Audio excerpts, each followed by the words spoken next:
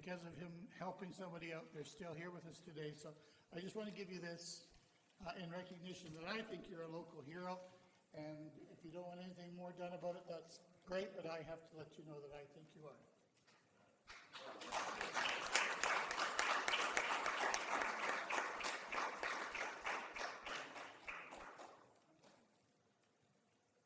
I mentioned one day once.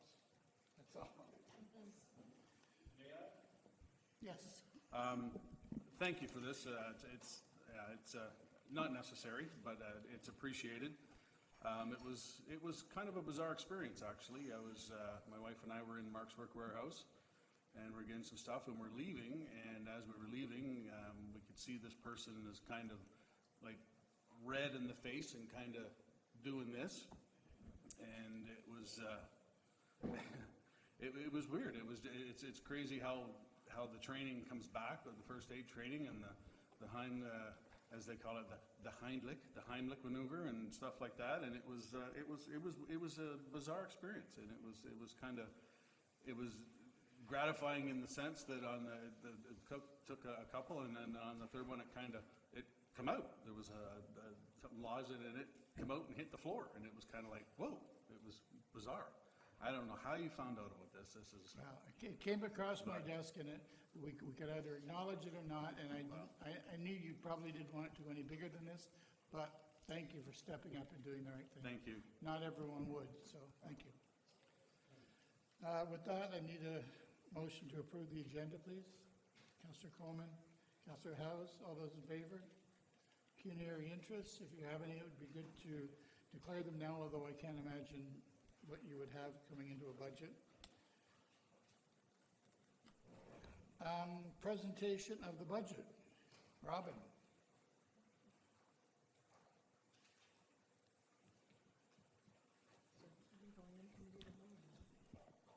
So, Do you want to go into committee of the whole? Do you want to go?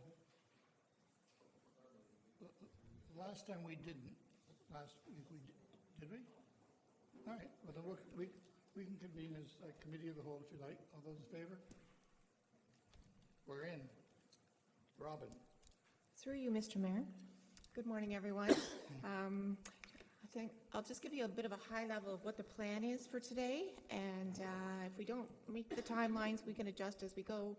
But first off, I'm going to do my capital presentation, then we can have a capital discussion. Hopefully, then we'll have a break. Then we'll respond to questions that were brought up at the November 19th meeting, give you an update on the base budget, introduce the new decision packages that weren't previously in your binder, have lunch, and then come back after and go through deliberations.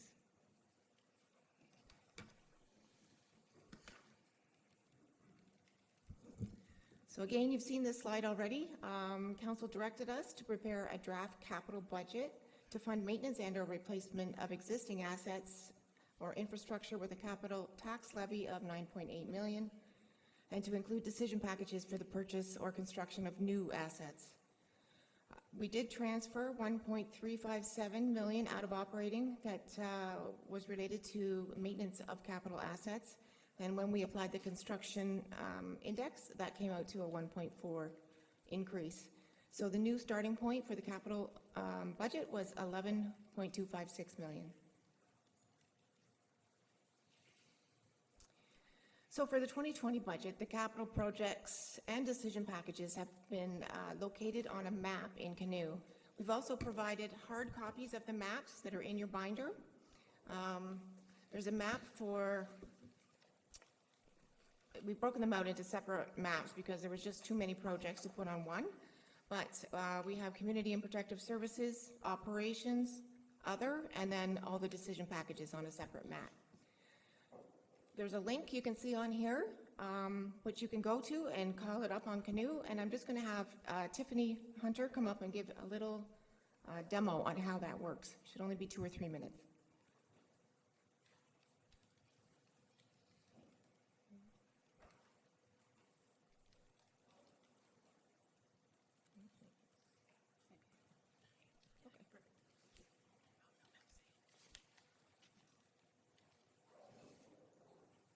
Good morning, everyone. So the maps that you have there that are paper copy or hard copy maps, We've also made a digital map to coincide with it.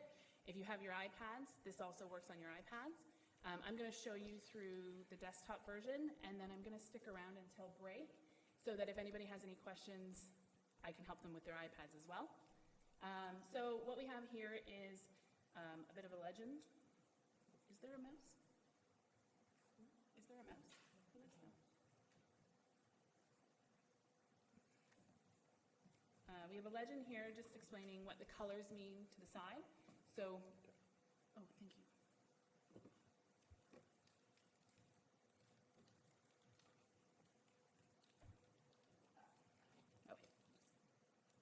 The colors here to the side are the legend. So blue is community and protective services, orange is operations, green is other, and purple are the decision packages.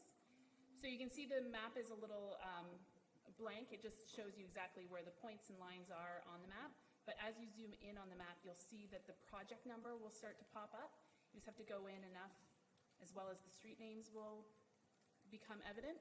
So if you click one of the points, it pops up just a little description of which department this is associated with, which division, the project number, and then the budget amount, and then what year this is. So it's the 2020.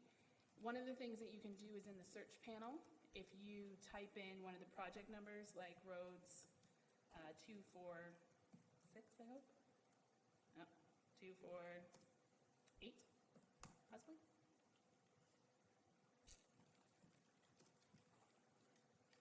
If you do PRT, we'll just do the one that's on the 177.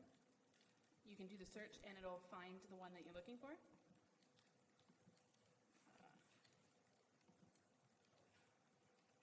And it comes up on the side panel with the results, and then you can actually zoom to it that way as well.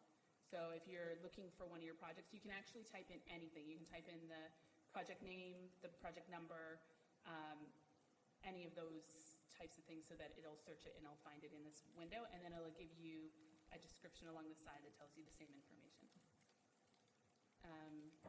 And then I think that's really it. Yeah.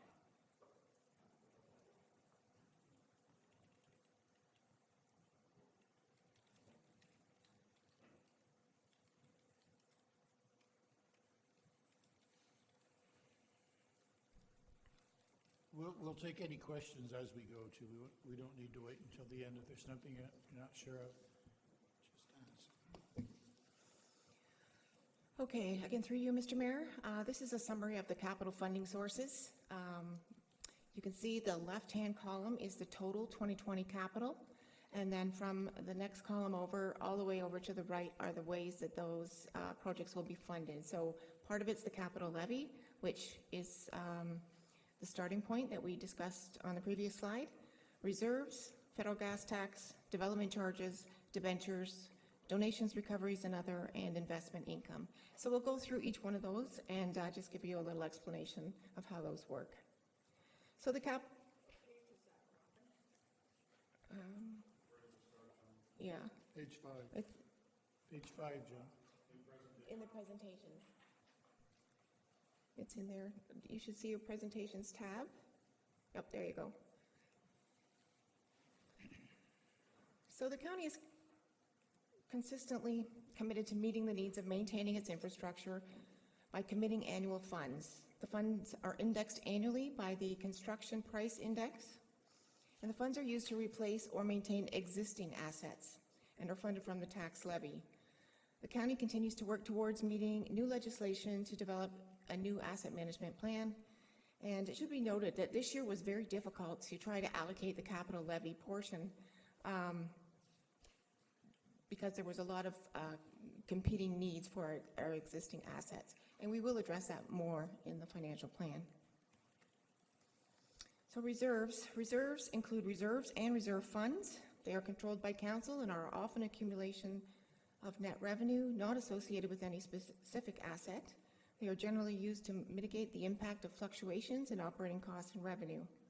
Reserve funds are broken down into two types: obligatory, which are created by a provincial statute and are to be used for a specific purpose, such as development charges, and discretionary reserves, reserve funds, which are created by council resolution to finance future expenditures such as equipment replacement. The federal gas tax is a long-term, predictable source of funding to help build and revitalize public infrastructure. It was legislated as a permanent source of federal infrastructure funding with the flexibility in the types of projects that can be funded. The funds are charged through an excise tax at a flat rate of 10 cents per liter on gasoline and 4 cents per liter on diesel. And for the 2020 budget, the funds are dedicated to the Branchton Road, McLean Road reconstruction, and the Baptist Church Road CIP to McBay Road to to the county road boundary, and for Air Road from Keg Lane to the Brant Waterloo Road. The development charges, you're all well aware what development charges are.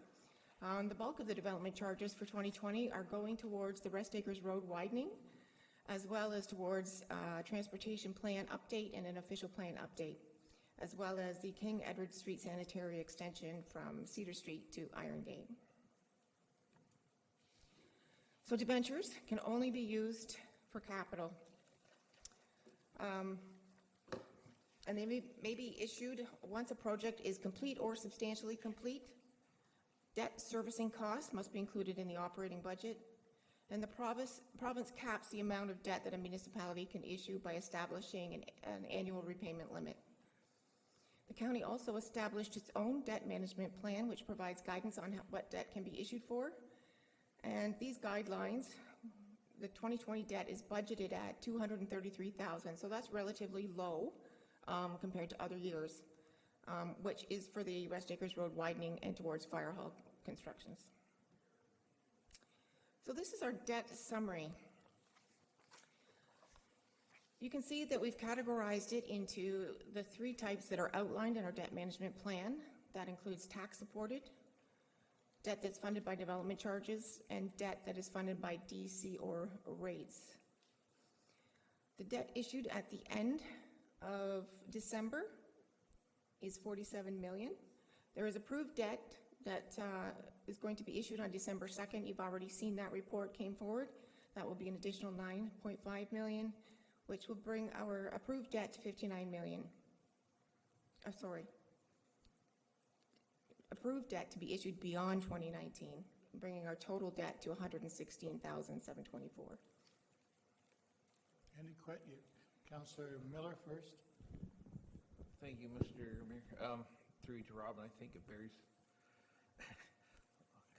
a little bit of discussion.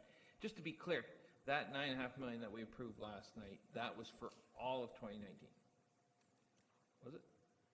Well, that was for projects that are complete or substantially complete.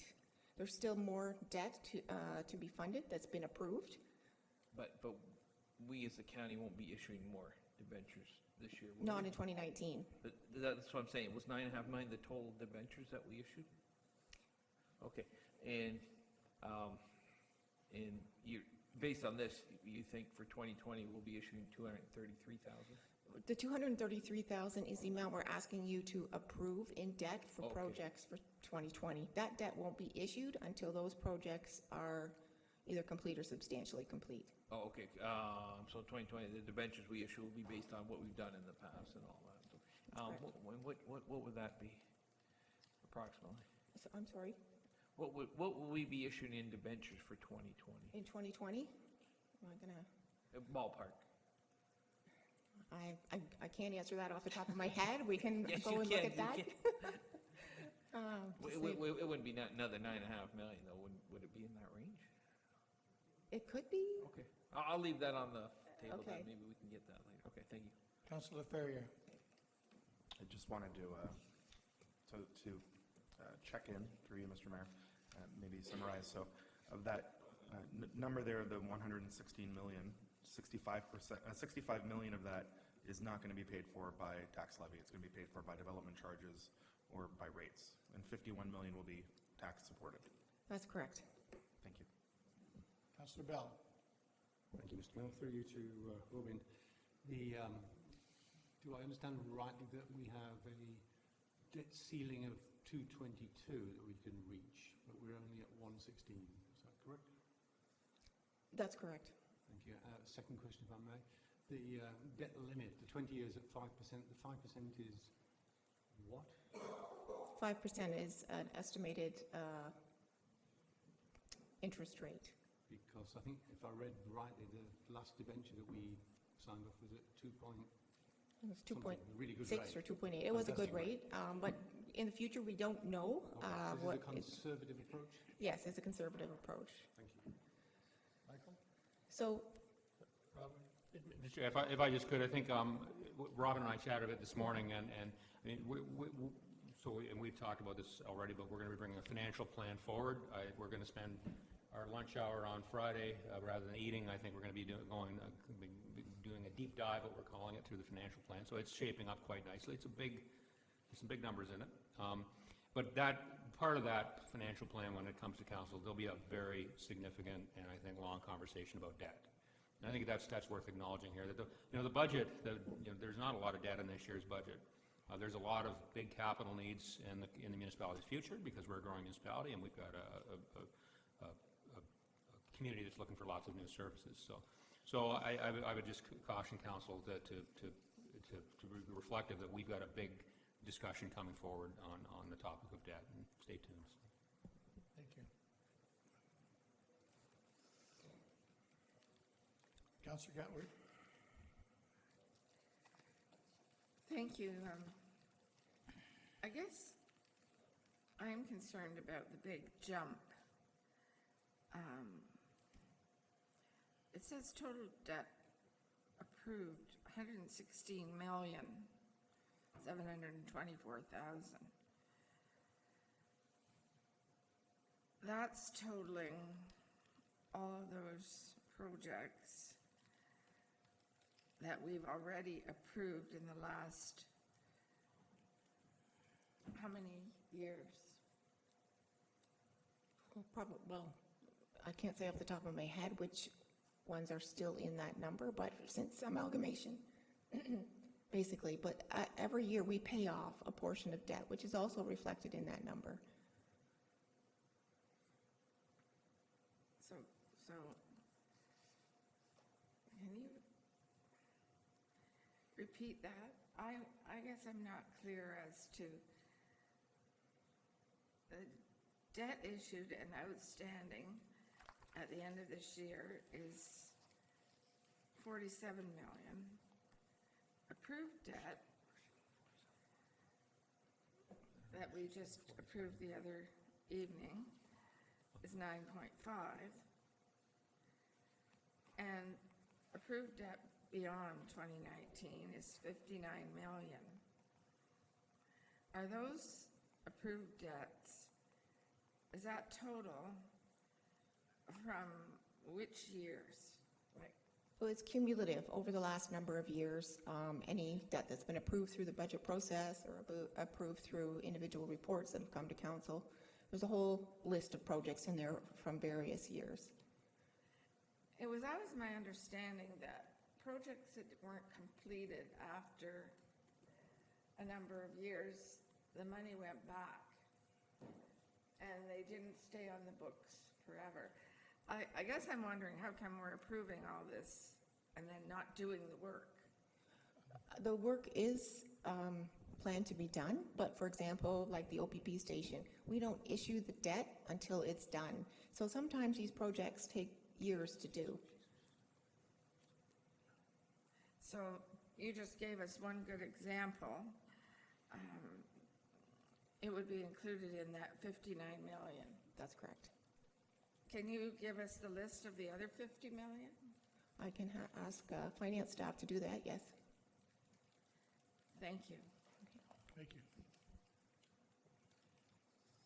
So the annual repayment limit, we'll just touch on that. Sorry. Before you begin, Rob. Mr. I mean, if I could, we could provide that list, but that will be in the financial plan.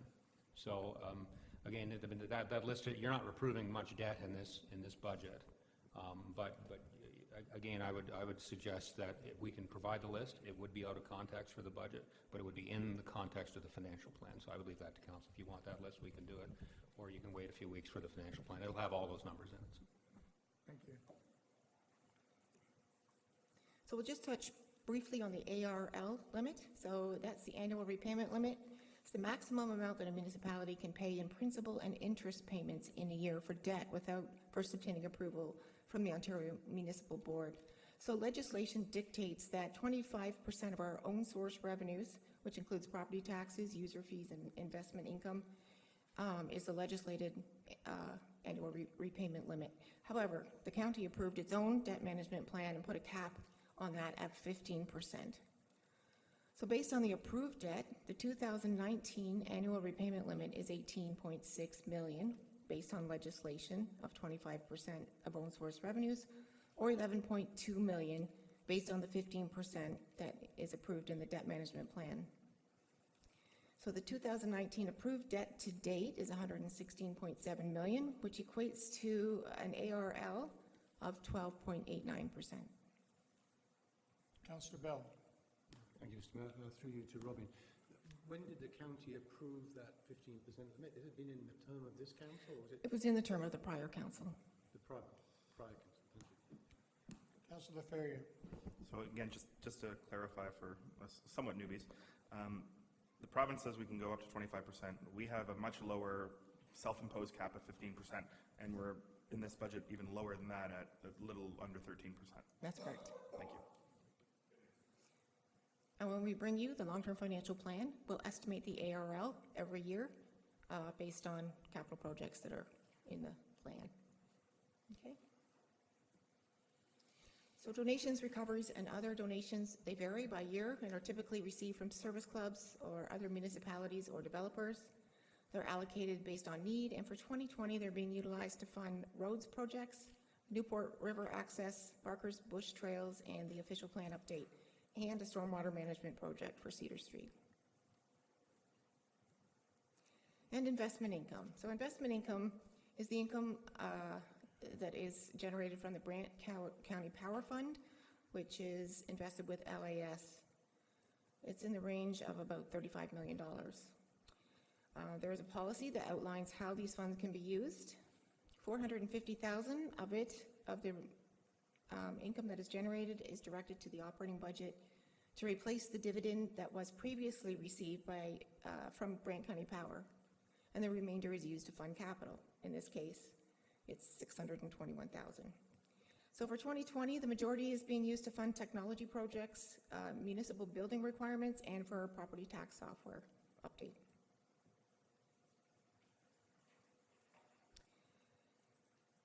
We are also, later in the agenda for today, you'll see a resolution that is asking council to approve $347,102 to be funded from the contingency rate stabilization reserve to fund this list of projects that have been completed but require additional funds to close the projects. The current balance of the rate stabilization reserve is $756,652, so there is enough funds in there to do that. And if council approves that, then we'll be able to close these projects. So at this point, we can have a discussion about the capital projects, if there's any questions about the capital projects. Councillor Ferrier. I just have a quick one. Thank you, through you, Mr. Mayor. I just have a quick one about the contingency rate stabilization reserve. How much do we put into that annually? I think it varies by year, depending on surplus. Okay. So is there any questions about any of the capital projects that are in your binders? No, it's a link. Michael's going to speak. Through you, Your Worship, thank you. And so just as a reminder, Section 11 of your binder has the capital projects. I'm sorry, that's not right. Section 12 of your binders has the capital projects. There's a long list of them. They're divided by usually section, so usually by division within the departments. And then it lays the project out, and then the funding source and how we're proposing to do the project. We used to do big capital sheets, but the feedback we got is people really never got into them too far. You were happy to ask questions of the staff prior to or during the meeting. So we can provide more detail on any of these projects. Mr. Walton, Ms. Stevenson, who are most of them are in those two departments, are here to answer questions. So that's just for some further context. Thank you, Your Worship. Councillor Bell. Thank you, Mr. Mayor. Through you to Robin. I need a little bit of education again. In the 5-year capital plan, can you explain again the life-to-date actuals and the life-to-date budget that precedes the future 5 years?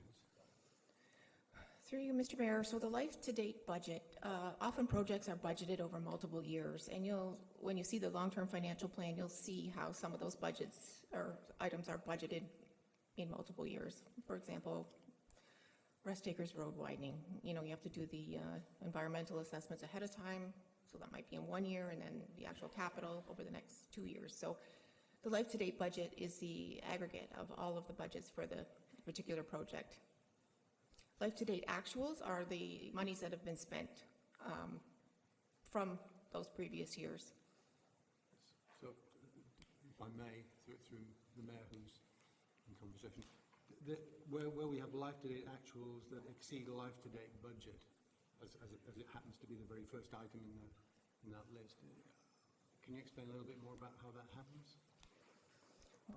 There are some cases where the actuals just do come to more than what was budgeted, knowing that there's going to be additional budget in further years to complete the project. And again, a further question, would I expect to see something like the community health hub in life-to-date budget? Would that, because I think I asked the question the other day, why couldn't I find it? I think Michael said it was approved last year.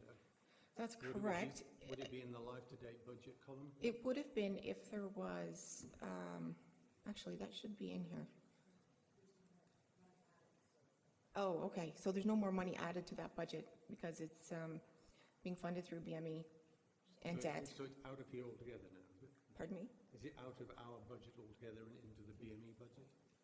It is sitting in our long-term financial plan, but I'm going to let Heather speak to that. Through you, Mr. Mayor. The projects that are listed here in the 5-year have money added to them. It's not a complete list of all the previously approved projects that have cost against them. So they're only, the ones that are appearing with life-to-date actuals are having money added to them, but there's other life-to-date projects that just aren't on the list because Okay. they're not in the forecast. Then I'm struggling a bit. Is there a way that I can see everything that we've approved? Because I was struggling. The hub is important to me and to the community. And I thought, crikey, it's not in there. What's happened to it? We approved it last year and it seems to have disappeared. We can provide you that, but it's not relevant, I guess it's not relevant to the budget or the forecast. It's not part of, that's budget, or that's actual information. That's not budget information, so that's why it's not in this document. Oh, I'm struggling.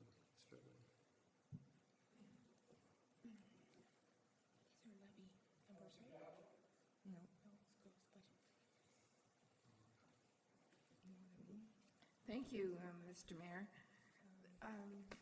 This page of expenses, the Lions Park Amphitheater, is that the little stage that we built that had to replace the one that got burned? I'll have to refer to Cindy for that. She's nodding yes. So it was 333,000. How much of that 201,000 came from the Lions Club? We'd have to go back and have a look at that. I'm sorry? We'd have to go and look at that. Off the top of my head, I don't know how much came from the lines. I know they had a master plan for the park and they were fundraising a lot of money, but I don't recall the specifics, and I'm just wondering, just seems like a lot of money for a band shell. And I don't know if there was enhancements or why that cost is so high. The other question I had was about the pool, Phase 2 main building reno.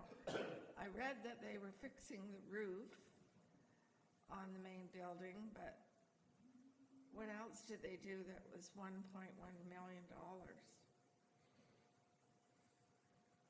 Does anybody know? I can answer both those questions, and Kathy can help me out if I need. But in terms of the Lions Park Amphitheater, it was that project included the amphitheater and the washrooms. and quite a bit of landscape work. And I think there was a few other pieces to that project as well when it happened. And it's my understanding that the variance was somewhat related to fundraising. The community had a fundraising target. They met a lot of it, but didn't meet all of it. The pool, the Phase 2 main building pool, is a very similar story. So that was the main change room building. It came in over budget. It came in over budget on the tender, and the pool committee recommended to council that they proceed with the project. And then again, I think the community fundraising initiative, which did very well, but it didn't meet its target. And eventually, after the building got built, they just weren't able to raise any more funds for it. So, but I think the council the day, I remember, because I remember bringing those reports to council, that we had agreed to finish the projects off, even though they were over budget, and we would rationalize it at some point. So we just need to get around to closing these projects down. Councilor, Sir, if I could, and Your Worship, I wanted to get back to Councillor Bell's question about the 5-year plan. I think it's a good question. So what I can say, the Health Hub is pretty straightforward. I think we've incurred about $125,000 worth of expenses so far on that $11 to $12 million project. Can't remember the exact, because all of our expenses right now are just related to architectural fees. But I will chat with with staff afterwards, and if there's an interest in having a bigger capital project list, because this is a 5-year forecast, but it's not kind of it's my understanding, it's not an ongoing list. What's open, what's drawn to a close, what's fully funded, what's unfunded, that's a good question. That's a good list that I think we can easily, the Treasury staff can easily generate that list for councils. Councilor Bell? Sorry, was Robin trying to speak? I was just going to add to a little bit about your question and why you don't see the Health Hub listed on here. So the Health Hub was 100% approved in 2019, 100% of the funding. So we're not going to be looking for additional funding in the years 2020 to 2024. So that's why it's not in this list. This list is just identifying those projects in the next 5 years that we're going to be looking for additional funding for. Thank you. So, fundamental question for me, are we approving this whole 5-year forecast at this time? Or is it just a 1 year? Michael? Through Your Worship, it's a good question, and no, you're just approving this year's capital budget. This is just I guess it's just telling you what to expect, because you need to know, you're approving some projects that have further commitments. And so council should say, geez, so for a project that might have 2 or 3 years of commitments, maybe you shouldn't start it. You shouldn't approve it, and then next year not approve the second phase of it. So it's a contextual piece here. But I think the question is, can we see a bit of a summary of everything, such as the Health Hub? That's a good question, and that's information that we can easily provide. Problem before we continue, Mark had a question. Yeah, thank you. First, I just want to say that I really appreciate the structure of the budget this year. I think there was a lot of input. One of the reasons you're getting good questions is because we're getting a very meaty, good report that leads us to understand more and ask better questions. But I have one that's maybe technical in nature.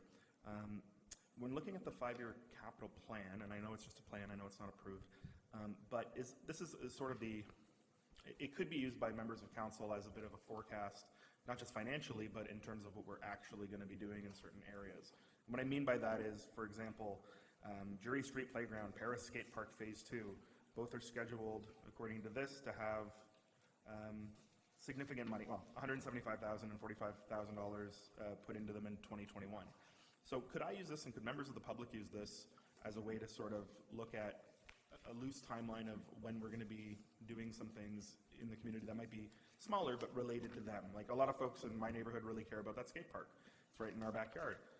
So in 2021, is that when we're paying for things that'll be happening in 2021, or are we paying for things that'll be happening in 2022, or are we paying for things that have happened in 2020? I guess that's the clarity I seek, just to help use it as a guidepost in the future.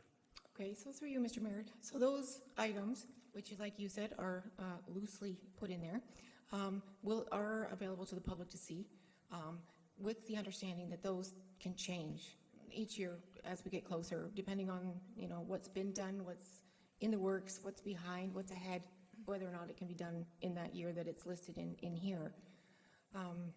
What was the second part of your question? I guess when it's planned, so let's say just Paris Skate Park Phase 2 is planned loosely, currently planned for us to spend $175,000 in 2021. would I be able to say to members of the community who are asking about it, that currently we're scheduled to have some enhancements there in 2021? Or should I tell them we're paying for them in 2021 for 2022? Or should I tell them it might come in 2020, but we're going to pay for them in 2021? So the year that it's listed in is the year that it's intended to be completed, or started at least. Might take longer than 1 year to complete a lot of these projects, but that is the intent. And when you get the long-term financial plan, you'll be able to see in even greater detail all of the plans for the 10 years, not just 5 years, and how we intend to pay for them. Well, through you, Mr. Mayor, this is great because this allows us to look a little further ahead and plan things with more context and communicate with more context to members of the public. So thank you. Oh, Councillor Miller. Thank you, Mr. Mayor. I'm guessing as the further you go out, the less accurate these numbers would be.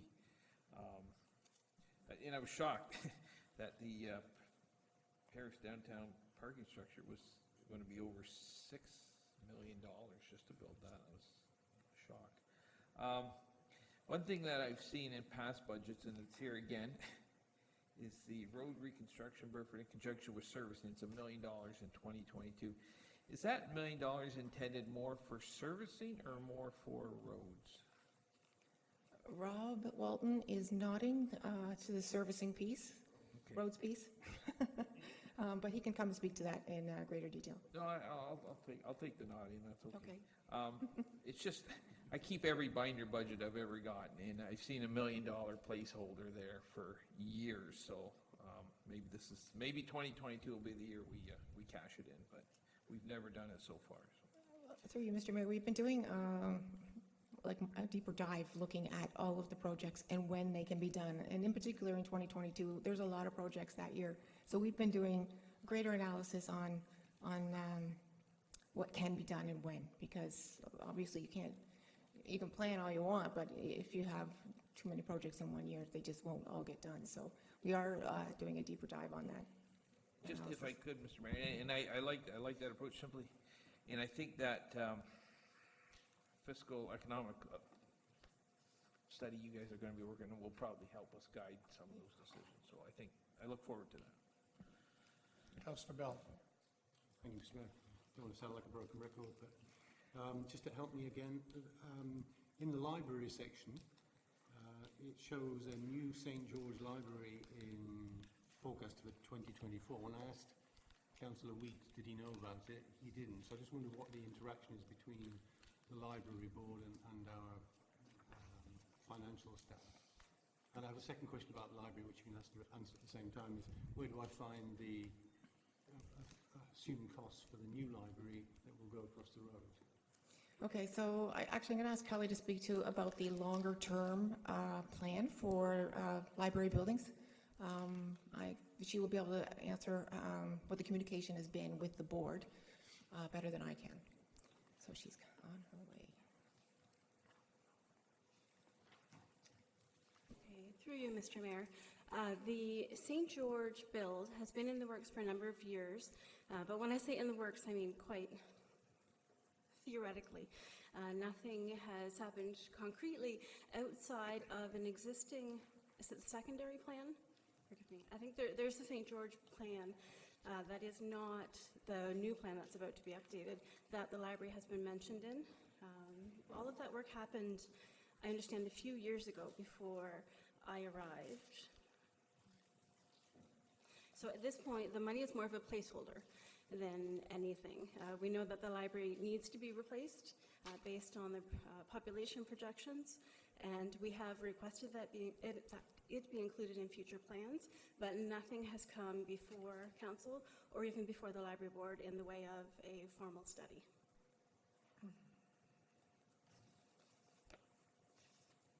I'm sorry, there was another question? Yeah, no, the other question was, thank you for the answer, I appreciate it. The other question was about where do I find the cost for the projected cost for the new library across the road? So we do have a budget request decision package in the capital package that you've received.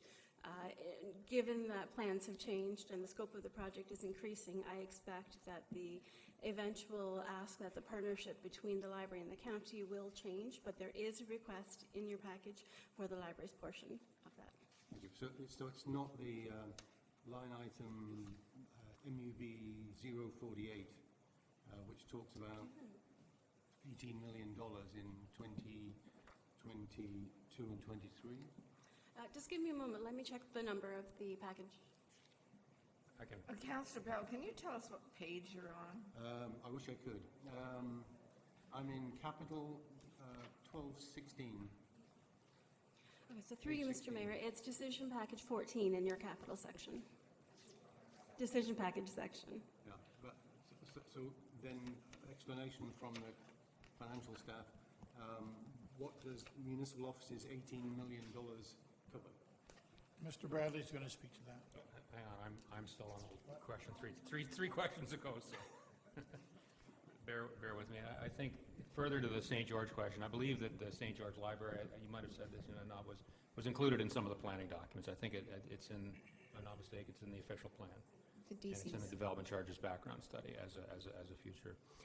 The new library is again, this, and I think there's obviously serious confusion about this 5-year capital plan. It's not kind of a running total of all the capital projects that we've got. It's only a running total of projects that are in the current capital budget that need additional funding. Am I correct in saying that? So I think what we need is, what you're asking is, where is that project? That's a bigger document, so we will get that. Then I have another question. What is the $18 million for in this line item, MUB 04822?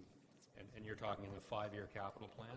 There's $18 million in there. I'm just curious. I can speak to I thought it that. was the library and Through you, the Mr. parking Mayor. garage. Robin?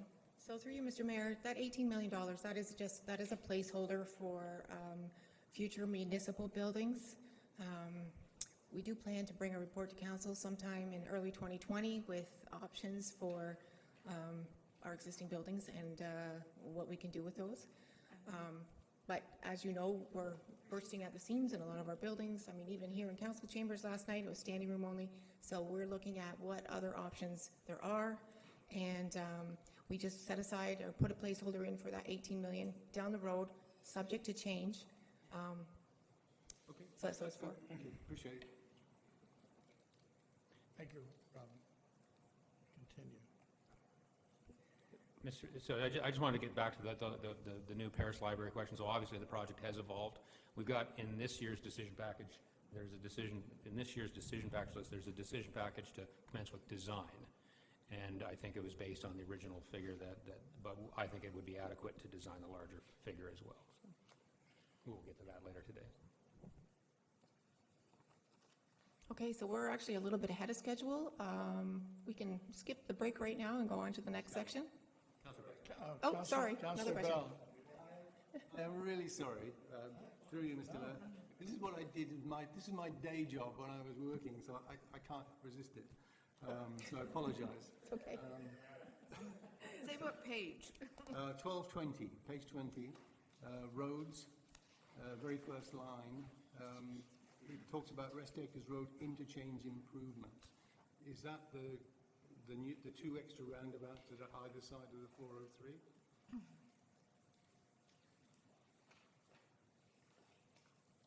And again, Yes. Sorry, I apologise, Rob, but again, it sort of relates to what Mark was saying, to give people an indication of when things are happening. This is a really good guide, and if I can tell them that they'll see roundabouts on Rest Acres Road next year up to Powerline, and then the roundabouts at the interchange with 403, they'll see the next year. That really does help to communicate the story. So that was a yes, Rob, was it? Yes.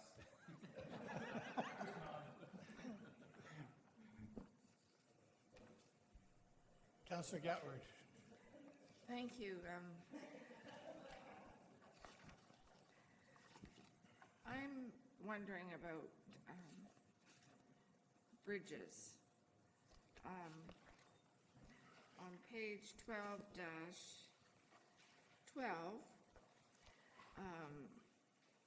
there's $60,000 under 2021 for Mackenzie Creek Bridge.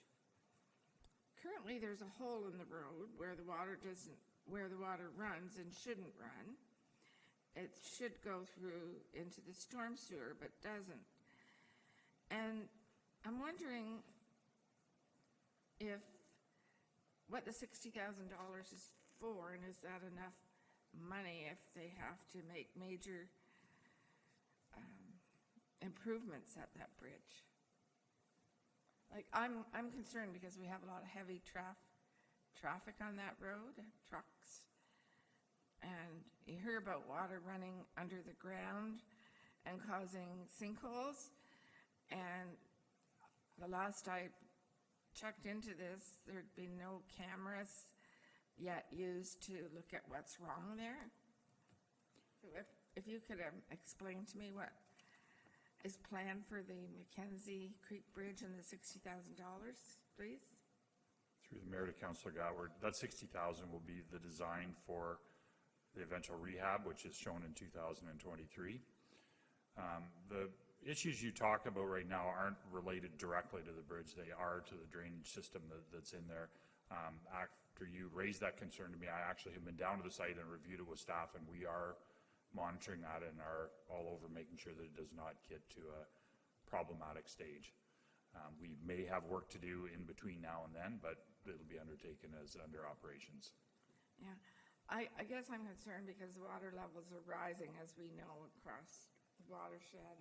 There's another flood alert for the shores of Lake Erie.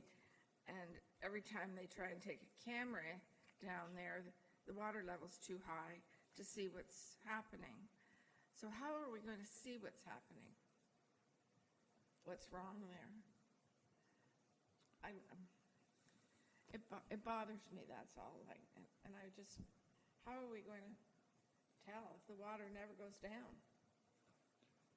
As through the mayor to Councillor Gatward, I have met with staff there. There is a plan of getting more information there. I don't have the details of when that plan is going to be implemented, but I don't have great fear that this is a huge and unsurmountable project either. Eventually what we'll do is we'll dig the thing up and fix it. Right. So the 2023 monies is that for That's for doing- the bridge, for a bridge rehab. Okay, We do, every 2 years, we do an OSIM inspection of every project. We have a very detailed list, and in asset management, of all the assets we have, bridges are probably one of the best examples we have of how asset management needs to be done, because we are forced to do, rightly, every 2 years an inspection, and we have an ongoing project list there of what needs to happen on those bridges. And as we go forward with some recommendations as to how we get our assets and the sustainability of them in great shape, bridges will be the first example of how we say to council, this is what we need to spend every year, and this is the way that we want to do that, and you'll see that plan in 2020. and we directed staff to replace and maintain our assets in the capital budget, except there's no mention of Brant Mill Bridge, correct? There is mention of Brant Mill Bridge. We have 50,000 in there to do some interim measures to get us to where we make a decision on what we're going to do with that. Okay, thank you.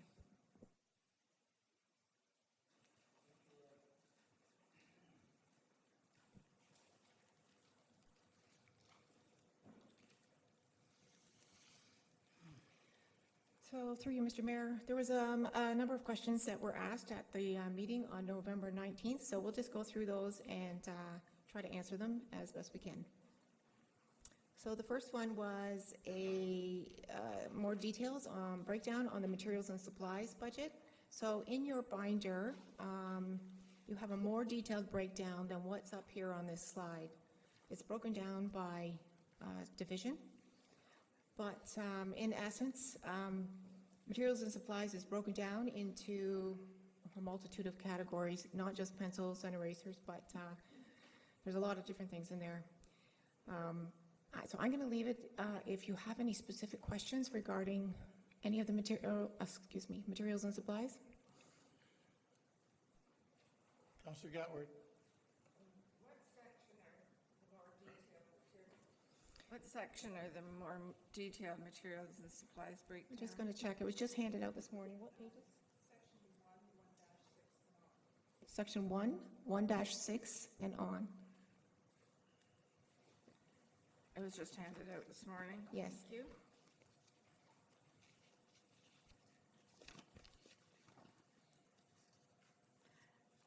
I believe Councillor Pierce had several questions about this at the last budget meeting, so it's nice that he got his breakdown. Thank you. Welcome. So if there's no questions on that, I'll move on to the next one. The Brant E-Ride, so we broke it out because it was currently lumped into another budget. So this demonstrates just the Brant E-Ride, and you can see that there's $190,021 in revenues that is listed under contribution from reserves and reserve funds, and that's the provincial gas tax funding. And the amount of gas tax we receive is based on prior year's amounts. So going forward, we do anticipate that the gas tax that we receive will increase. Our total revenues are $255,000, and expenditures are $387,000. So you can see the net impact of the levy of $131,729, which we did indicate was one of the drivers of the budget. Councillor Ferrier.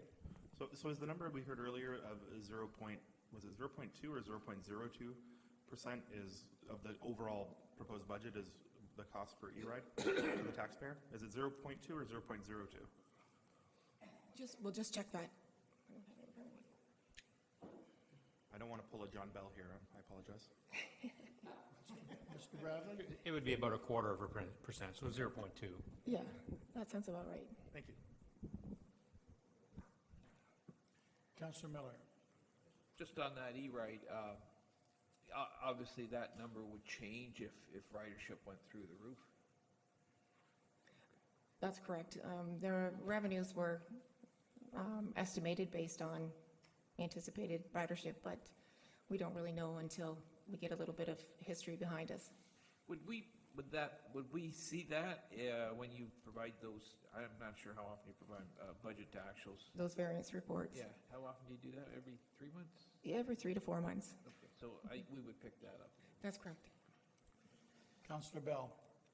Thank you, Mr. Mayor. To David Miller, I hope that ridership goes through the roof, but as well as the revenue line going up, the expenditure line will go up even more. So the gap will actually open up.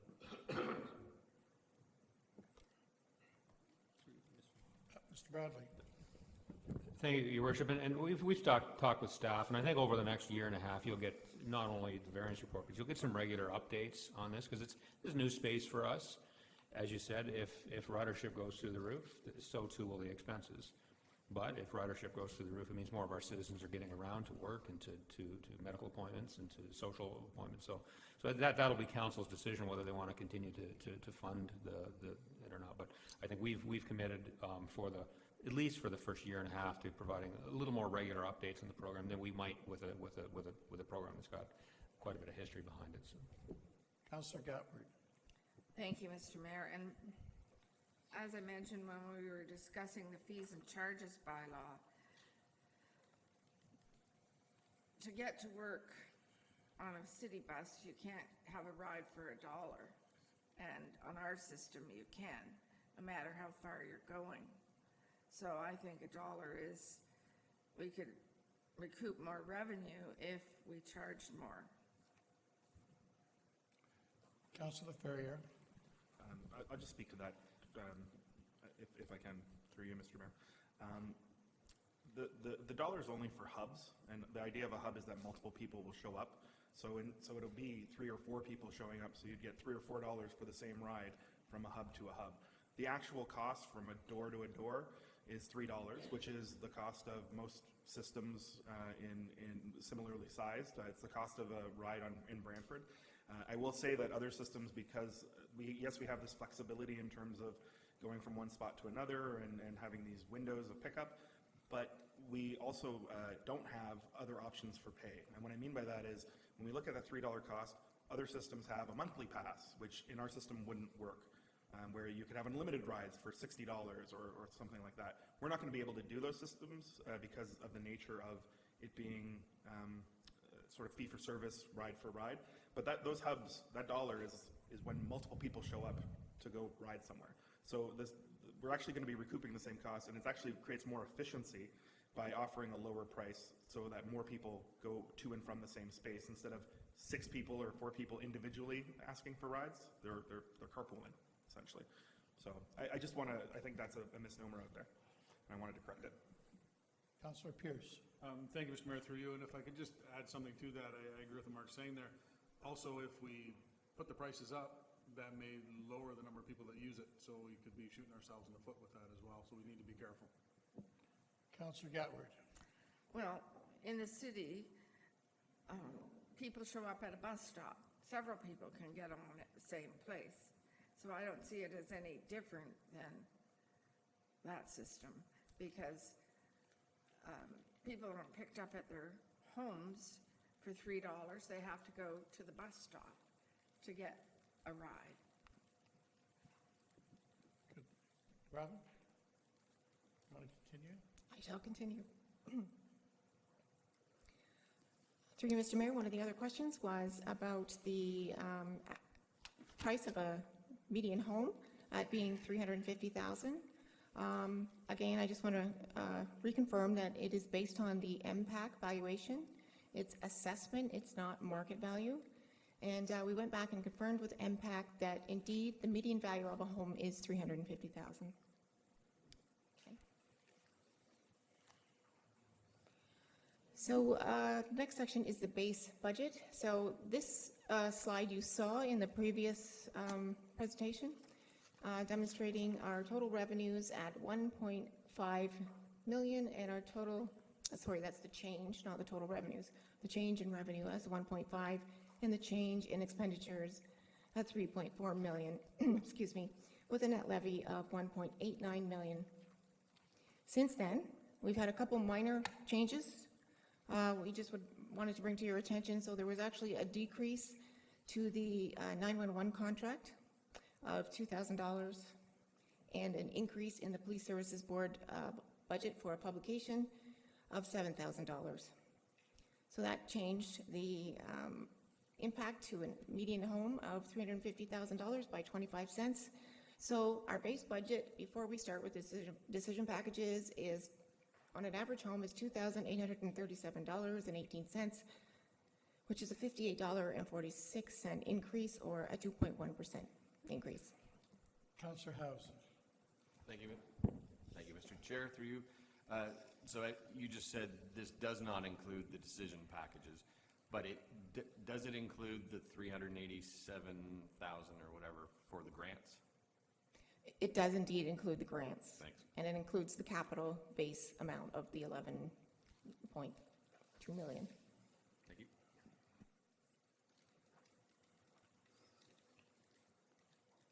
So decision packages, I'm just going to bring to your attention that there have been decision packages added since you received your binders. One for a mascot, $10,000. One for a minivan for rec programming of $35,000. Christmas lights display at Lions Park for $20,000. Donation to the Dolly Parton Imagination Library for $20,000, and Mayor's Celebration Arts and Culture event for $20,000. In addition, there was $50,000 referred last night to this list for the Phragmite eradication. Phragmite? I'm not sure if I'm saying that right, but. Councillor Bell. Thank you, Mr. Mayor. Through you to Robin. I apologise. I had a question for clarification on the slide before this one, the tax impact on average household. That 2.1%, you've described it as dollars for that particular house, but the 2.1% applies to every household. That's correct. It would be a 2.1% increase across the board. This $58.46 That's just an example. is applicable. So the Yeah. difference between the 3.5%, which is the increase to levy, and the 2.1%, does that reflect the growth in assessment value? Exactly. Thank you. Councillor Gatward. Just to be clear, you said we added $10,000 to the Police Services Board budget. I thought it was 7,500. We already had 2,500 in there. Through you to the treasurer. Cindy's going to come and speak to that.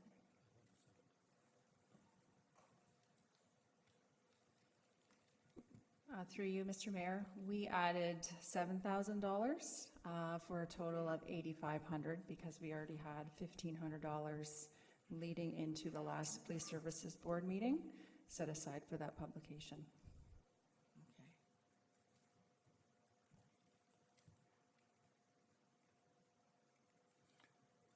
Councillor House. And through you, Mr. Chair, and just out of curiosity, and we're going to go through the decision packages, but has the number been worked out? Like, if we said yes to everything, If you look, how that translates onto the 2.1? yes, if you look at the updated decision package list that was handed out, on that list, it indicates in the far right column what the impact is on the levy. It breaks it down by individual decision. 11-3.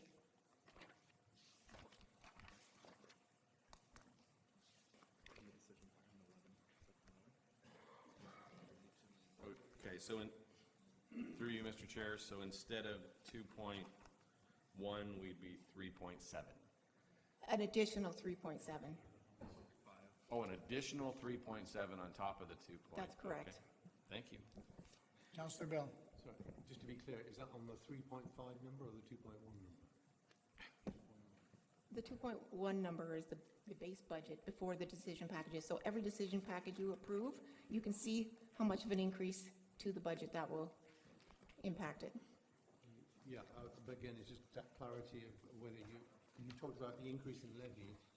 I can find it. Get back to the right document.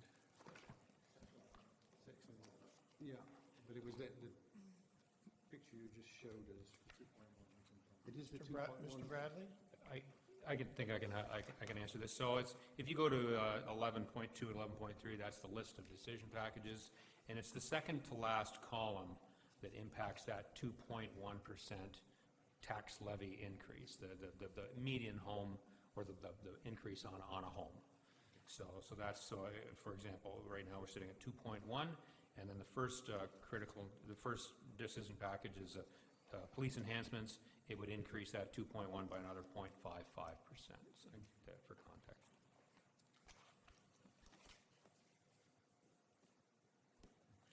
Okay, through you, Mr. Mayor, I think this would be a good time to take a break, and then when we come back, we'll start to go through the decision packages. So, and maybe just before, I mean, unless there's any other questions regarding the base budget or the base capital list, then I don't think we should assume the council wants to move on to new spending before you've considered current spending. So, but again, I just wanted to suggest that it would be it's always been my opinion that we should really make sure we're comfortable with the base budget before we move on to the decision package. Notwithstanding that you could maybe want changes to the base budget and new spending. So, council's decisions. Councillor Ferrier. Thank you, Mr. Mayor. Through you to Michael, if possible. I recall that we received some funding from the provincial government for a one-time savings audit. Has that been factored into any of this, or is this for next year? Through you, Mr. Chair, are you referring to the 700 and somewhat thousand? Yeah, I thought we won a basically funding for a one-time audit to find cost savings. I remember that several months ago, so it may not be. Did we not? Yeah, I believe we did. I think provincial program, and we won a grant to see how we can save money. We did receive a unconditional grant of, it was 700 and somewhat thousand, which we have factored into the long-term financial plan funding. Actually, I believe it's the wayfinding strategy. Okay. Thank you. Your Worship, if I could, notwithstanding that, so there is that, and that was basically unallocated, unspecified money. It was just, and I think its intent was to deal with potential cost increases that were going to come from provincial downloading, and we haven't seen much. Now, there is a fund out there, we chatted with it about, that there's a fund, it's an application-based fund, whether we get or not for, and I can't remember the name of the fund, but its directive is to provide municipalities with funding to do efficiency studies. So we looked at the current strategic plan, and we went through it, we talked to them, and we talked to the province. We don't think any of our projects fall into that. So, but it is worth mentioning, it's my opinion, and that we've done a lot of service reviews in the last 5 years. We have really, I think probably, I don't think there's a municipality that could touch us right now, but in terms of really looking inwardly at how we're doing business. So if council wanted to do another service study, a broader service study, that money's available. I can say these things take a lot of horsepower, certainly from someone like myself and Ms. Hewitt. And I believe we've already done it. I think we're ahead of the game. I think and that's what a lot of the decisions we've given you over the last several years have been based on those various strategic studies that we've done on different parts of the organization. So, but that money is out there. We can still apply for it, and if council wants to undertake some kind of initiative, but it sounds like, I mean, it's too bad we've got so many good initiatives in our strategic plan, and we would love to get some provincial money for them, but it doesn't look like any of them would. So we'd have to create something new. So through you, Mr. Mayor, to we talked to the province about a number of different projects, some in the strategic plan, some outside the strategic plan, and they came back and said none really would qualify. No, and I don't want to do another review through you, Mr. Mayor, and I appreciate that context. I guess we're just looking at, and if we're going to end off our conversation on the base budget. Last budget, we had a very good budget. For a lot of us, it was our first budget. They're not all going to be like that. And even with enhancements, I think we came in at under inflation, 2.2 or 2.1% to the median home. This time we're starting at that space, and that's fine, especially if it's warranted. But just keeping that in mind, because the expectation level, maybe for us newbies, but also for some folks in the community, will be that, well, we have all this development, this will pay for itself, and that line's repeated often by others. And we see that growth has costs, and it has long-term costs, and we're having to deal with that as well. So I guess I want to get that out there as context from our point of view, and maybe from the citizens' point of view, when this budget's finalized. Councillor Bell. Thank you, Mr. Mayor. Through you, following up on what Mark said, we do start from a level that's sort of inflation. So any additions we agree pushes beyond the level of inflation. One source of dealing with that without putting the burden on the taxpayer is to use some of the funds that we have invested as a result of the sale of Brant County Power. I would like to make sure that we don't forget that is there. As a taxpayer, I'm perhaps more interested in seeing value for that money today rather than when perhaps I'm not even around. I know I've got 15 years to go from the last count I made, but we should seriously consider using some of that funding now in order to prevent a tax hike. My 2 pence worth. Thank you. Anyone else have 2 cents they want to throw in? Councillor Miller. Well, technically, we are using that money. We're using the proceeds from that money for you. And if we take it now, it goes without saying that there would be less later. So I'm not in favor of that myself. Can I speak to that, Mr. Mayor? You'll see when you look at the long-term financial plan, the impact if we use those funds. You'll see our reserves and how they compare to the range we should be in when you include that investment and when you don't. So there's other options for using that money too, whether you borrow it from yourself. But when you see the impact it would have over the long term, I think that will help you make a decision as to whether or not you should use it or how much or in what fashion. Anyone else? Seeing none, I think it is a good time for a break, and we'll take 15 minutes and come back at 10:30. Thank you.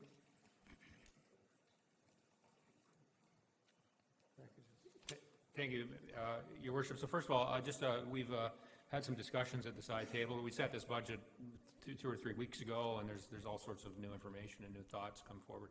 There were some questions from some councilors about our tax levy assumptions, noting that, we do have growth. So this is a bit of what we're going to see with growth over the next 10 years with the county is last year was a high growth year. We saw a lot of new assessment roll into the budget.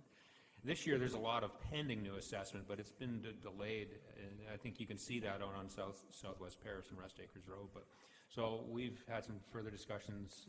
The treasurer's talked to the manager of tax, and we propose to add $250,000 to the supplemental tax levy increase. There's a bit of risk to that, but it's probably fairly low risk at this point because there is a lot of new houses. So that moves our base budget in a positive direction, maybe improves our starting point as we move into decision packages. So if council's supportive of that, we would propose to do that. Again, noting that the tax roll is a moving target for us, so the manager of tax makes very conservative assumptions, and then people like me put pressure on her to think of it. So, but it's coming up with the right number is important. I think we're comfortable with that number. We've just had a quick look through the decision package list based on kind of new information that's coming forward. I would like to make a few suggestions to change that list a little bit, and some of it's just based on things that have happened quite recently. But the first one is the Ontario Provincial Police Service enhancements. We've put a placeholder of $300,000 in there. We don't really know what the cost next year for that's going to be because it's really out of our hands. We will work to present a business case to OPP headquarters. They will approve that business case, and then they'll have to implement it. And so there's a lot of it out of our hands. The treasurer and I chatted, and we would not be, we would be comfortable with suggesting to council that they could just approve that, but without a tax levy increase, noting that the costs in 2020, whatever they could just fall to the bottom line. We're projecting a surplus next year. We have been in a surplus, and we have some growth in the municipality. We also have reserves that could carry that. So if it turns out to be 6 months or 4 months or 2 months with enhanced services, we just don't know that. So we would suggest that could be something you could approve, but not attach any tax levy. We also chatted about the decontamination and hygiene program. This is very important, certainly to me and to staff, because it's protecting our emergency services people from life-altering or possibly life-ending illnesses. But we believe we could find some additional reserves, $100,000 in the existing fire reserves to reduce that cost down to $255,000. So that would reduce that number. And then if we just had a few other discussions. Decision package number 10 is the Paris Lawn Bowling Club facility replacement. That's the design work for that. And we just had a discussion. There's a couple of things. One thing, the project across the street from here has certainly gotten bigger, and so that's going to drain more staff time. But the other thing is the Keansville project itself may have to reopen given the interest that we've heard from the safety village. So why I say that is that there's only so many projects that Kathy can continue to juggle. So we would suggest maybe this one could come out of this year's budget and just move into next year's budget. So it could come off. We've also discussed that the centralized video surveillance system, it's something that we would like to see at some point, but it could come out of this year's decision package from our perspective. That's number 25. It could come off. And then we had a bit of discussion, the arts and culture strategy, something it's in the strategic plan. We'd like to get on with it. I think we might actually be able to find a grant for that. We won't have one right now, but if you wanted to take it out of this year's budget, we'll just continue to pound the pavement for a grant, and it could roll into the budget in any time during the year. Again, we don't have a grant right now, but these things tend to be pretty. There's lots of grants out there. They're sometimes hard to get, but I think we would be okay to do that. So that reduces our decision package list a little bit, and it also reduces our starting point a little bit. So. Councillor House. Through you, Mr. Mayor. I like the sounds of all of those suggestions. I think specific to the Lawn Bowling Club, I think that now we have a plan and a direction for the Lawn Bowling Club. I think the people who are members of the Lawn Bowling Club would not necessarily feel a sense of urgency that it all has to happen super quickly. I think they would be happy knowing they could continue to enjoy their current lawn bowling club format, and knowing that the plan's gonna, be implemented, but we could maybe bump it a year. So I think all of the suggestions that the CAO just suggested sound like a great adjustment. Councillor Miller. I'm just trying to get a handle on the impact to levy, and I think staff have tried to do this, but, for example, the fleet shared vehicles show an impact to levy of 38,000. So that, just to be clear, that 38,000, that's the vehicle, cost of the vehicle, less what we think employees would claim for mileage. Is that correct? Am I reading that right? 17. 17. Now, I'm just using that as an example, but there's others in there. Or do we? I'm seeing a nod. I think that assumption's correct. That's our net levy increase to carry that vehicle. Okay, but, and then in other ones, it doesn't seem like it's been captured, where we look at maybe hiring somebody, say, to help out with, operate an arena or something, where we're capturing maybe we expect some added revenues. Is that in there as well, do we think? I wish I had one right in front of me, but I know I was thinking about it when I was going through. Say, for example, number 8, part-time shift operator, Scotland Community Center. Impact to levy 16, this number 8, 16,852. Does that include what we think would be extra revenue, or is that just the cost of that person? Your Worship, Ms. Stevens has got this one. So. Through you, Mr. Mayor, that cost is for staff wages and benefits only. Additional revenues expected for the operation of that facility are captured in the operating budget. Okay, thank you. Okay, like I said, I'm just trying to get my head around that, and I suspect it wouldn't be tremendous, but it might make that 16,852, a little bit smaller. So, okay, thank you. Councillor Pierce. Thank you, Mr. Mayor, through you, and appreciate to the CAO and staff for, right to the second reviewing this thing and seeing where we can make some savings, which is great. I agree with what's been said to a certain extent. Again, it's for discussion around the table and stuff like that. But even if, like for the OPP, for example, I think I would be comfortable with putting 100,000 into that. That still going to take 200,000 off the books. It may, maybe a half-year thing, like you say. Who knows on that? The only one, again, it's up to the folks around the table here. But number 2, as far as I'm concerned, is the most important one on this budget. And that was prior to learning what I did, having the day with the firemen there. I think, if there is other money that we can put towards that, that's fine. If there's not that I don't care, but I don't care. That one to me it's a no-brainer, and that's health and safety of the people that protect us, and I'm all for that. As for the lawn bowling club and the other ones, I think that makes good sense what you're saying, and appreciate your due diligence right up to this point. Thanks. Thank you. Councillor Miller.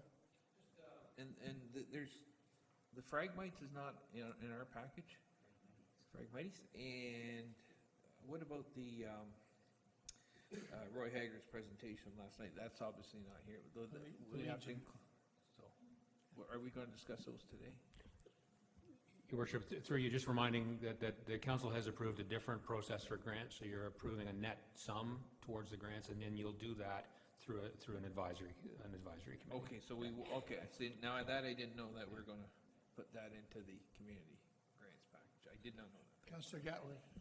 Thank you. And on that line, the Legion request in the past, and I hope staff can look this up, we had a request from the St. George Legion to help with their sign for funding, and we granted the St. George Legion an amount to assist with their sign.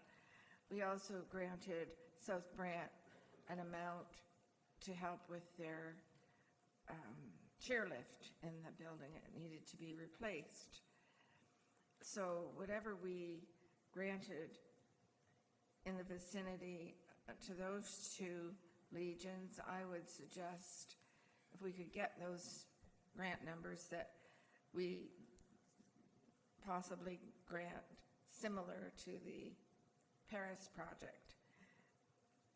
And if I might continue, the first item, the OPP, 100,000 has been suggested, but if it's only going to be for half a year, that's 90,000.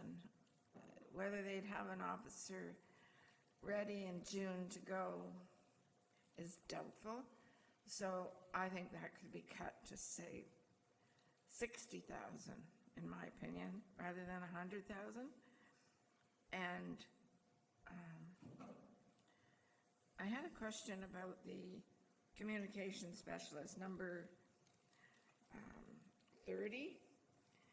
We have made our communications specialist. We have one now who issues all our media releases. She does a great job, and she has a half-time person, I think I read, that assists with that. And I'm wondering if we can have justification why we need another full-time specialist. Okay, I think we're going to go to Councillor House first, and then Councillor Ferrier. We'll get all the questions on the table, and then we'll come back to Michael. So, Councillor House. Thank you, Mr. Mayor. My only thing was, at the beginning of Councillor Gatward's comments about the Legion, I think it would be appropriate for us to just hold off all grant-related comments and questions and speculation until we're talking about grants, just to save us time. Councillor Gatward, do you want to reply to that? Well, I just wanted to give staff a heads up about researching what we've given other. So, yeah, I agree that we should wait. Thank you. But there was a couple more. I had a question about the storage for Green Lane that's on here. We have a storage building. Okay. Go ahead. I was just gonna say, I mean, rather than dig into each one, do you not wanna go through them one at a time? I think we should go back and do them one at a time. I think Councillor Ferrier was in line here before we changed the format, so. Oh, thank you, Mr. Mayor. I'm in favor of that. Okay, so, we've talked about it, and it is the first thing on the line, so maybe I'll just go there first, but the OPP, I actually agree with the CAO's position that we put zero to it, because we can fund whatever we need to from an appropriate reserve if we need to, and we don't know if we need to. It's so out of our hands as to when that may or may not come online. If it's October, it's going to be a lot less than $60,000. It's going to be less than 90. There's a big question mark there, I think, in that first year. If it even happens, I think this is more of a sense of us saying we want it to happen, and we hope it happens, and we will find a way to fund it if it does happen, but it may not. And then the only other piece I wanted to mention is, if we're in the process now, and I don't know if we are, but I would like to lump items 9, 14, 15, 16, 18, and 22 into one motion, because none of those have an impact to levy. And I think we did this last year. We went through a bunch of them that didn't have impact, and then we said, why don't we all lump them together, because they don't have an impact. I'd like to do that as well. Okay, I think, Councillor Gatward, do you have anything to say to what Mark's just said about the OPP, as the chair of the OPP? Well, I'm here as a counselor, Mr. Okay. Mayor. I guess I'm wondering, are you saying take the whole thing out then? That's what he said. Well, no, can I clarify? And if we need funding, pay I'm for it from reserves? I'm saying to go back to the CAO's position or suggestion that we have it as a zero, we approve it in principle, we have it as a zero for impact, but deal with it at the time, because it one may not happen, but this shows that we want it to happen, and that we're voting for it to happen, and that it can happen in the future. And if it does happen, honestly, we're talking, knowing what I know from my other role about the OPP and hiring practices, we might be talking October, November. We might be talking a month or 2 or 3 if it does happen at all this year. So putting in a guesstimation of 100 or 60, it's all arbitrary. I think we put it in as a zero because we don't know. Worst-case scenario is it starts January, and we communicate that to the OPP, or they know that. If they're even able to fill it then, because it's not up to us. Councillor Gatward's question to you was, did you say put it in at zero? And you Yes. did. And No, you she did. said to remove it, and I'm not saying to remove I'd vote for it, but I'd vote for it at zero, and there's a slight difference in that. Very slight and not relevant right now. Councillor Bell. Thank you, Mr. Mayor. If we're going to go through one by one, I can save my comments till we hit number one. I think, do you know what? I think we need to do them line by line. Sorry, Yeah. Councillor. So I'd make a motion then, per the comments from the CAO, that number 2 could be changed to 255,000. Councillor, we got to go back, we have to go back to number 1. I thought we were done with 1. You want a motion for each one? Yes, please. Okay, Do you want to make it? For number 1? I think Mark should make it. All right, Councillor. A motion to follow the CAO's suggestion to approve number 1, but with a 0% impact to levy, Thank you. to be funded from reserve if You needed. got a second, and Councillor Pierce. Any discussion? Councillor Miller? Yes, I won't support it. I haven't said that, I'm sure it'll pass, but I don't think it's good value for money, because at some point, and maybe it's not the 2020 budget, but it certainly be the 2021 budget where it's fully costed out, 180,000.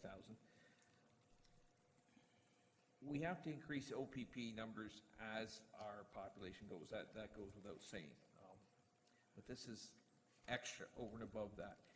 And I think that money would be better spent on our bylaw officers, who could certainly look at doing more than what duties that maybe the OPP are doing now. So I think value for money, I don't agree with this, and I would rather, like I say, spend it on our own stuff. Councillor Bell? Thank you, Mr. Mayor. I'm troubled by this, in a sense that we had a long discussion in our council meeting a couple of months ago about going back to the OPP, looking for enhanced services.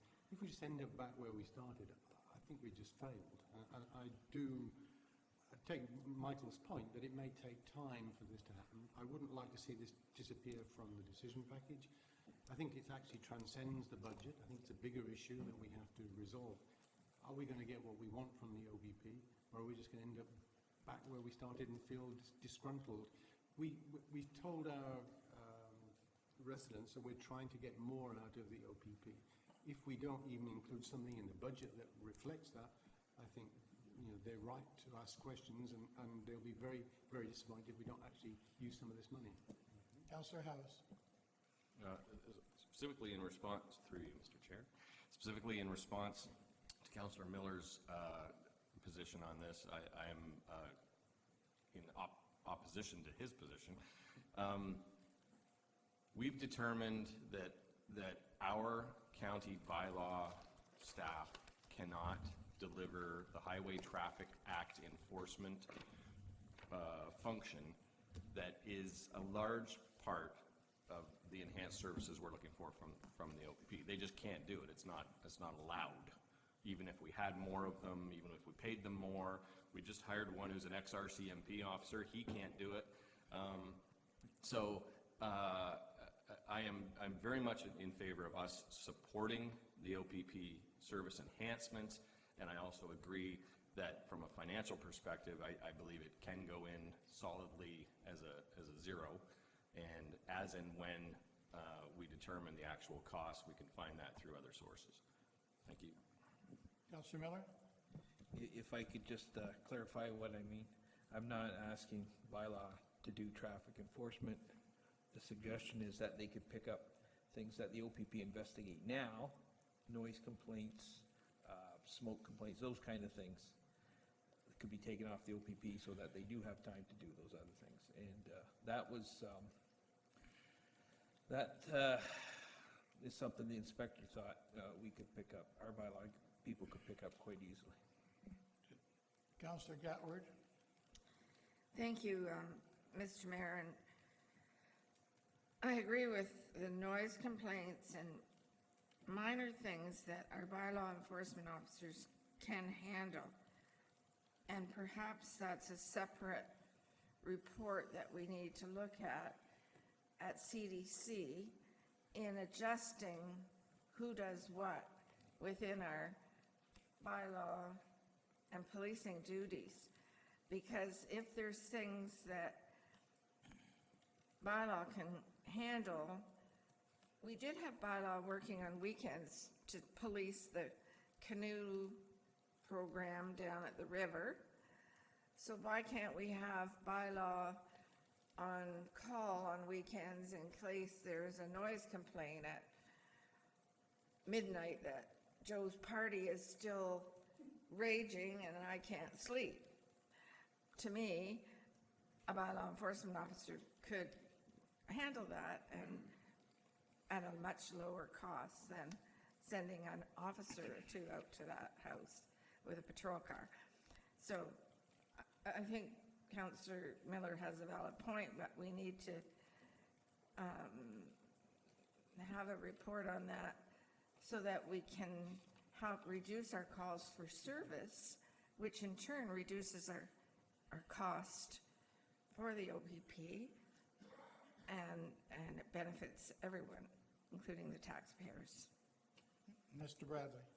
Thank you, Your Worship. And at the last meeting, I did commit to having our new solicitor, the one that will be coming on in January, to do a thorough review of what our bylaw enforcement officers can and can't do.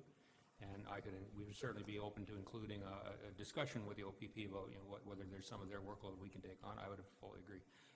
It's worth noting that our bylaw enforcement officers aren't armed. They're not trained for use of force.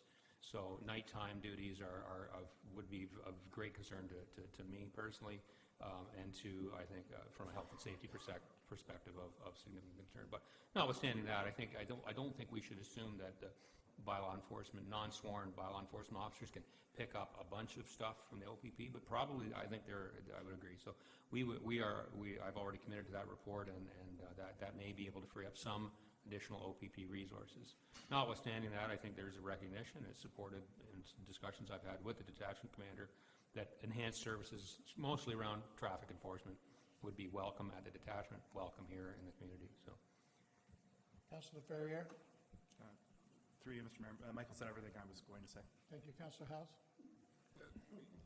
Through Mr. Chair, yeah, and similar to that too, but and I appreciate the spirit in which the idea of getting our bylaw to do more to take, but let's keep in mind that house party that Councillor Gatward referenced, the neighbors calling the OPP to shut down that house party. They're not calling our bylaw officers and having them get out of bed and jump in a truck and put their uniform on, jump in a truck and drive to a house party to shut them down. While the idea is a good idea, we're not currently in a place to make all of that happen. I firmly say we still need the OPP enhancements. Thanks. Any other discussion? So we have it on the floor. We have a seconder. All those in favor of taking it back to zero? Thank you. Opposed? No. Approving. Number 2, Michael. And certainly the general managers can speak up and provide more context, so I'm just going to introduce them. This is a decontamination program for our fire service. It came out of a report that the fire chief provided to Community Services Committee fairly recently, noting that this is a fairly significant initiative in the entire fire service. We have lost some firefighters, active firefighters, to cancers, and this is a very important initiative from the staff level. As I mentioned, we are prepared to find $100,000 in reserve to reduce the full impact of this program to $255,000. Ms. Stevenson can certainly provide more information if council wishes. Councillor Coleman. I'm moving it to the 355,000 and leaving it there as it was. Councillor Pierce wants to leave it at 355. Any other questions, concerns? Councillor Gatward. The 100,000 that was proposed to come out of reserves, was that from our reserves for equipment, or what fire reserves was that proposed to come from? Bradley. Through you, Your Worship, the treasurer and the deputy treasurer and I had some discussion that there's a few reserves in fire, there's small reserves, there's the impounded water reserve, which we haven't used in years, there's a few others. So we haven't completely identified those, we would tighten that up for the, before we approve the budget, but we believe we can find $100,000 of reserve. Agreed, if it's council's wish to just fully fund this from the tax levy, we support that too, and we can find other reserves. But we do have some reserved funds in fire. Again, this is very important to us. Councillor Pierce? Thank you, Mr. Mayor, and that last statement of Michael, this is very important. And if we look at the capital cost 2021 and beyond, as we can see, there's costs as we go forward with this. So I would suggest that, you know, when staff get a chance to see exactly what's there and what reserves they're coming from and stuff like that, that could be potentially for 2021 and beyond. But I'm in full support of seconding Councillor Coleman's 355 as is. If there's no other, Councillor Miller? Well, if it's going to be going through, I mean, if we could use the reserve, I suggest we do, because we have a lot more decisions to make, and that's going to be a big number at the end of the day. So I'd rather keep it at 255. Councillor Gatward? I'm not opposed to using reserves as long as we know which reserves are being used and whether the fire chief is okay with it. And I don't think we're at that point. So maybe we should defer this one till we know. Your Worship, I can confirm the fire chief is okay with it. With that being said, I'm going to call the vote to leave it as it is at 355. All those in favor? Opposed? Carried. Thank you. Number 3, Michael? Mr. Chair, this is a health and safety advisor. This is an existing position we have. It's a contract position, I believe, and we propose to move it to a full-time position. Maybe a little bit of context. We have one full-time health and safety coordinator, and then we've had this contract position to help us out with a job hazard analysis. I think all of you've heard me. Health and safety, workplace health and safety is very important to me. It makes sure that I have a team. We have a large team here, and we want to make sure that they go home in much the same condition that they came to work in the morning. Health and safety is a growth space. We're a growing organization, and then health and safety as a workplace concept is growing. There's a continuing change in legislation. We have a very active Ministry of Labor here in the province that is certainly very proactive in making sure that any organization has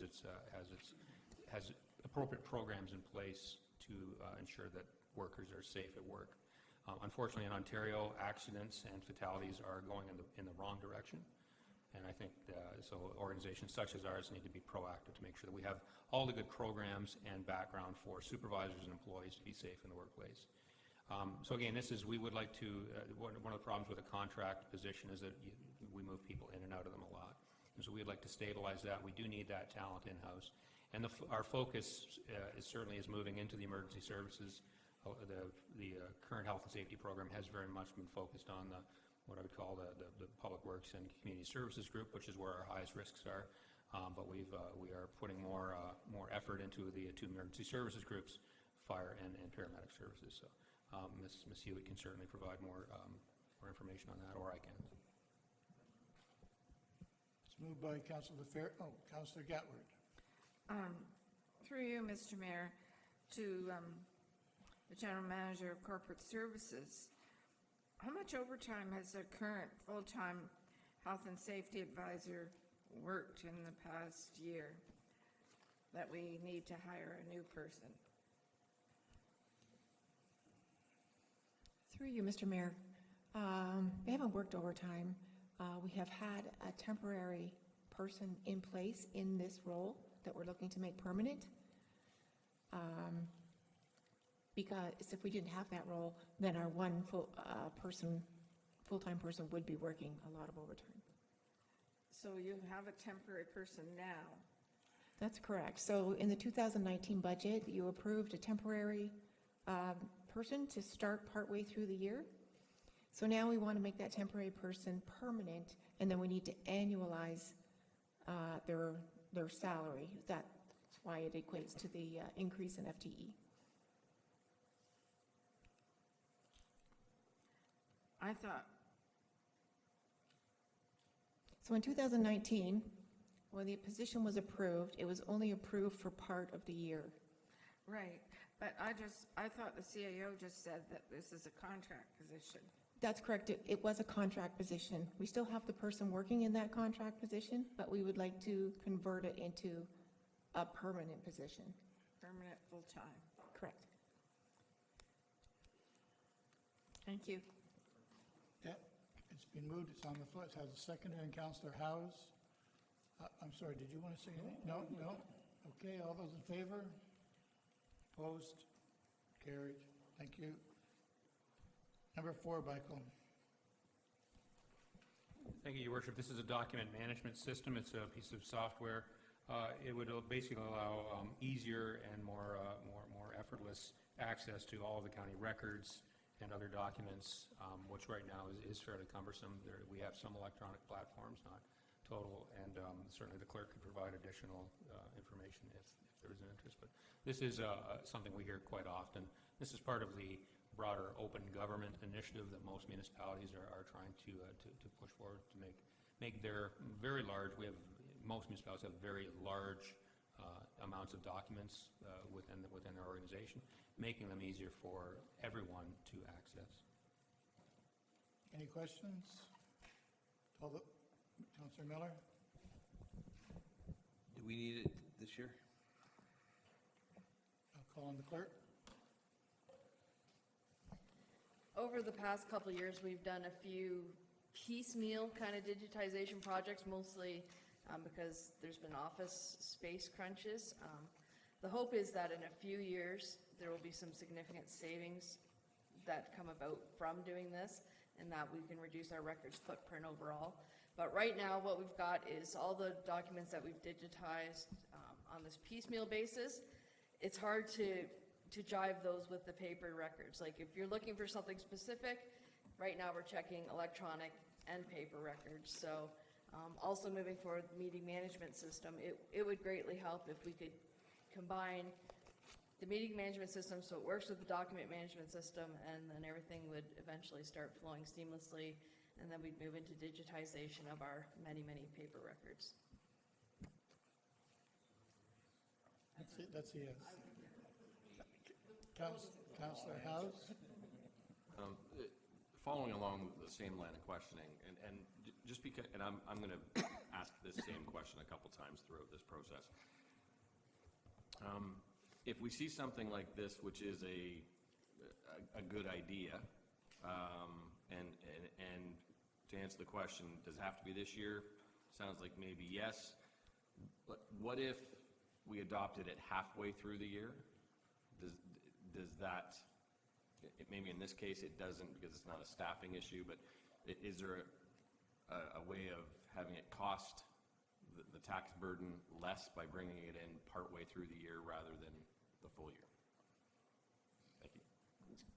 There will be costs for several years in terms of, moving forward. It would be, we could do something with half the money. Like it wouldn't be half a year kind of project because it's not a staff position. It's purchasing a product, right?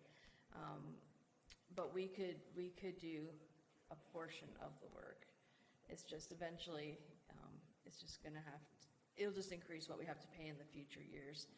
Because there is a finite amount of work that will have to be done as part of this overall project until we get some savings. Councillor House? Follow up to that then. So if we modified that to $50,000 or $60,000 instead of $100,000, it just means we're paying more next year. Kind of. Yeah, it'll just change how far we can get into our project. Councillor Gatward? Thank you, Mr. Mayor. When we were talking about this in the break, I asked what software package would we purchase, and we don't know was the answer, because there's various ones out there, and it would have to be researched, and you can correct me, Heather, if I'm saying something wrong here. It would have to be researched what software we want to use to do this. And then, of course, somebody's going to have to be contracted to digitize all those records that are paper in the storage buildings, and that's gonna be an extra cost in addition to this.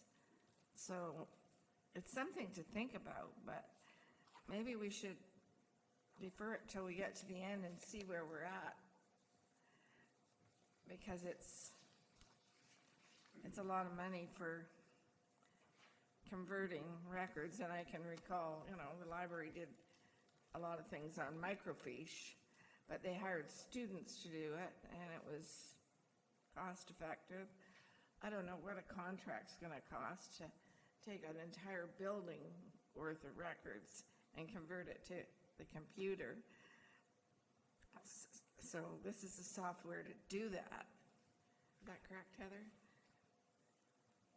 It's more than that, it's also about our current electronic records, which we really have no system right now to manage. So everybody files things, they file things in different manners and different places, so it's difficult to know which one's the final original. Like, it comes up when we have legal arguments and stuff, and then we have to determine what the original document is.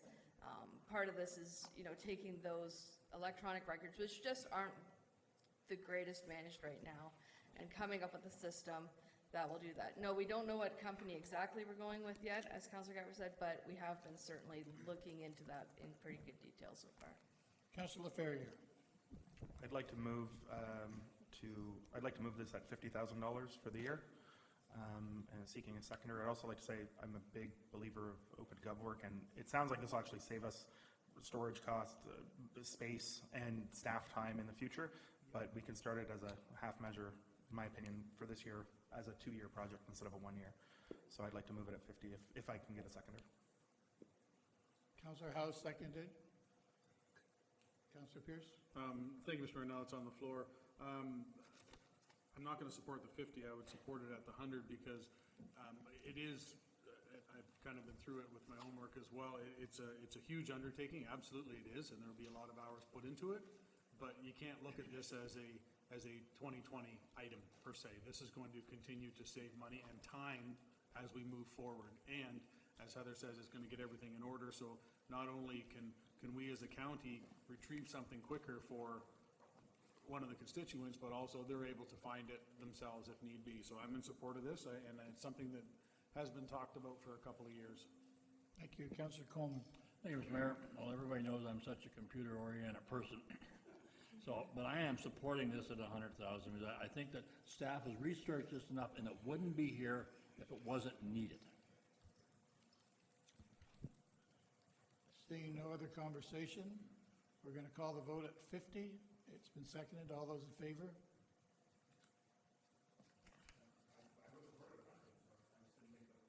Okay, it's been defeated. With no more discussion, then, Move it 100. you're moving at 100. Coleman's going second. All those in favor? Thank you. Opposed? Yeah. Thank you. Michael, talk about number 5. Thank you, Your Worship. Number 5 is a facility operator. It's moving a part-time position to a full-time position for SILAP's Community Center. It's driven largely by 2 things, continued growth of SILAPs. It is really one of our success stories. So it gets busier, and we see more traffic in and out every year, and we see more increasing use of the turf, as well as the facility. And then the second piece of that is just parks management needs. And I think we all know Paris is growing. We're adding new parks to Paris all the time, and we just require and we will in the future require continuing maintenance staff, basically frontline maintenance staff to look after those parks. And certainly Ms. Stevenson or Ms. Valentine's here to provide further information. Thank you. Councillor Pierce. Thank you, Mr. Mayor. I am in support of this. I will make a motion to approve it as is. The one question that I have is, I just want to confirm, it kind of says it in here, but I want to confirm that this particular person is in fact going to be able to get away from SILAPs for that 6-month period in the summer to do exactly what you said with the parks and stuff. Because I know the guys out there at Green Lane they're cooking. They got a lot on their plate, and I just want to make sure that we're not going to take this position into SILAPs and then have them kind of do without, so to speak. So If that's the case, and it's just to bring them on year-round, because absolutely SILAPS is busy, we know that, but I just want to make sure it's not taking away from the present position of what they're doing. Through you, Mr. Mayor, Councillor Pierce, that is correct. The intent of this position is that it would be split between SILAPS and then focused on the Green Lane Sports Complex during the spring, summer, fall months to fill in that gap. Excellent, and we can expand the time as well, which is good, right, earlier in the spring as well. Thank you. Councillor Miller? Well, I was actually gonna make a motion to move 5, 6, 7, and 8 because they're all kind of the same thing. But that would be up to you, Mr. Mayor. I think they are similar, and I think the people that are here could speak to anything that wasn't clear. I'm prepared to let the motion cover the 4 by Councillor Pierce, And well, yeah, I'll wait till, because I'll speak to it too. and then Councillor Miller is seconding those 4. Conversation, Councillor Gatward? I was gonna say, while Cindy's at the podium, but She can come back, Joan. she left. She's quick and young. The additional .40 of a full-time equivalent. How many people currently work at Green Lane Sports Complex in the summertime?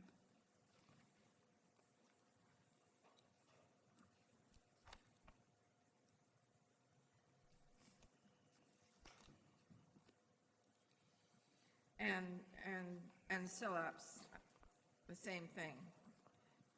I guess I want to know both facilities, because we're adding a half person, basically, right? Through you, Mr. Mayor. The Green Lane Sports Complex has 1 full-time staff currently that's assigned as a parks lead hand, and then they have 3 summer students. And some of the SILAPS staff do go assist. They float around to different areas. At SILAPS, we do have 2 full-time operators at that site currently. So this would be adding kind of a 3rd person to be shared between both of those facilities, as well as they do Penman's Dam and Riverfront Parks and things of that nature as well. So we have 1 full-time at Green Lane and 3 summer students, because that's when Green Lane's used in the summer. And they have to keep the soccer fields and the baseball in tip-top shape for the teams that are using that park. So you're saying that you need another half-time person? And I noticed there was storage as well included. Is that for additional equipment for this park, or? That's correct, yes. So you're saying that it's not being kept well enough, or has there been complaints about what it's currently, how it's kept, and that's why we need an extra half-time person? That's 20 hours a week, right? Basically, we have a seasonal position right now as well as part-time, so it's kind of a combination of hours for those positions so that it becomes a full-time position. As far as the storage goes, we're just at capacity. We don't have any other space. We are trying to have lunchrooms out of the workshop and the old concession area. There's no real room for staff to do anything because it's just jammed full of equipment.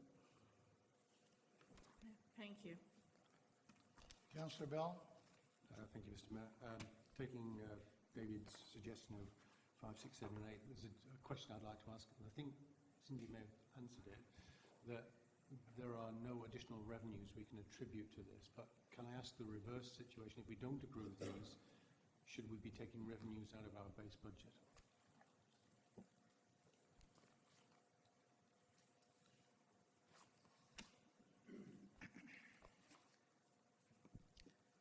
Through you, Mr. Mayor, we have projected 2020 revenues based on some increased programming, and some of these positions would allow us to do that. If we did not receive additional resources, we may have to look at reducing hours of operation and, not allowing certain rentals and those types of things. So So the answer is yes. If we don't approve these, we have to take some money out of the base budget. We would have to analyze and look at that, but I would say yes. Councillor Miller? Just, the reason I suggested we put all four together is, to me, these positions, I mean, for us to say no or yay or debate them is too much diving into the weeds. I have a lot of confidence in Cindy, I have a lot of confidence in Kathy, and they know these facilities better than we do. And if they're telling us they need extra staff to help keep them clean, to help keep the programs going, I trust them on that one. So that's the basis for my decision to support these. Thank you, Councillor Miller. Councillor Pierce? Thank you, Mr. Mayor. Yeah, and I would agree with the four of them as well. There's one question I do have on number 8. It talks about, it says in the justification, it says, as per our special occasions permit policy, bookings require a minimum of 2 staff per rental. Is there not something in the health and safety or anything like that, that there has to be 2 staff all the time in a facility? Not sure who that's to Cindy or? Through you, Mr. Mayor, 2 staff are not required in a facility. However, the county does have working alone policies and procedures, which were recently formalized this year. And as staff, we are looking at the health and safety impacts of working alone, and whether it's, you know, a call-in, a check-in, those types of things, emergency buttons. But there is no rule per se that you cannot work alone. That's interesting, because if I could just, and I'm thinking of, if I look at the arenas and stuff like that, so you've got staff there potentially by themselves that are, you know, using the Zamboni, going into, you know, rooms. I always thought there was something that there had to be 2 in the building, but if there's not, then, okay. That's good, thank you. Councillor Gatward? The fire dispatcher is often alone, and that's why they lock the door after a certain hour, because they work alone. Now, that could change once the new detachment opens, or maybe more people in that building, but I can recall the same discussion and about the fire dispatcher being alone. Seeing no other discussion, I'm going to call the vote. Councillor Wheat? I certainly support 6 and 7 because I'm very familiar with the South Dumfries Park situation in the arena. I'm there almost every day. And that camp coordinator, I've witnessed the camp, how we've increased the number of children attending our camps, and I've talked to staff, and that includes our after-school program at 7 different sites, and there's a waiting list for that. Thank you, Councillor Wheat. We're going to vote on 5, 6, 7, and 8. 5, 6, 7, 8. All those in favor? Opposed? Carried. Thank you. Number 9 is gone. It's number 10. No, sorry, number 10 is gone, number 9 is not. Number 9 is not on here as an amount. Sorry, according to my sheet, number 3, Mr. Mayor, number 9 is Brant Sports Complex additional municipal gymnasium design. Maybe Michael can speak to that then. Well, what I was going to ask is, this is one of the ones I'd like to lump together since we just did a big lumping. It's at 0. It's been covered. Michael, if you want to speak to that. So yeah, through you, Your Worship, so there is no tax levy impact to this project. It is a project that does need to get approved. And its primary, it's to start with the design of the municipal, the complex addition, fairly significant project, mostly funded by development charges. But again, if you want to approve this independently, or there was a suggestion to approve all of the non-tax levy, the projects that don't have a levy impact all at the same time, that's council's decisions. Counselor? So I'd like a motion to lump all those non-levy impacts, 9, 14, 15, 16, 18, and 22 into one 9, motion. 14, 15, 16, 18, and 22, your worship. 18, and 22. And, Counselor House as a secondary, Counselor Miller, you want well, to speak to it? and if it was consent items coming up, I would ask this to be removed, so, because I would like to vote on this separately. All right, the motion's on the floor, it's been seconded, all those in favor? Thank you. Number 10. We've Mis- already, mis- Counselor Miller? What's your frustration, Counselor Miller? Well, my frustration, Mr. Mayor, is you didn't give us a chance to speak to the motion that was in Okay. front of us. We can wind it back. Well, I go back to the gymnasium, and, I mean, that's a chunk of money. We're looking at $20 million. And I would rather not this go through until such a time as we've had a chance to look at our finances and our debts and put it in context. And we talked about capital projects earlier this morning, and there's quite a few on the books. Obviously, one of them is a parking garage, a new library, and so forth and so forth. So that's, I would have preferred that we deferred this and or tabled it, because I think maybe at the end of the day, it's good. I don't know, I just got this last night, the business plan, so I haven't read the whole thing. But at the same time, like I say, it seems like well, no, I won't say it seems like, it is a tremendous amount of money.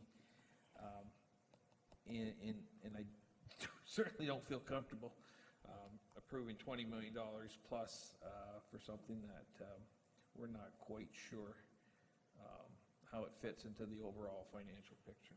Mr. Bradley, do you want to speak to that, please? Through you, Your Worship, I think that's a great comment, and I think I can address it. And so I think what you're approving now is for us to commence with design. Notwithstanding that, there is another opportunity for you to not proceed with the project. At some point, we'll be bringing forward a recommendation to approve a design consultant. We don't have an architect on staff. So it's really, this gives us the process, the opportunity to start the process, not unlike the Health Hub, which you've seen several reports, and at any time in any one of those reports, you could have put the brakes on the project before we'd invested too much. So really, this is just the opportunity to get staff to proceed and do an architect. Now, I think the comment is good, though. There's a flaw maybe in how in this project came forward. It came through, not a flaw, but maybe it's a systemic flaw, that it came through Community Services Committee. There was a great presentation that our consultants did here one day, talked a lot, answered a lot of, I thought, very good questions, but only a few members of council heard that. So that's that. We'll be bringing forward some committee structure recommendations that may address that going forward. So the report, we did circulate the report last night that came in. I think it's a good read. It's also worth noting that this project is contemplated in the Recreation Master Plan, which was well discussed by council a couple of years ago. But there is multiple opportunities, multiple decisions in front of council before this project starts to get built, including the retention of an architect, probably the approval of a conceptual design, approval of final design, and approval of tendering. So there's many decisions in front of you on this one. Councillor House. Thank you, Mr. Chair. Yeah, and just further to that, I think, I believe our council has already, in principle, supported the overall plan, but I think we can feel comfortable in knowing that there will be opportunities later to say, we don't want to spend this $20 million right now, we want to wait, we can, there's opportunities for hesitation later, but I think at this stage, committing to the design portion of it is a step that's worth doing. Councillor Gatward. Thank you, Mr. Mayor. Yeah, we did just receive this last night, and I was looking at it late last night, around 11:30, and I noticed that a lot of and I attended the session that we had at the Brant Sports Complex, where we talked about the 3 different facilities, and that democracy exercise was done, which is pictured in here. A lot of residents said we need a kitchen. There's no kitchen at the Brant Sports Complex currently available, but we've got a triple gymnasium, and I'm not sure why a municipality the size of our community needs a triple gymnasium. Perhaps the plan needs to look at including a kitchen, because I didn't see one. I saw 3 gymnasiums and 3 meeting rooms. And it's great to have a gym, whether it's double or triple, but if you wanted to put people in there for a function, like they do in the gym at Assumption, the Thank of That lunch, there's no kitchen to serve those people in that gymnasium. I don't think we can say that that gymnasium has to be exclusively for sports.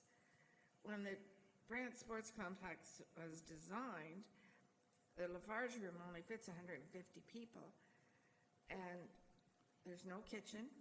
So if we're going to add on to the Brant Sports Complex, I think that we need to have a kitchen so that if somebody wanted to have 400 or 500 people in that gymnasium and have a catered event, there would be a kitchen to handle that for people to work in. So those are just my comments, because I didn't like the design that's in this book.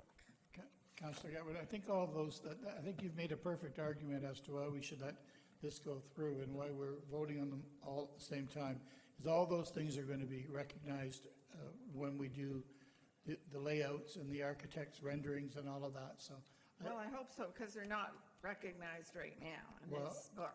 Well, this book really doesn't exist anywhere but on your table right now. It hasn't gone into effect anywhere else. So, Councillor Laferriere first. Thank you, Your Worship. The budget process is not the time to be talking about kitchen specs in specific projects. Also, I'd like to correct a misnomer that's been on the record twice now. People just received this in print yesterday, but this has been received twice. It's been received at Community Services, which everybody gets the minutes to, and then we approved it in a council meeting. So this isn't the first time it's been available to members of this committee, and that's come up twice. It's the first time it's available in print, but again, if we're going to talk about 8 layers into every decision, we're going to be here till tomorrow morning, and this is not the appropriate venue to do this. Councillor House. Maybe we need another meeting.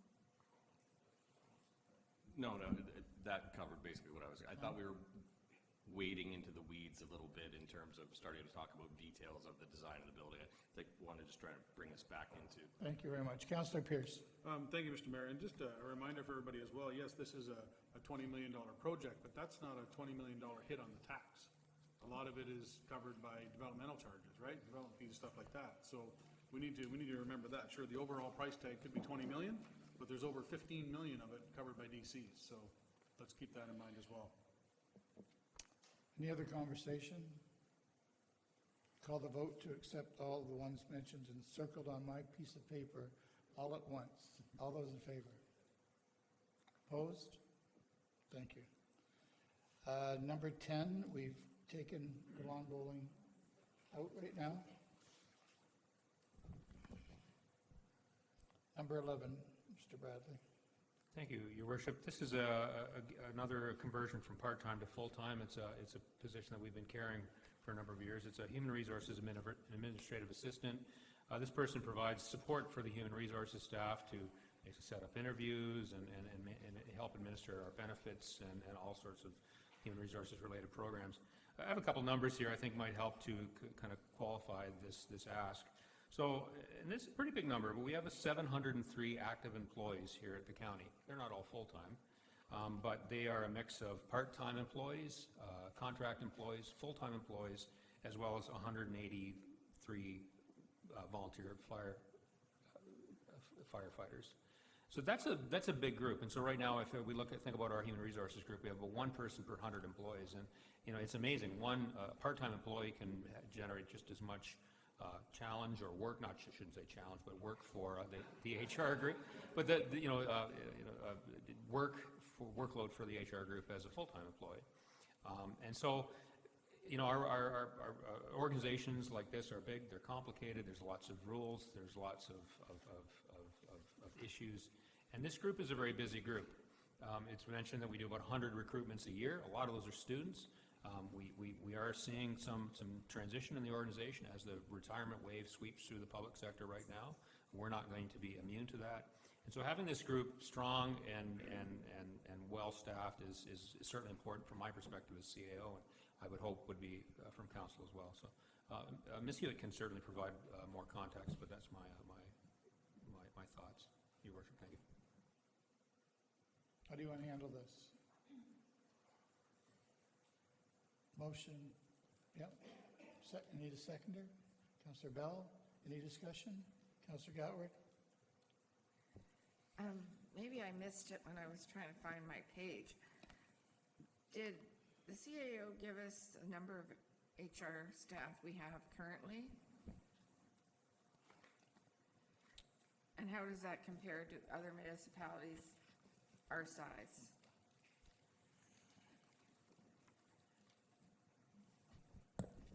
Thank you, Your Worship. We have I'll just read it right here. Current staffing model, we have 4 full-time HR staff, 1 full-time health and safety staff member, 1 temporary health and safety staff, which was just addressed, and a part-time administrative assistant. That's the position here. So, we, from the staffing review a couple of years ago, back in 2016, it was identified as low. And I don't have those details, but it was identified as one of our low areas, and they're a pretty busy group of people. So you listed them, there's 6?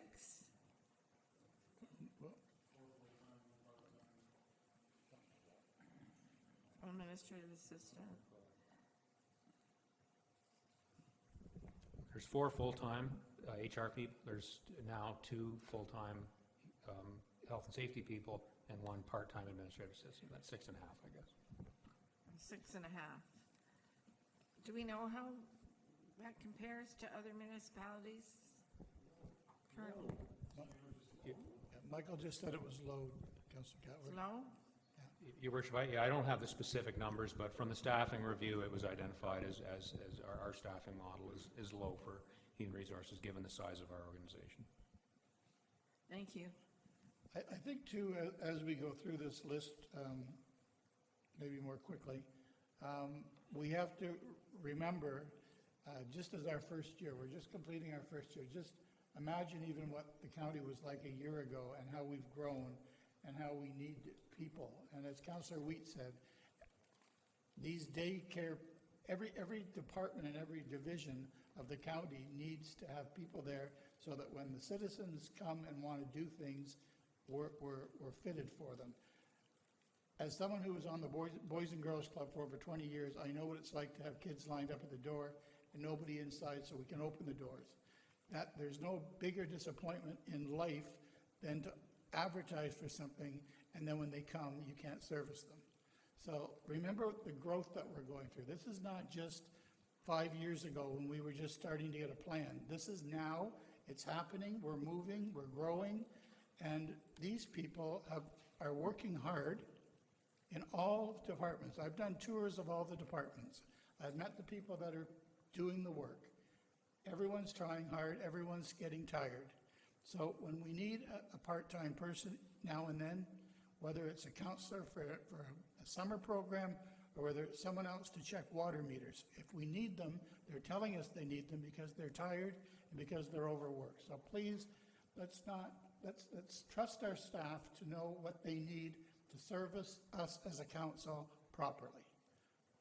Not that your comments aren't all valid and worthy to be heard, but please, I just feel like we're asking people to do things and not caring how hard they have to work to get them done.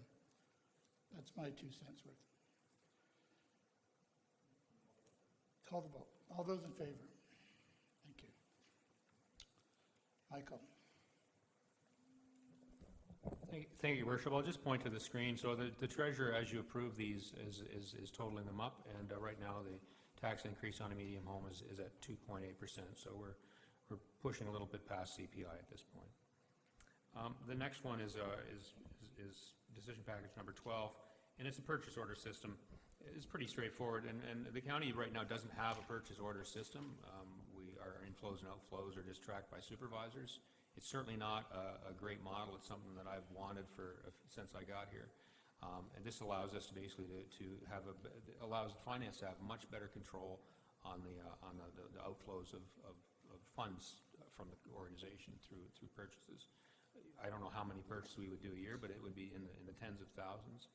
And so the purchase order system allows the better tracking for that, which would allow us both internally and to council to have a better understanding of what our current financial position is at any given time. So, the treasurer is here to answer any questions if you have. Council have comments? Councilor Pierce? Thank you, Mr. Mayor. So, again, this is a big one to me too, because it's in my materials and supplies that I'm always poking around at. So that's great. The only question I'm going to ask here, it talks about, there's consequences at the bottom and stuff like that, but the line that says the Construction Act has a prompt payment segment that requires compliance. I get that. What I'm trying to understand here is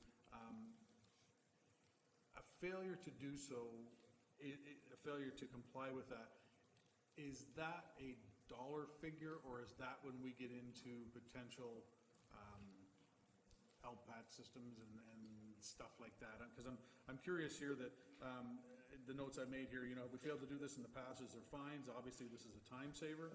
So what I'm getting from this is we may recoup this cost in a hurry if we're paying penalties because we're unable to comply. Heather? Through you, Mr. Mayor, if through the Construction Act, like this is the new act, so these are new things that are coming into place. But if we fail to meet those deadlines, litigation is what happens. Like they can really. Which costs money, which can Yeah. recoup this. Okay, I'm good with it. Thank you. I'll move it, Mr. Mayor, if you're looking for that. Thank you very much. Seeking a second to Councilor Coleman. Any other discussion? Seeing none, all those in favor? Opposed? Carried. Thank you. Michael, part-time well-being coordinator. Your Worship, if I could, I'd ask the Chief Executive Officer of the library, the Brant County Library, to come forward. This is their initiative, and I can't speak to it. So. Kelly's going to come and speak to it. All right.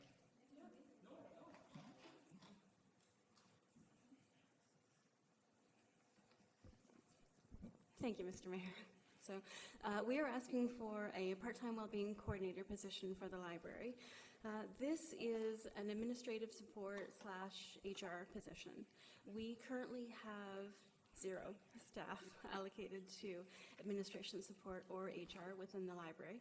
Currently, the duties are being done by a mix of management staff.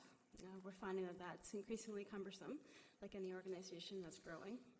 And we're also finding that we have a need for specialized training in the form of an HR person who can support library staff as they serve a community that's changing and growing and comes in the door with some specific information or literacy needs that are beyond what typical training for library staff has provided to date.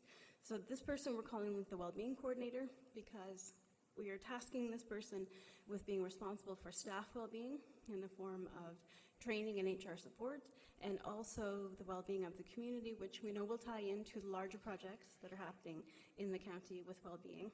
But to be aware of how social changes are impacting the library, and specifically the library staff. Thank you. Councillor House. Thank you, Mr. Mayor. Through you to Kelly.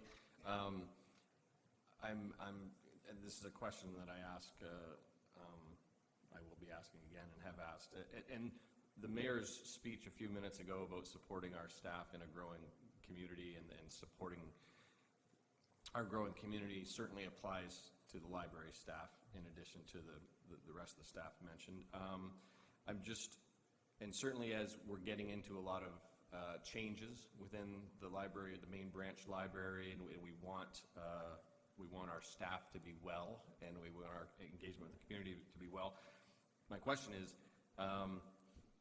there any room for negotiation on this position starting halfway through the year to help us save a little bit of costs and what is a growing impact? I know it's only $2.33 per household, but I just wondered your feelings on that, or if there is a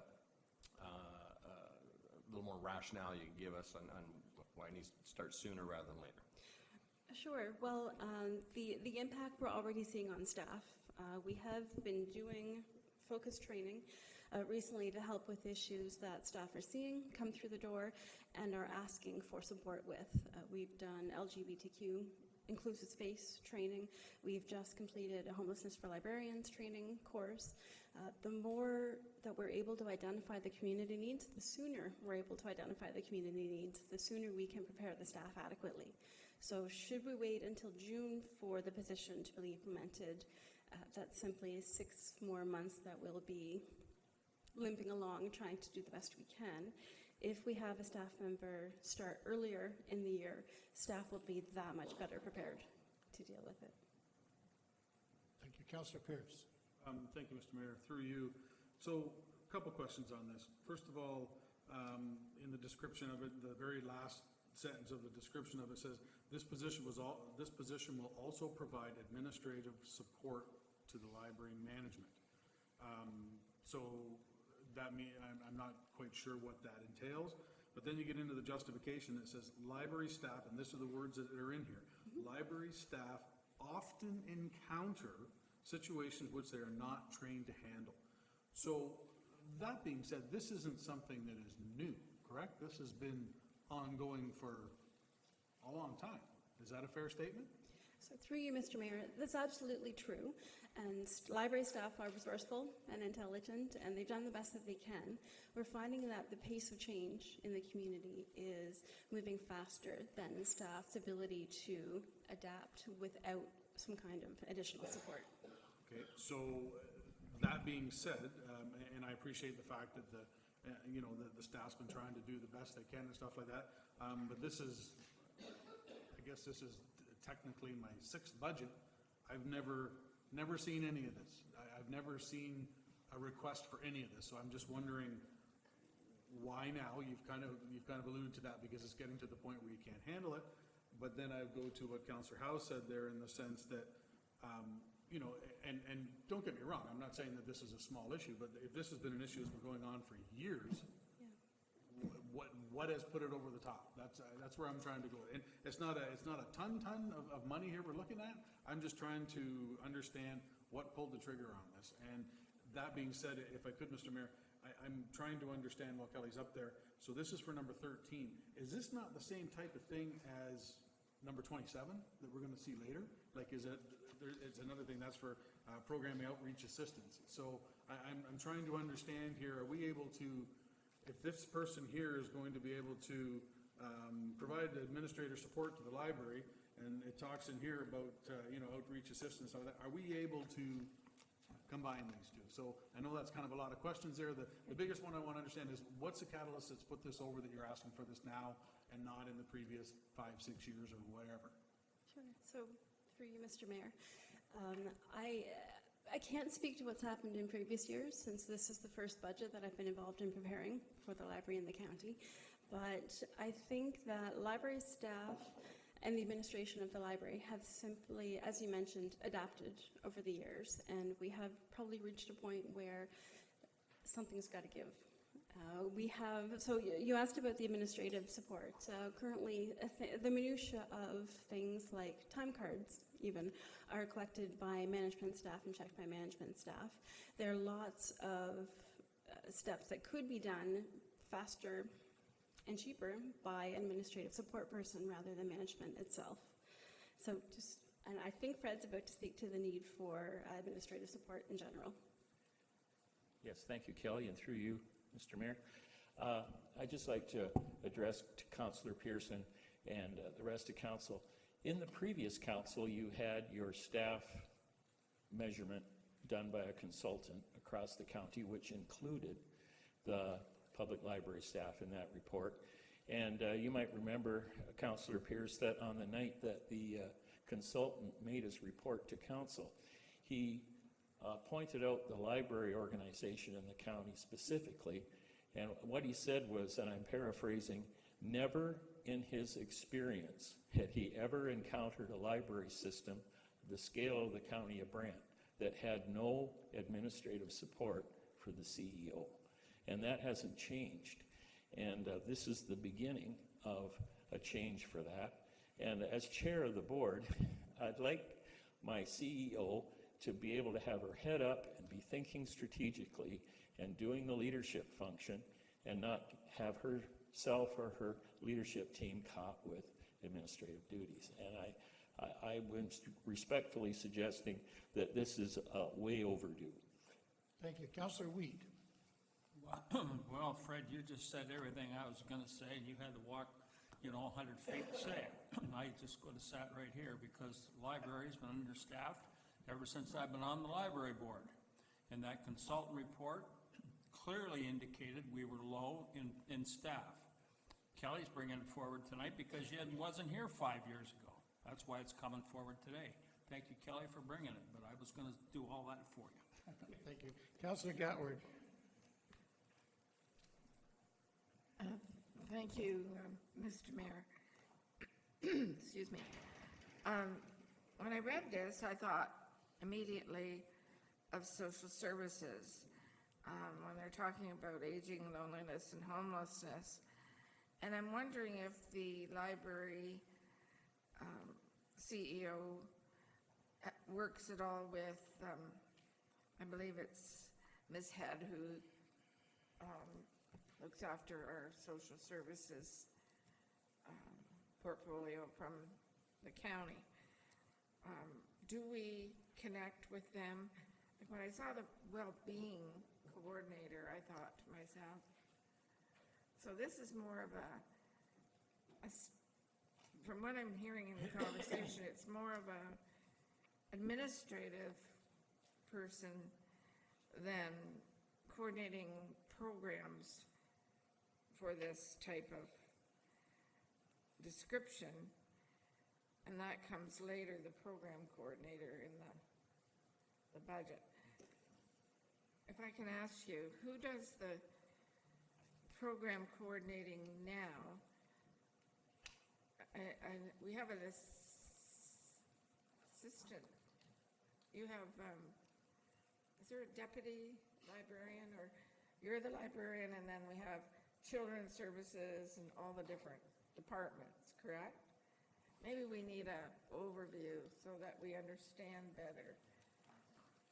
Sure. Well, through you, Mr. Mayor, I think we might be mixing the two issues together. I can explain the library's management structure, but to address your first question about how we work with social services, we do communicate regularly with social services and try to complement what we're doing. They certainly have a larger purview with the entire county and all of its citizens in every possible interaction. I'm talking specifically about the library, and this position is intended to be a training and human resources support for library staff. This position will not be the one delivering programs of any kind to the public. So as you mentioned, that is our second staffing request, which is number 27 in the budget, in your budget book. So would you say it's more, rather than part-time well-being coordinator, more of an administrative assistant position? Well, through you, Mr. Mayor, yes, it boils down to being an administrative assistant position, but is tasked specifically with the HR well-being of library staff. So the word well-being is a buzzword right now, but it indicates that there's a need in the community for awareness and proper preparation to help people maintain a level of well-being that everyone deserves. So this position is specifically dealing with the well-being of library staff. Okay. So you don't use our county HR people? So through you, Mr. Mayor, we do. The county provides payroll for us. They cut our paychecks. They we purchase benefits with the county's plan.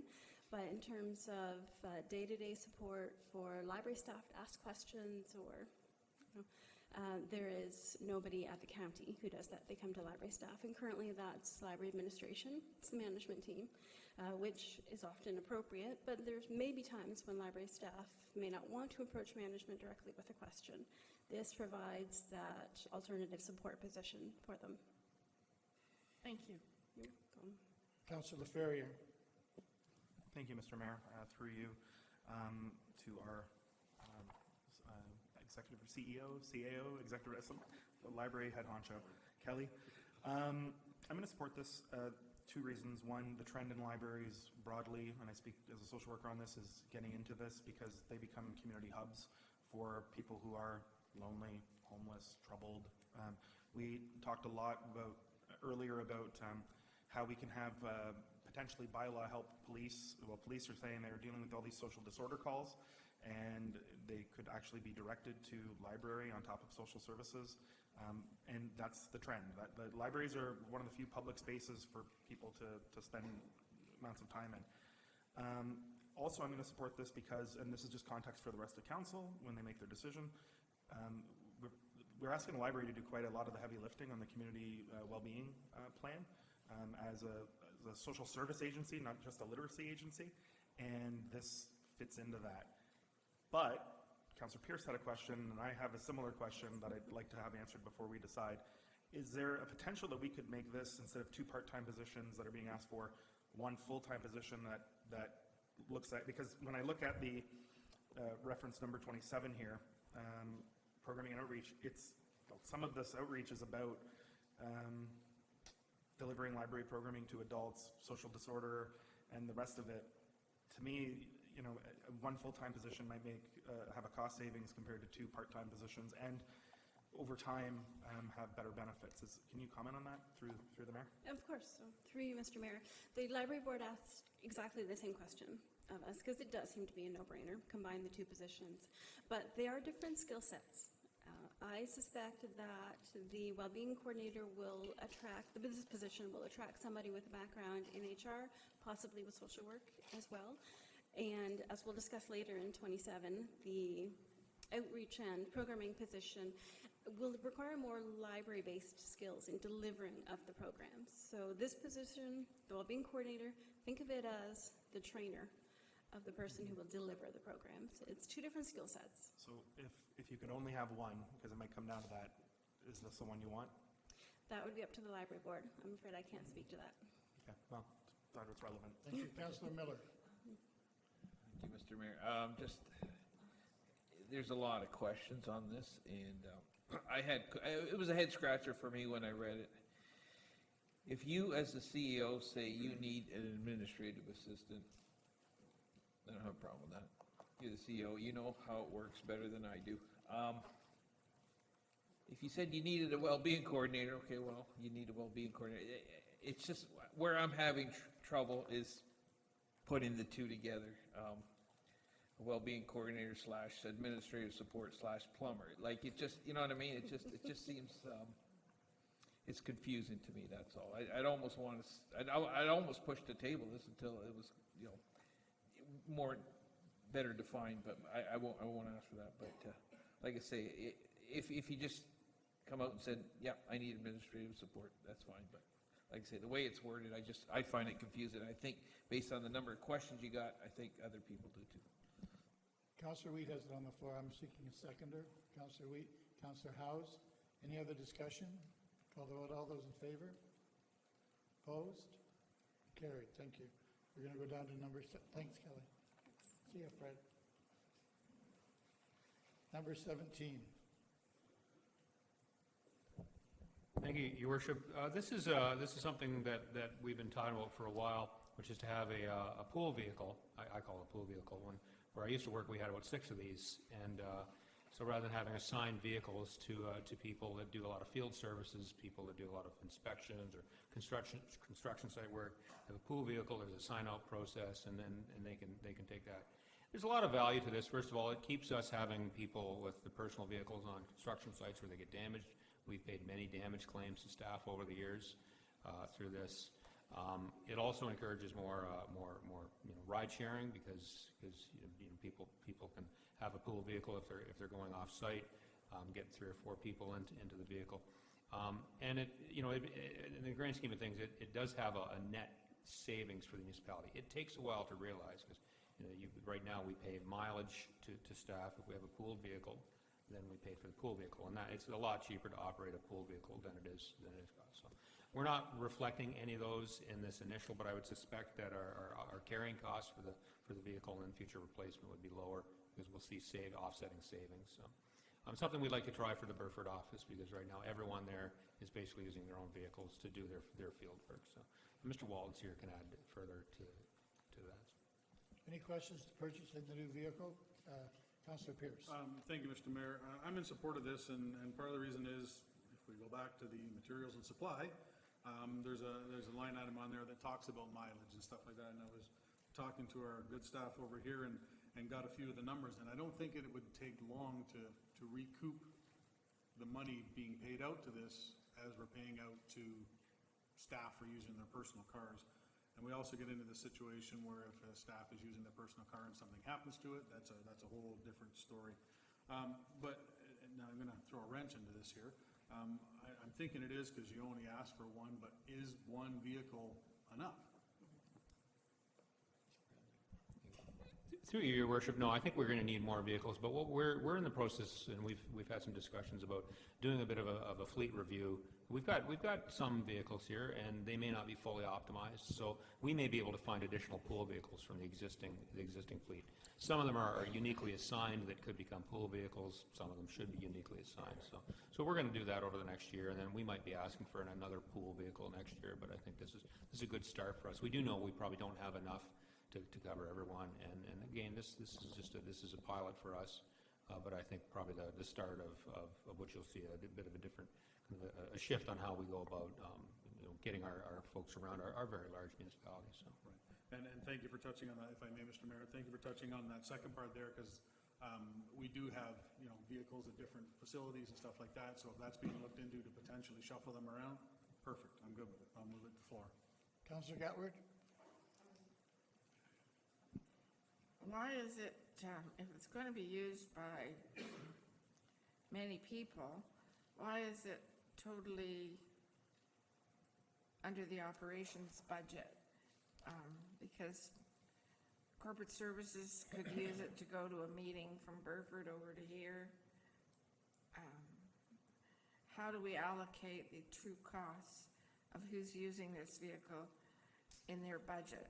Because I don't know, we have public works vehicles for public works staff now. Mr. Bradley? Thank you, Mr. Well, we approach these things on an organizational basis, not on a departmental basis. So, I mean, we can either take this $38,000 and divide it between 5 or 6 departments, or we can just leave it.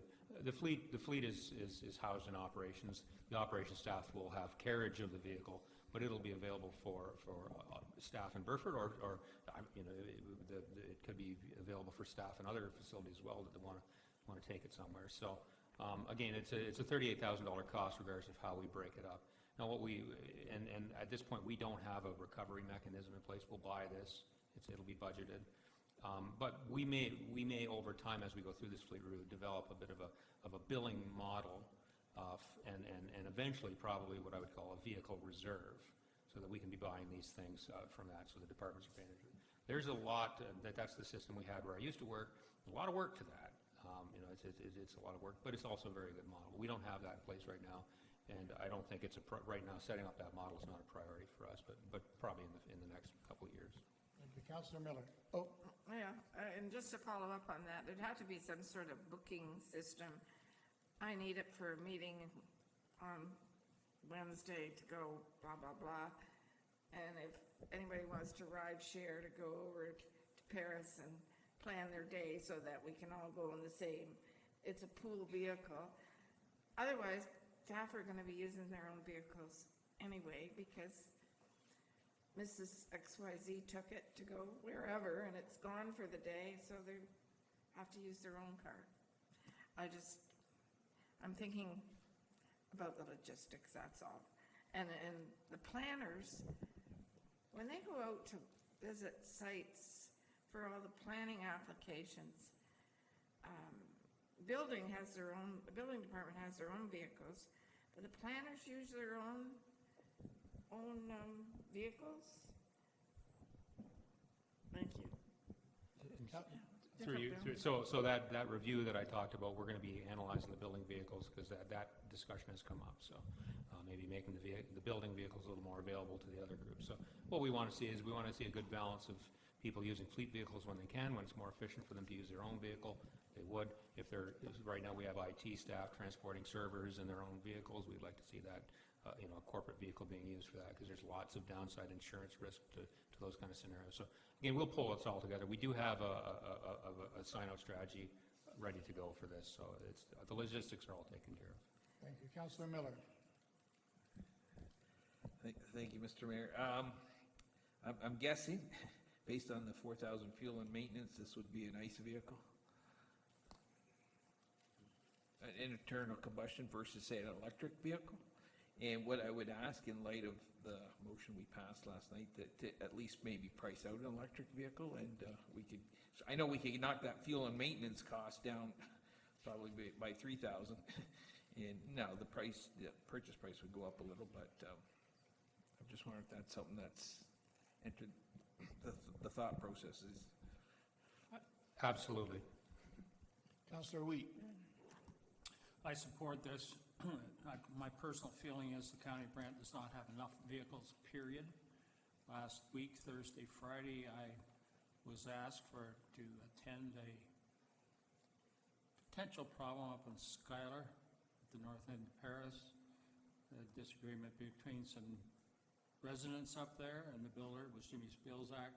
Jimmy called me, and I met with Jimmy and his son and Lori Fox, and here are people arriving in their own personal vehicles. If they arrive in a County of Brant vehicle, then people will know, hey, the County of Brant is on top of it. They don't know, because Lori had to drive her own vehicle up there, that there wasn't a County of Brant person attending. We need more vehicles, period. That's a good point. Councillor Bell. Yeah, thank you, Mr. Mayor. Just a general point. We're planning to purchase this. What is our policy with regard to leasing? Because we wanted to lease it, capital cost goes, the impact in next year's budget would be reduced. Mr. Bradley. Thank you, Your Worship. And Mr. Walden could add some color to this. Historically, municipalities don't lease vehicles very often. First of all, we get very good purchase rates. Certainly the North American automakers have very good purchase rates, so we buy vehicles at a huge discount. And then we also have significant tax advantages to owning them. We get the HST back. So I've done the numbers many times in my career on leasing versus purchasing. Purchasing always wins out. I haven't done them recently. I think through the review will probably, that's a logical thing to always do. But right now, it's very rare to see a municipality leasing vehicles. It's sometimes an odd, a special vehicle or something, but most this could be the one. So. That would be great. I think that if staff hears what was said around the table with the electric piece to it, I think that's a great thing moving forward before we purchase it. Councillor Coleman. No, you're okay?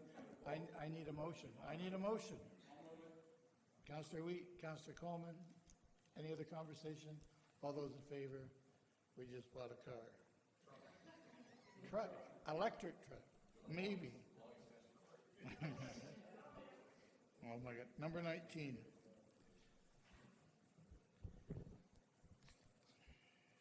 18? 19. I think we're on 18. I think 18 has a circle. Sorry, 19 it is. Thank you, Mr. Chair. This is a part-time position. Again, we'd like to move to a full-time position.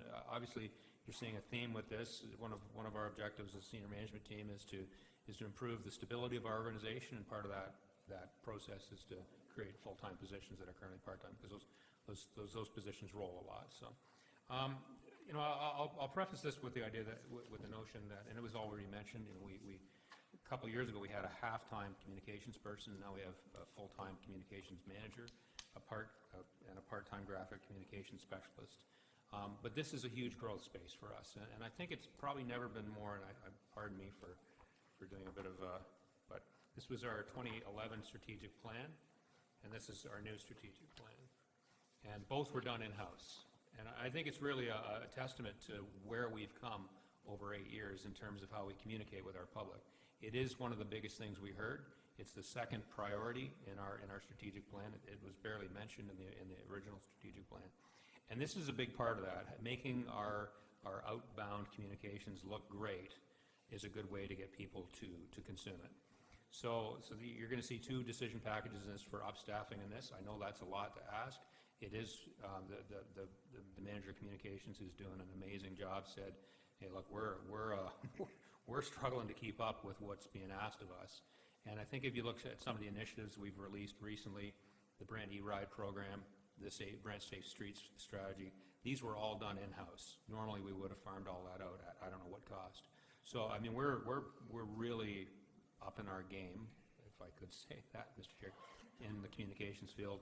We do need some more horsepower in that area, and so this is, we don't have too many new full-time positions in the budget this year, but these are 2 that I think we should give a good thought to, and happy to, Ms. Newton's here to answer further questions, or myself. Perfect, thank you. Councillor Howes. Thank you, Mr. Mayor, through you to staff, and just so that I'm consistent, could you speak to, is there a possibility to have this person start partway through the year to save some costs, or conversely, are we saving money? Maybe you can speak a little bit more about we're saving money by doing things in-house and not jobbing them out to advertising firms and stuff like that. I will say, I think that our communications department is doing a stellar job, and I recognize that we need to keep growing this resource so that great work continues. But I'm just trying to at the same time be responsible to that number that keeps getting bigger. Thank you. Through your worship, so for the, just to speak to the, I guess the demand for the position, and as far as whether it could start halfway through the year, certainly for the communications specialist, we could look at potentially doing that. For the graphic and graphic design position, that is a conversion of a current part-time position to a full-time position. And some of the cost savings we've seen, and I'll speak maybe to the strategic plan just because the document is right here and was just shown to you. Outsourcing that kind of designer would not only take the time, that would probably be about a $7,000 project to outsource to a graphic designer. So there's certainly cost savings that we've seen, as well as efficiency. Part of what the communications group has been doing, both in advertisements and internal documentation, is to look at other departments that we haven't historically been supporting well. So operations and development services are 2 that are priorities as far as keeping consistent branding, consistent messaging going out, and looking at how we're communicating with those groups, turning some technical language into plain language that's more consumable public. So those are the priorities, but certainly we could look at maybe starting that one part-time through the year. Councillor Pierce. Thank you, Mr. Mayor. Through you, yeah, I'm in support of this, and Michael, the phrase you used there, it's so perfect. Upping our game. If we think back, since I've started on council, if we think back and we look at the whole communication thing, like what we're doing here, like our website, we have come leaps and bounds in the last 3 or 4 years, and it is vitally important because it was something that I felt when I started on council that we were lacking. It was very cumbersome, and anything we can, as far as I'm concerned, and you just alluded to it, Allison, anything we can do in-house, that's a cost savings. And I look at that in 2 ways. Number one, it's a cost savings, but also we're doing it ourselves, so we may get a better pride in the product that's being done there. So I think this is, again, we talk about no-brainers with staff and stuff like that. I agree with Councillor Howes. They're doing a fantastic job, and I support this. Thank you. Councillor Ferrier. Thank you, Mr. Mayor, through you. Yeah, I suppose as well, and here's a tangible example as to why. We had, I think, 2 or 3 different drafts based on our suggestions to the strategic plan, and then on top of that, other drafts to that document from staff. So if we're looking at 7, 8 different drafts that went through, every time, if that was outsourced, every time we would be paying a separate new fee. It would, if there was something controversial or unconventional we wanted, that would be cost ramping. So I support that. I also support the other piece you talked about, which I think is so important for you, Mr. Mayor, to Allison, is we have to get better at making our communications consumable. We have these 400-page documents that we need abstracts, we need plain language, 4th grade reading level materials, and this is touching on that, and I think that's the best way to get to an engaged citizenry. If we just send people our council packages, good luck, right? Good luck. I have a hard time understanding them sometimes, so I think I'm going to be supporting this as well. Okay, Councillor Gatward. Thank you. Yeah, they're doing a great job. I agree with that. And Melissa Connor, our communications manager, the media releases are great. I want to ask the general manager, though, this person is dual, can do graphic and communications. If you had a choice between this person and number 30, which is a whole new extra communication specialist, which one would you prefer? Through your worship, I just want to first maybe answer the beginning of your question. They are 2 very distinct positions. So the communication specialist does not only helps with the media releases, but is primarily writing. So they're taking our documents, as Councillor LaFerrier alluded to, and putting them into plain language. They're distilling documents down. So that's much more of a writing position, and supports our website and social media and all our digital channels as well. The graphics, the graphic designer is looking at the actual layout and design of our documents, and is not so much looking at the writing and language used in those documents. The current position that we have, I think we've definitely seen cost savings to it, so our priority is maintaining that position, not losing the person that we have now who's already built a lot of momentum in that role. Thank you. I'm looking for a mover. Councillor Howes, seconded by Councillor Pierce. Any other conversation? All those in favor? Opposed? Carried. Thank you. We're going to do one more, and then we're going to break for lunch. Number 20, Mr. Bradley. Thank you, Your Worship, and this is the Communications and Marketing Strategic Plan. It's an objective it's a 2020 objective in the strategic plan, in our corporate strategic plan, with the idea that we would be renewing this plan. So we have an existing plan from 2016, and this would be the renewal of that plan, given that the communication space, I think, that was just very well discussed, is a very, very high change environment, and subject to significant and almost major change in how people are communicated with by an organization like this. So Ms. Newton can certainly provide further information. Okay, sure. Councillor LaFerrier. I'm actually not going to support this. And the reason I'm not supporting this is I think we are hiring some staff here, and I think we have a pretty full plate currently in terms of communications, and maybe not supporting it's not the right word, but I think that there might be benefit to waiting a year on this item in order to have the staff that we hopefully retain build up even more expertise, numbers, case studies, and things like that. So I'm wondering if this is one that, we have to say no to some stuff. I'm wondering if this is something we might be prudent to move a year. Thank you. It's on the floor. It's seconded. Any other conversation? Oh, come on up. Through your worship, just to speak to that, it certainly we could, as the CAO alluded to, we do have a plan that's a bit stale now, and there's a lot of things that have changed, but it is certainly something that we could look at, finding some efficiencies and prioritizations in-house, and then looking at this in 2021.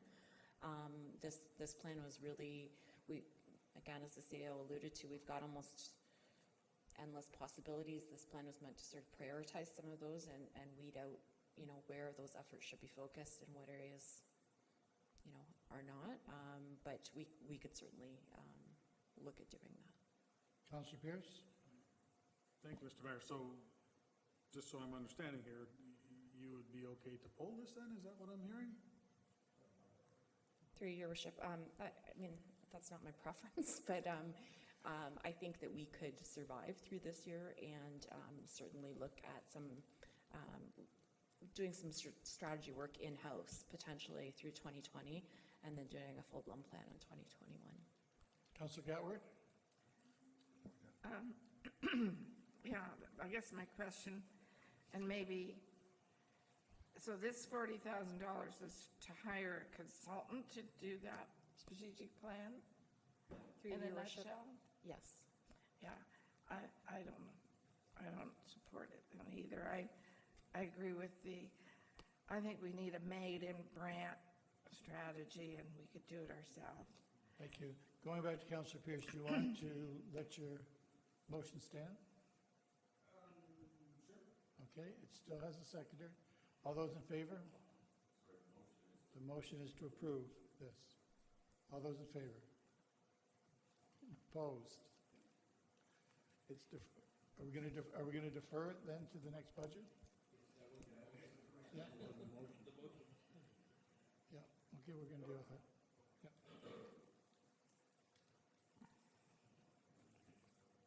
That was a very confident way to leave before we eat. So, what time do you want to come back? Well, do you want to come back? 1:15? 1:15? Is that all right? 1 o'clock? Okay, 1 o'clock. Thank you. Enjoy your lunch. Isn't that funny? Anyway, we are now on number 21. Michael. Thank you, Mr. Chair. This is a fairly small one. It's a utility vehicle, so this would be like a Gator, basically, a John Deere Gator type thing, or not, or whatever. There's several brands out there, but we've decided to propose one of these instead of a pickup truck, because and I was talking to Kathy about earlier that given how many cremations we're doing, so when they do the cremation, they dig the small hole, and then the family does the interment. And then they come back and they clean the site up. And it's easier to do that with a small vehicle than a big pickup truck. So it's a more efficient model for getting folks around to do maintenance in the cemetery, as opposed to a full-size pickup truck, which is about 3 times the cost. So again, fairly small item, but something that I think would have a good impact on the efficiency in that workplace. Councillor House. Move to approve. Seeking a seconder. Councillor Coleman. Any other conversation? All those in favor? 22 is gone. 23. Michael. So, Your Worship, through you, this was already discussed. It's a 25 by 40 storage building. It'd be, I think, a steel formed slab-on grade storage building, and it's basically just to keep our stuff from outside. And I think there's already been good discussion. As council, we could live without this for another year. We're going to have to build it sometime. I mean, certainly Green Lane, it's our marshalling point for the Paris Parks crews. So that Paris Parks crew is only going to get bigger, and so they're going to need storage building. But I know, given where we are, and I think the treasurer can get that back up on the budget. Can we get a TV back on? Councillor Miller. I appreciate Michael's frankness, but I'll move that we defer this till next budget. With that being said, is there any way that this Are you building another building like the one that you put by Lions Park? Is that the idea, the Gomer Pyle looking thing? I mean, this is a very basic steel storage building. It is strictly for storage. It's probably the cheapest building that we can build. That's what you built by Lions Park, right? So everyone is complaining about the one at Lions Park because it is the cheapest building you can buy, and it's right on route to the Sensitivity Trail, the ballparks. It's, you know, you have beautiful Lions Park, and you have this big aluminum-looking building. So is there any way that we could do something else to the one in Lions Park and have the other one used where you need it? So take Gomer Pyle's platoon and move it to wherever you need it on Greens Lane, and build something else that's a little bit more easy to look at for the people that are complaining, because there's lots of, it's not one person or even two people. It was one of the biggest things I heard on my campaign is we're working hard to maintain a look in places like Lions Park. We put heaps of money in places, and then they build this Gomer Pyle thing, this aluminum building that they think is so ugly. I looked at it once, I didn't think it was so ugly. It looked like a storage unit to me, but it's bothering a lot of people. If you're going to build another one like that, why couldn't we investigate having that one moved to where it just can be used for storage, and then build something on the slab that's obviously been poured to hold the other one? I don't know if that can happen, but this is our opportunity, if it's ever going to happen. Cindy? I am aware, obviously, that we have received some complaints about the building at Lions Park. A number of months ago, we did have some discussions among staff around if that building could be moved elsewhere, and we are concerned about the integrity of the structure, but that's just talk among staff. We would have to do some further analysis on that and get an opinion, I think, around that before we move forward with that. At this point, if this decision package for a facility at Green Lane is not approved, there is some storage capacity still at the Lions Park building that we could utilize, noting it's not as efficient for operations going on at Green Lane, but we could make do. Councillor Gatward. Well, this item is for Green Lane.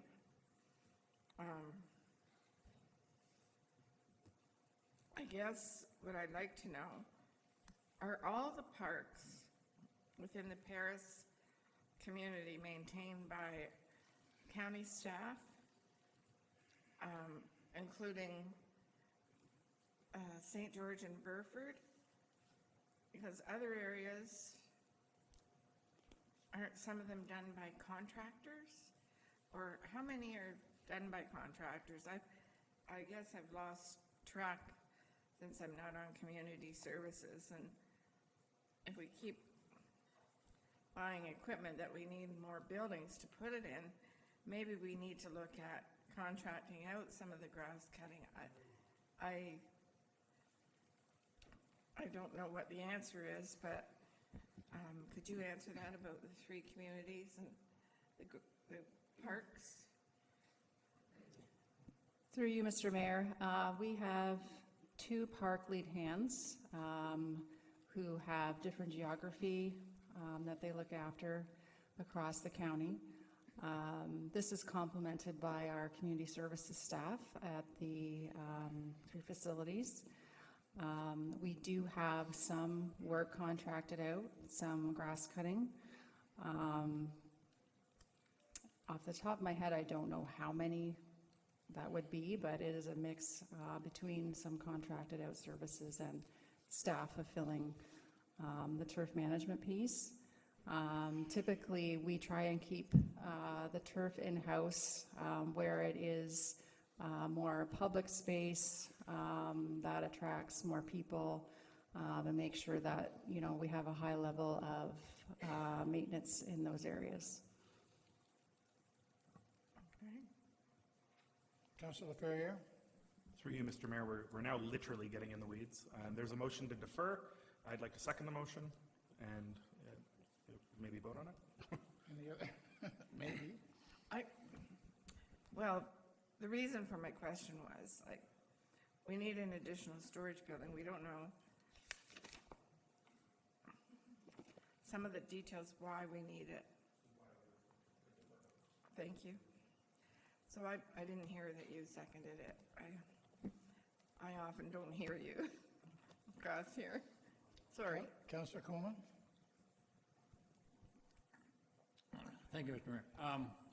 Going back to Green Lane, and I wanted to discuss this before the deferral come up, but anyhow, why are we not looking at putting a couple Secan trailers over there and use for storage that, and then you can go in and paint them whatever color you want after and put them in there, and they won't be so blah looking. And I can buy you a lot of Secan trailers for $55,000. Councillor Pierce?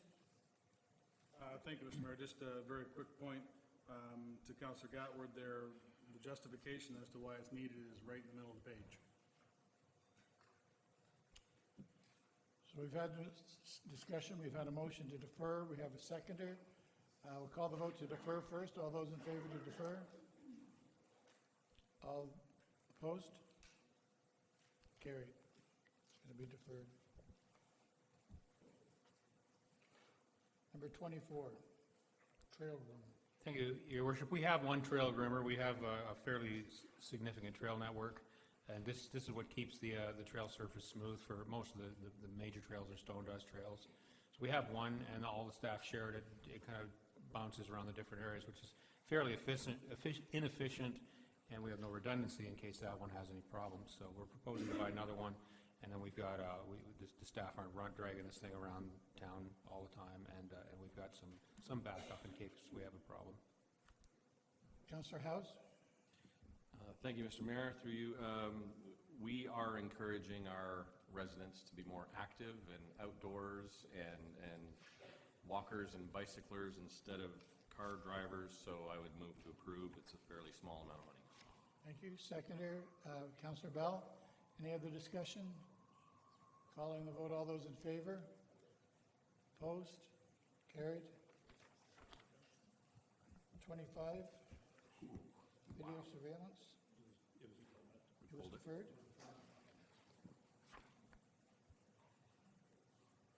Number 26. Your Worship, I would ask the Chief Executive Officer of the Brant County Library to come to speak to item 26 and 27. 26 and 27.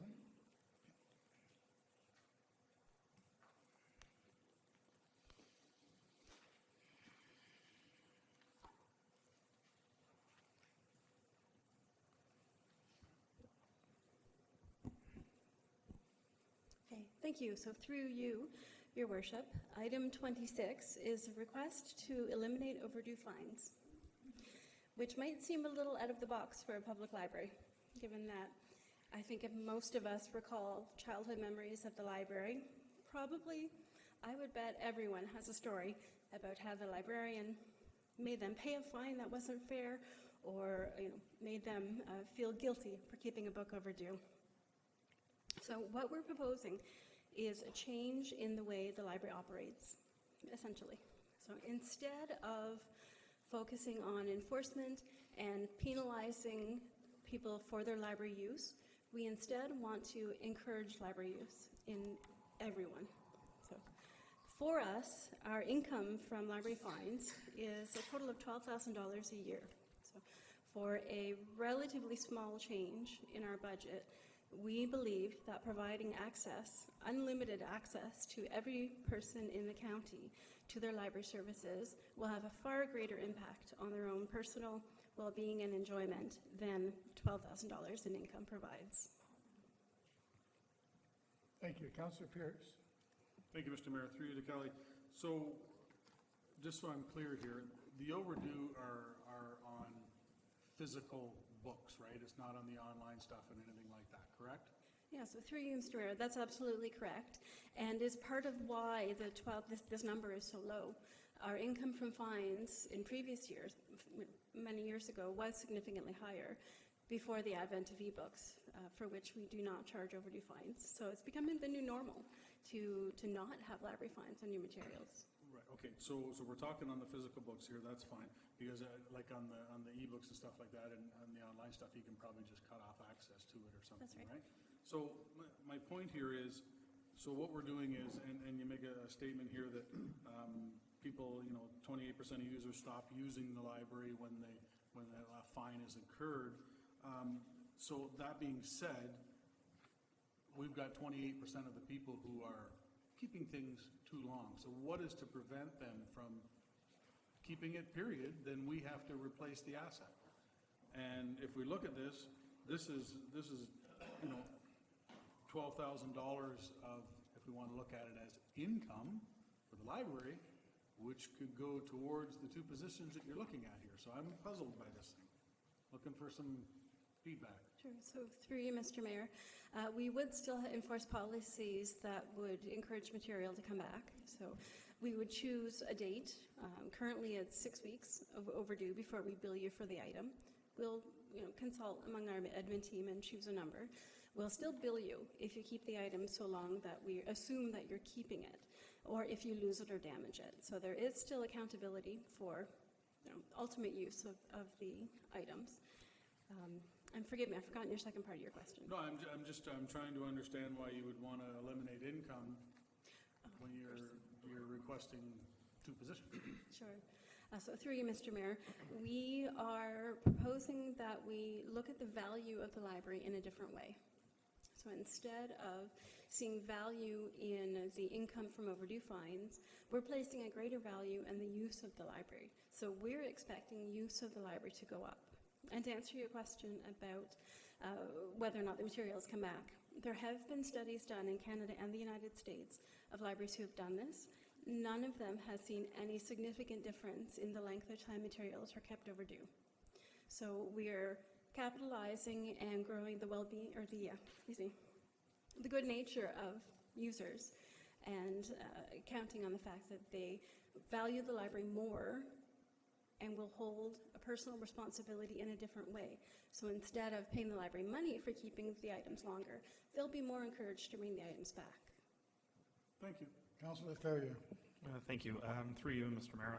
I'm not going to support this because I do see this as sort of found money. It's not necessarily, might become something in your bottom line, but the library board itself could either absorb this, forgive it, as we do sometimes with fines as a county. And yes, that income doesn't come in, but that income sounds like you're not expecting it to come in unless we pay for it. And with all the other items on here, including two other library items, or two library items total, this one, I think there are other ways that you can either forgive this, absorb this, or fundraise for it, pay your buddy's fee. I don't know, but I know when I was a Brantford library user, they'd have, forgiveness days, almost like turn in your gun and get a toy. Bring your library book back and we'll forgive you your fine. I think there are other ways to do this other than us just giving you a $11,500 lump sum for your bottom line out of our joint bottom line. So I'm not going to support it this year. Maybe I can be convinced in future years, but. Any other comments? How do you want to deal with this? Councillor Miller? Yeah, I'll move it. Second by Councillor Wheat. Nothing else to be said? Councillor House? Thank you, Mr. Chair, or Mr. Mayor, through you. Just the one thing I would offer to reinforce the position that Kelly, and I know this is a topic that Kelly is well versed in. There are scenarios where, especially with young people, if they have to face an ugly conversation with the library about why their books overdue, and it's not really an ugly conversation, but just dealing with fines and all that we do know that some people just stop going to the library, and we're very much in a mode now where we're growing the use of the library for all members of society, not necessarily always affluent people in our society. So if Kelly's experience and study in this justifies it, then that's good enough for me, and I support it. Thank you. Anything else to be said? Any comments? Is to approve this ask. No, we would be paying the fees. $11,500. Right. All those in favor? Opposed? Defeated. Do you want to stay up there for the next one, Kelly? Do you want to speak to it? Sure. So the request number 27. Yep. Would you like me to continue? Sure. Okay. Is the request for a part-time programming and outreach assistant. And this position will be focused on services for adults and seniors. This is an area that's currently understaffed in the library. We have one staff member who dedicates his time to providing this. We've seen tremendous growth in this area and increased demand. And strategically, this is an area where the library wants to expand services. We know that senior isolation is a growing concern in our community. And now that we have things like the E-Ride program to help our seniors travel, we'd like to provide them reasons and opportunities to take part in things within the community. Great, thank you. Councillor Pierce? Thank you, Mr. Mayor, through you. So I kind of touched on this earlier when we were talking about number 13, and you had stated it's kind of, two separate skill sets that would be required for these two. Again, they're both part-time jobs. I'm not going to support this one, and I'll tell you why. What I would like to see happen is I would like to see absolutely the well-being coordinator come in there, get situated, start doing their thing, and this isn't any dig to the administrative support, but if you guys aren't spending your time on the well-being part of it, then that might allow extra time to do the administration. I may be wrong on that, but what I'd like to see is I'd like to see the well-being coordinator get in, get situated, to see if it's possible that it could be a combination position, making it a full-time position. If not, then if that is not the case, then we bring it back next year and we go from there. But I would like to have the one person that we've already approved on it start to see if there's any of this that they can pick up. And again, if I'm wrong, I'm wrong, and that's fine. If that's not the case, then we'll relook at it. But at this point, I'm not going to support this particular one. Councillor House? Thank you, Mr. Chair. Through you to Kelly. Kelly, could you speak to whether there's any merit to holding off on this position until we launch a new Paris main branch library, or conversely, any sense of urgency on how this position needs to start sooner rather than later? Sure. So through you, Mr. Mayor, it's a capacity issue. This position will serve all 5 branches plus our outreach activities in Onondaga. And it's less a matter of staff needing the training to do this. It's more a matter of simply not having the staff hours available. The one person who does deliver programming currently is maxed out. He cannot physically, he's already full-time, he cannot physically deliver more programs within his work week. So we need additional body. We need someone around with the time to deliver programs. Councillor House? Thank you, Mr. Chair. Through you, so to draw a parallel to one of our earlier conversations, this is kind of like the day camps, where the community's growing, demands are growing, people are engaging with services within our community. We're over capacity, just like with the camp reference earlier. Right. Yeah. So through you, Mr. Mayor, I would agree completely. We're seeing the demand. We've had excellent uptake of the programs that we have offered. We're at the point now where we need to offer more. Councillor Weed has it on the floor, seeking a seconder first. Councillor House. Councillor Gatway, you still want to speak with it? I'm sorry? You want to speak to it? Yes, I just had a question. You mentioned that you had a programming person currently. Who is that? Like the children's librarian? Does she do the children's programming throughout the county and send out the ideas to the various people that work at those libraries to implement? Yeah, so through you, Mr. Mayor, our children's staff, we do have a manager of the children's team and 4 workers who deliver children's programming. We have one person to do all of that on the adult side, which is why we're asking for an additional person. One person coordinates all the programs. That's right. And can you tell me, I should know because I use the Oakland Scotland Library, what programs are being planned or happened in 2019 there? Sure, so through you, Mr. Mayor, most of the adult programming that's happening in the Scotland-Oakland area has been outreach, mainly partnering with the county as well. We've done cooking classes, nutrition classes, those kind of educational programs. Within the branch, we have a book club that meets there. We also have some crafting groups that meet there. That's been a standard for many years. I think that Scotland-Oakland in particular is an area that would benefit from additional programming. So with an extra person on staff, we would focus on delivering programs within the branch tailored to that community. Thank you. Anyone else want to speak to it? Seeing none, all those in favor? Opposed? Carried. Thank you. Thank you. Michael, 28. Thank you, Your Worship. The next two decision packages are actually diversion initiatives. Number 28 is a recycling program for construction demolition materials and asphalt shingles. It would propose to, rather than moving these materials currently into the landfill, that they would be diverted to an off-site recycler.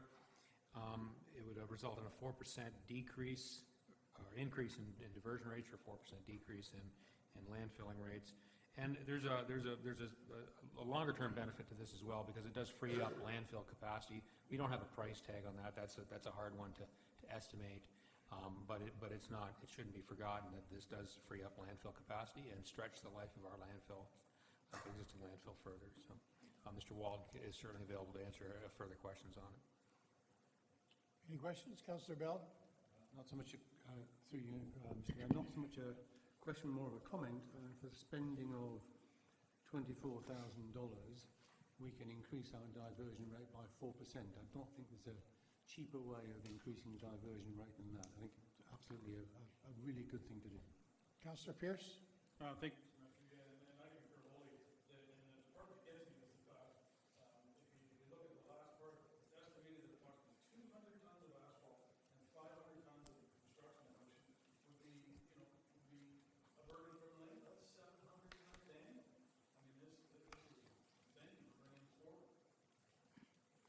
Any other comments, Councillor Coleman? Moving it, looking for a second, or Councillor Pierce. Any other discussion? All those in favor? Opposed? Carried. Thank you. 29. Thank you, Your Worship, and the price tag on this one is disproportionately higher, but I think it's just, this is I think is really about having a social benefit. So these are street side containers strategically located in high traffic areas. I think they've got a very attractive appearance, obviously a strong level of durability, but they'd offer people the opportunity to be more engaged in where their handheld garbage goes.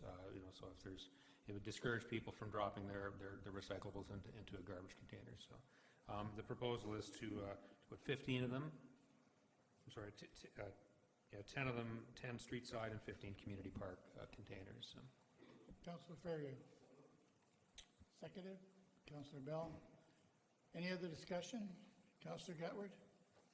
Thank you. I hope one will go at the Brant Sports Complex in the Lafarge Hall, because oftentimes when you go to an event there and you think, oh, what do I do with my garbage? And if there's a recycling, one of these receptacles there for cans, bottles, and whatever, then people hopefully will use it and not just chuck everything in the garbage. So it's a good idea.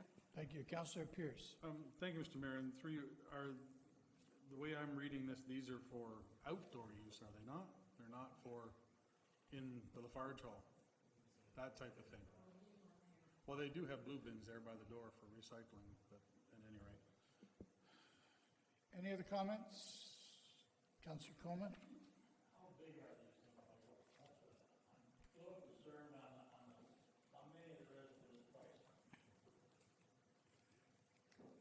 Michael? Your worship, I'll ask Mr. Walt to ask that question, or answer that question.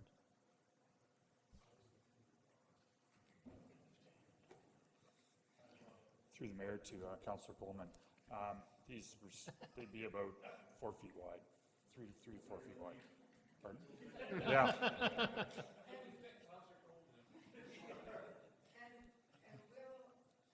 Will the garbage contractor that we have empty them in the areas on garbage day? Or do we have to pay somebody special to go around and empty them? I believe that these are already attended to by our own staff in the different facilities, and some of them by our operations staff on the street side ones, so that's how it's done. So these would be replacing garbage receptacles which are already there, adding the recycling part to it, and in the operations it's already accounted for. So anything in a park operations? Park operations will deal with that. Parks would look after it? Yeah. Okay, thank you. Any other questions? They're very expensive, but all those in favor?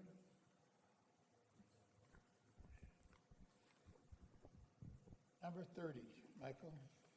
Thank you, Your Worship, and I think we've already discussed this fairly well in the previous submissions. So this is the communications specialist, as Ms. Newton noted, is the for print medium and writing. Significant work involved in this, and certainly council is actually driving a lot of this increased workload. I think it was well described. Now, one option we do have, this is, I think, the only full new position we're asking for. It's not a conversion. We could do a delayed start on it, a May start or a June start. I would suggest a June start would reduce the cost to about $50,000 if you wanted to do that. And the reality is of recruitment for us is we certainly couldn't get a January 1st start. Councillor House. Move to approve with the negotiated 50%. Seeking a seconder. Councillor Coleman. Any discussion? Councillor Miller. Yeah, I won't support it simply because I think it's something we need. I just don't think it's something we can afford it this time. Any other discussion or comments? Councillor Gatward. Yeah, I would rather see it deferred until next year. We've just hired a dual person in that department and a lot of people last year, and I think that we could wait till 2021. Thank you. Any other comments? Call the vote. All those in favor? Opposed? Carried. At the negotiated June 1st start. Or something like that. And we're just under $100 on the increase for. Number 31, arts and culture, we got rid of that, didn't we? Did we remove the arts and Did we remove arts and culture? Yeah, sorry, Your Worship, I've lost track. We'll see if we can secure a grant for that, and if not, then, and it is in the strategic plan as well, then you may see it come back in the mid-budget year with another funding strategy, but I think we would like to get moving on this, but we'll see what we can do to find some other So funding. we'll defer it for now. Councillor Ferrier, Councillor House, all those in favor to defer? Thank you. Website. Thank you, Your Worship. There's two website modules being proposed. This is just enhancing the ability of citizens to access convenient services through a web platform. They are a municipal tax calculator, and I've had some folks, the doors are opening. Strange. There's a municipal tax calculator, so a resident can get on the website and calculate their property taxes, as well as a location-based citizen app. And I think Ms. Newton is certainly here if you have further questions on these. Councillor Ferrier? Yeah, I'd like to move this out. We brought this up about a year ago, the need, and we've talked about how the beginning, this is the beginning of an ability to utilize widgets, train up the community on how to utilize it. It's a relatively low cost, but we can add widgets over time as the community gets more used to them. And we've had support from our chief inspector about the idea of using and opening widgets, and from folks as well, and the app piece as well. I think there are a lot of folks that are leaving social media, and we talk a lot about people aren't on social media, but even a lot of folks who aren't on social media do have phones, and the apps can push information to those folks for relatively low cost. I'd like to get on this now rather than later, if possible. So I'd like to move it. Let's get a seconder first. Councillor Pierce, and Councillor Bell wants to speak to it. Contrary to reducing, I'd like to add another module. I don't know if anybody else has the same frustration I have with the search engine on our website. You put in any simple search and you'll get 1,000 answers. And it's not very helpful. So if there's a way that we can improve that, I think it will greatly benefit the number of people that actually use our website, and therefore the information flow will improve. Anything else? All those in favor? Opposed? And we'll take it back with your comments. Yeah, your comments will be noted. And if they don't do it, just call me and I'll have them fix it for you. Thank you. Thank you. 33, Michael. Thank you, Your Worship. This was an external request. We've separated it from the grants because it is a major funding request. It is for emergency room redevelopment, and there was a delegation here, and they were proposing an estimated set of costs of a Phase 1 cost of $9 million, a Phase 2 cost of $9 million, as well as $5 million of equipment. So they're looking at basically a $25 million redevelopment of the emergency room facility at the Brantford General Hospital. And then I think they noted that the Ministry of Health will contribute 90% of the cost, but then the balance has to be raised locally. So the City of Brantford has made a commitment, and they requested the county to make a commitment of $500,000. We're proposing to provide that commitment over a 3-year period, although we could do it over a longer time, I believe, but I didn't know they want to get on this. But so we're proposing a 3-year commitment, which would be $166,000 a year.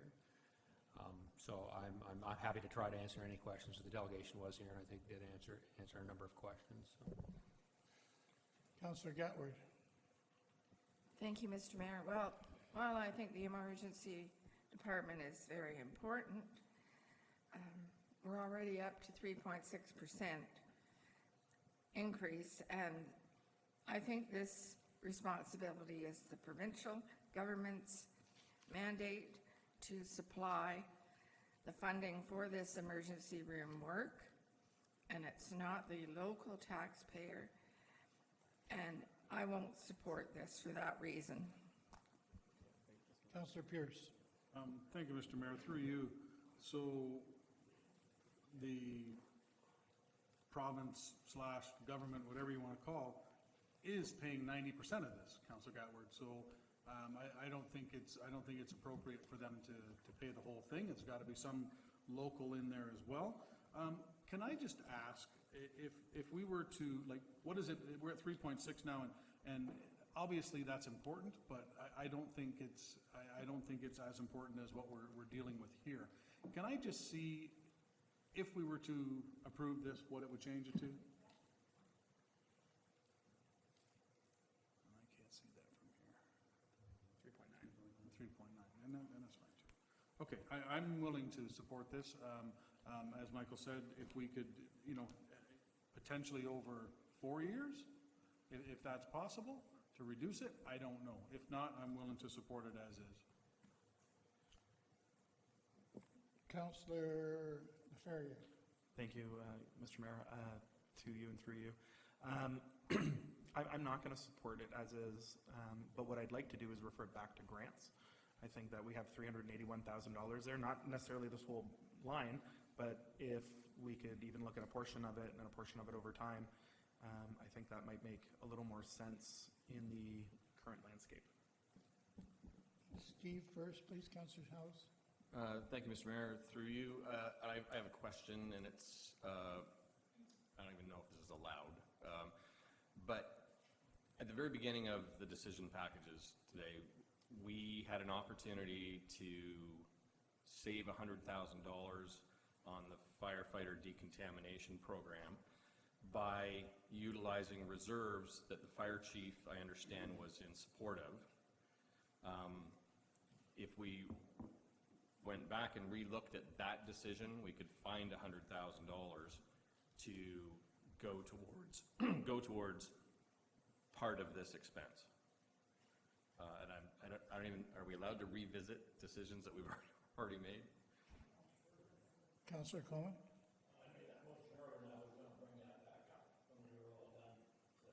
Okay.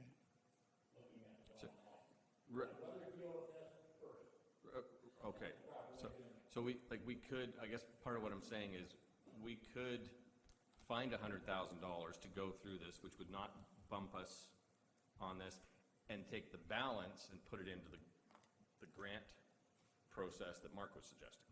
Yes, we could. Shell game. But. Yeah. Councillor Miller? Just, I want to touch a little bit on Councillor Gatward's comments, because she's correct. We as a municipality get 8 to 9 cents of every tax dollar. We got so many things to fund: bridges, roads, arenas, yada, yada, yada. And healthcare is a provincial responsibility. And the average person on the street doesn't care. As I found out, they like their healthcare. They don't care who pays for it. At the end of the day, we all use this emergency room, whether we want to or not, so I will support it. Councillor Coleman? Councillor Bell seconds it. Any other discussion? Councillor Wheat? I'm supporting it as is written over 3 years. So we have it on the floor. It's been seconded as it sits over 3 years. Call the vote. All those in favor? Opposed? Carried.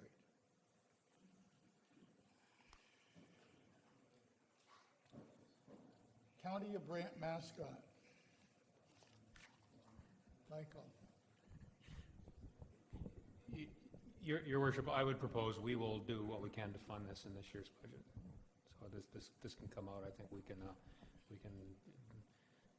search around through the departments and find some money to buy the mascot, if council is in agreement that we should have a mascot. So I will not be wearing the mascot. Councillor House? Councillor House? Well, yeah, that's appreciated, and I was going to say, I was going to move that we kill the mascot. And while I am very much in favor of our Blue Canoe program and everything we're doing related to community spirit, the thing to remember when it comes to engagement like this, mascots can't talk, and generally, and we've seen in recent time engaging with people where we can actually, our staff can talk to the residents is an advantage. And I also am not confident that a $10,000 costume would last 10 years. And I'd just like to see us find alternate ways, so I would support the idea of taking this off this budget. Let's just take it off. Councillor Gatward? The fire department has a mascot, Sparky. And Sparky was at the Scotland Open House in October. And I don't think probably the firemen conjured Sparky up. And he's great. The kids love him. Okay, so we've just taken it. We don't have to vote. It's taken off. Thank you. 35, Christmas lights on the bridge. No? Oh, you're saying no that I'm wrong, or no that you don't like it? Move to defer, seeking a seconder. Councillor Wheat, all those any conversation? No. Call the vote. Maybe the Lions would like to do it. Oh, they might. We'll ask them. It's deferred. Minivan. Michael. Thank you, Your Worship. This is a van for a camp program, so maybe a little bit of context is, I think everyone's aware of our camp units, was even mentioned a little while ago in context of library programs. Our camp programs are seeing very significant growth, high demand, and it is a very good way to get folks engaged, young folks engaged, and keep them busy and keep them socially interactive. So it's noted here, I mean, a lot of our programs are delivered by part-time employees, students. We can't always rely on them to have a vehicle that's capable of getting them around and getting all of the collateral material that they carry with them. So we have bought one of these vans in the past. It's worked well. It allows them to get out to their sites efficiently and safely. And so we're proposing another one because, again, there's more demand than we have capacity in that with that one van we have. There's a branding opportunity for this too. We brand the vehicles with some wrap, and they look great, and they're just good reminders. I think they're good visual reminders in the community that we're out there doing this kind of stuff. So I recognize we're getting into the late stages of this budget, but this is something that we'll need at some point. Councillor Pierce. Thank you, Mr. Mayor. I'll move it to get it on the floor. I support this, and if you look at the justification, we're going to save approximately $500 a month, even if you said $400 a month. So that's taken off the price of that over the 10 years of the vehicle. We've more than made our money back. I think this is a good idea. You've got a seconder and Councillor Wheat. Any other discussion? Councillor Gatward?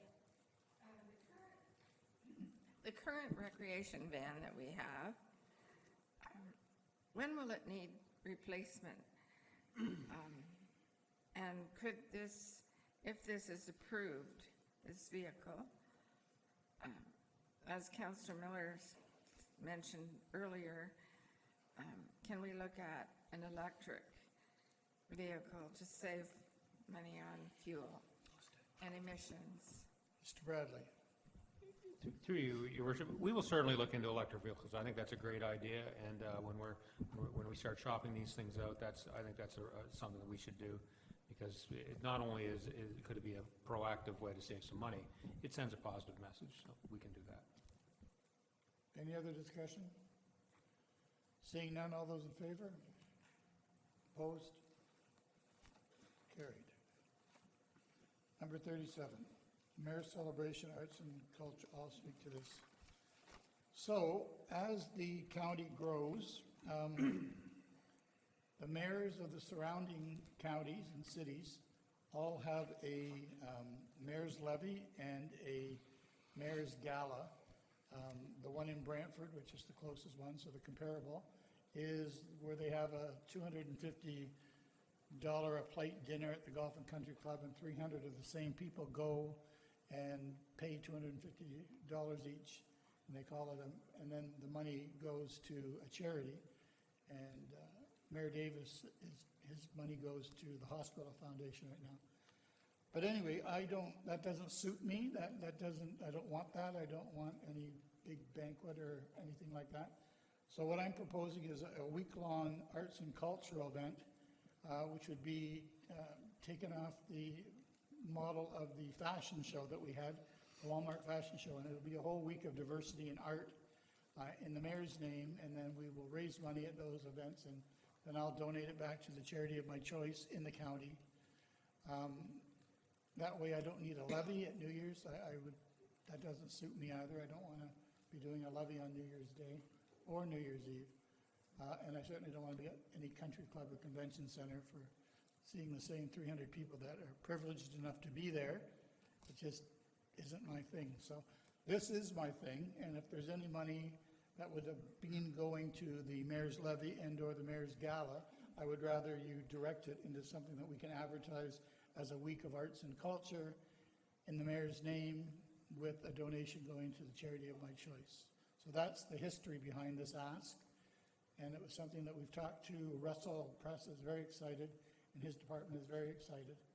And so that's where it stands, and that's where the support for it came from. Councillor Laferriere. Thank you, Mr. Mayor. To you, when you say arts and culture, do you also mean racial diversity, cultural, religious diversity? Because frankly, we have a casual racism problem in our community, and I think it needs to start being addressed in pro-social ways. Also, have you talked to anybody about, if it's a week-long event, opportunities for sponsorship and the rest that might see this number come down?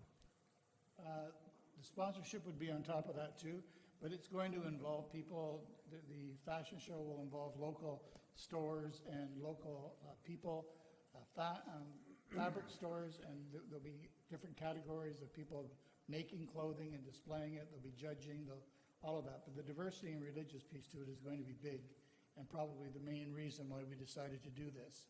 So it's going to be something that we're going to slide in there right from the very beginning, and hopefully it will work out well and grow and obviously raise money for someone. Councillor Bell. Thank you, Mr. Mayor. I think it's a great idea. I presume that it's going to be county-wide and not simply Paris. It'll be countywide. Thank you. But the main event will be sort of a copy of the Walmart commercial. It will be an event where we'll be asking for the blockage of that street, Wave Street, and that will be the finale probably of the week. But it will be in all the different parts of the county. Councillor Catward. Thank you, Mr. Mayor. I guess I'm wondering, these events, and I understand what you just said about like a fashion show and so on and so forth. How will they make money? Will they charge admission? Well, there'll be entry fees, just like any other event where you want to compete. Like the Great Chili Festival and all of that kind of stuff. If you want to enter something, you would pay, and instead of prize money being given back, it will be given to the mayor's charity, and then we'll present. But the details haven't been worked out yet. This is something that's brand new. They're very excited about it. Obviously, we put it at the end of the ask just because no one's going to lose a limb if we decide not to do it.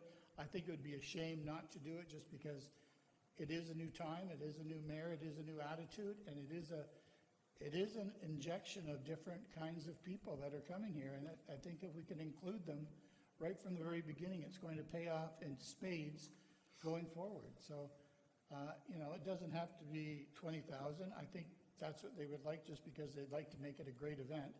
But there will be money coming into it with sponsorship and goodwill. And, what can I say? Councillor Wheat. When you say they, who is they? Street owners, all the different store owners. People like, because of the fashion show piece of it, there'll be jewelry suppliers, there'll be fabric stores, there'll be all those kinds of people that would probably want to be on board, because there'll be a huge list of sponsorship available at a cost. But I don't know the details. There's a committee on Russell Press's side that are working on the details. Councillor Bell. Yeah, thank you, Mr. Mayor. I think we're missing the opportunity, or missing the likely gain to the economy of our county. Russell Press reckons that when a busload of tourists come in, and we're talking about 30, 40 people coming in, the county benefits by $12,000. The shops in the county benefit by $12,000. I can imagine a week-long event will draw in a lot of people. Net gain to the community, net gain to the county will be quite significant. Councillor Ferrier. I wonder, you'd mentioned maybe it not being 20, but I wonder if it's 10 or 15 and we defer some of this to grant, like Russell's group could do a grant application, or some of it, like I wonder if even CIP could, like if we have to build a runway or something like that, maybe that's something that can be parceled out through CIP, or look at donations of material in kind. I'm wondering if that might be an option. At this point, anything's an option. It's brand new. Councillor Coleman. To get it on the floor, I'll move it at 10,000. Seeking a seconder at 10,000. Councillor Ferrier. Any other discussion? Call the vote. All those in favor? 10,000? Done. And the last one is the Dolly Parton Imaginary Library. Now, what this is the MPP that takes over the Glen Morris piece of our county, Belinda, came and spoke to me, and when I became mayor, and she asked me what she could do for me to make me happy. And I said that I would like every kid that's born in the county to get the Imaginary Library it's a 5-year program for every kid, and it works out to $18,500. And they are feeling badly that they agreed to do that for me. And it's taking longer than we expected, and we did put it on public social media that I've done this, or that I'm going to do this. And people are asking about it. It's a wonderful program.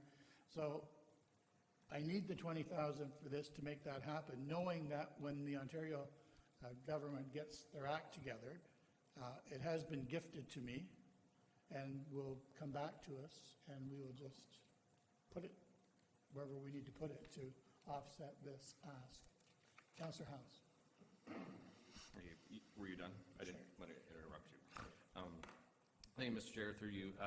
I am a big fan and a big supporter of the Dolly Parton Imagination Library program and what it does for children who receive a book in the mail addressed to them once a month from the age 2 to 5 or something like that. I think it's great.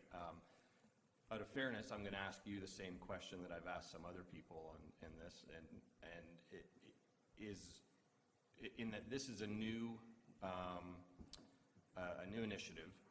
Is there an opportunity to not do it all, but do 15,000 worth and maybe have 5,000 go through our grant process?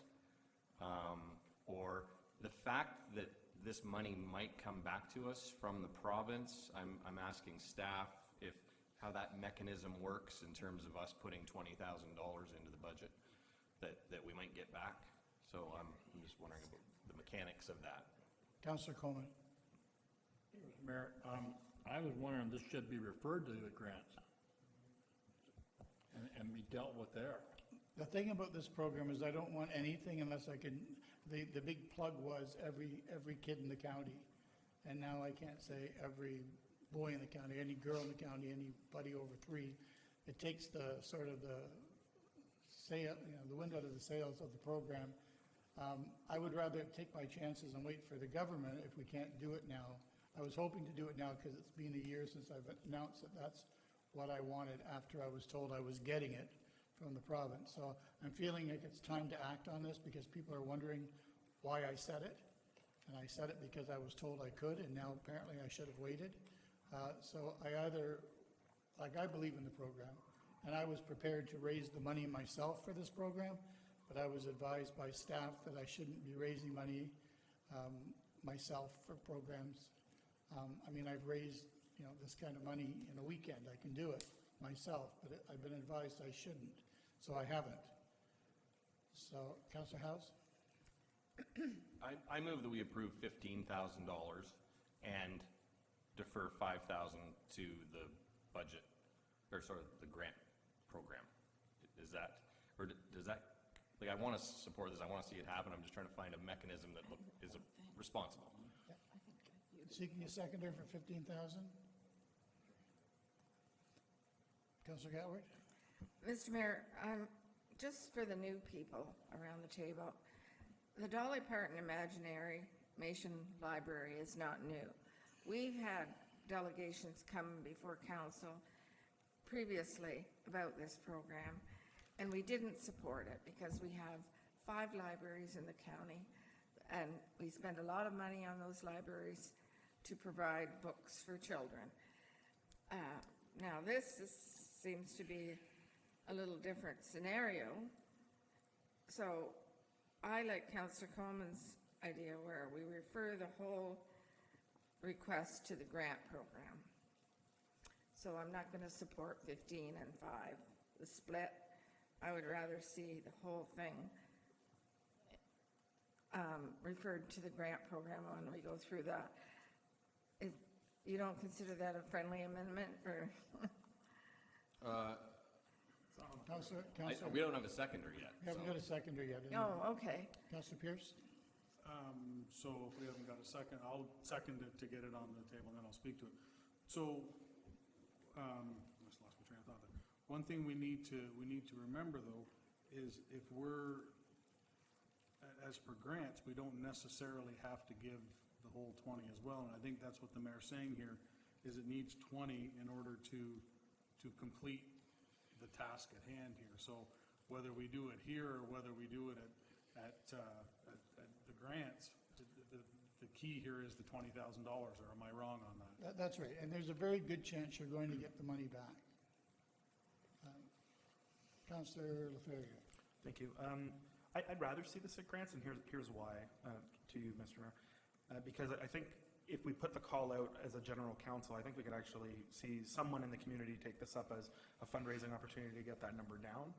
By the time we get to grants, which I think is in January, we may have it may be a smaller ask. And also, the Imagination Library folks in town, they can make this grant application, and I think it'd be very strong with the new system we have, because it would affect every child in the county. And I think that it would be high on the list of approval. I'm open to other methods of this, but I think that grants piece might be the better bet, especially because it sounds like it might be a one-time cost because the province will be picking it up in the future, as opposed to an ingrained cost into our future budgets. Councillor Miller.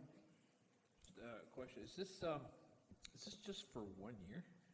It's for 1 year, but they receive books for 5 years, every kid. Like, And then we would do it again in the would we see 20,000 next year? no, because the government's going to, if it works out and it's appreciated, it's something that they said they would run with. And they've already gone to the trouble they are going to launch it, if it happens, at the Glen Morris Library, because that's the piece of the county that this MPP serves. Represent. Yeah. Okay, and then my second question is, because as Councilor Gatwood mentioned what I was going to say, we've seen this similar request come forward. And the argument was it's duplicating what the library does, you know, and I know they always try and outreach. So, you don't see much duplication there, or There's absolutely no duplication. The library's going to come up and speak to it. Councillor Curtis. Mr. Mayor, if I can, just while they're making their way up, we need to remember as well, we have, in essence, I don't want to say changed our criteria for grants this year, but we have made a strict layout of what the grants need to have in them, you know, financial reports, that type of thing. So if we do refer this to grants, unfortunately, in a few of those things, it's going to score pretty low. So we need to be careful on that as well. If we're using that criteria that it's, hey, if you don't have this, you're out of there, we need to be careful, because this would not have some of those things. So just beware. Councillor Bell first. Thank you, Mr. Mayor. Could you just go over again the terms that you understand the government will pay you, or pay us back for this? The Ontario government has said that they're going to pay for 1 year, the first year, of buying every person, every kid born in the county of Brant, books for 5 years. So as they're born, they're going to be given this as a gift. And there's no condition attached to it? So, No condition. So, or we're just waiting for time? So this is Just really just waiting. advancing cash flow? That's right. So I support the $20,000. I'd like Kelly to speak on behalf of the library, because it has nothing to do with anything they do or, go ahead. Sure. So, thank you, Mr. Mayor. We don't consider this program to be in conflict with us in any way. We see it as a lovely supplement to what the library does, and it's a complementary program. Children owning books of their own is a significant developmental asset. So children who own their own books are more likely to be lifelong learners and lifelong readers and participate more in their communities. Councillor House. And I want to just clarify a question, then I want to clarify a thing. So a baby is born in County of Brant, they get put into this program. If their 2-year-old brother lives in the same house, is that brother in the program too, or is it just newborns? Just newborns. Newborns, okay, and understood. And really just, I think to clarify this, and please correct me if I'm wrong, Mr. Mayor, the reason that this is in the budget, I'm seeing this more clearly now, is the mayor wants to sponsor this program. That's why it's a budget item, not a grant request item. This is that the mayor's asking to sponsor this program, recognizing that there's a very good chance that this money is going to come back. Right. And I'm really not interested in a partial grant. I would take my chances to wait for the government, just because I don't want to see it appear to be something that I haven't sort of announced that it would be. Councillor Wheat. Yes, through you to Kelly, I'd like Fred to come up too, and then I can direct my question to Fred. Because Kelly, you weren't there at the time I'm thinking about. Fred was.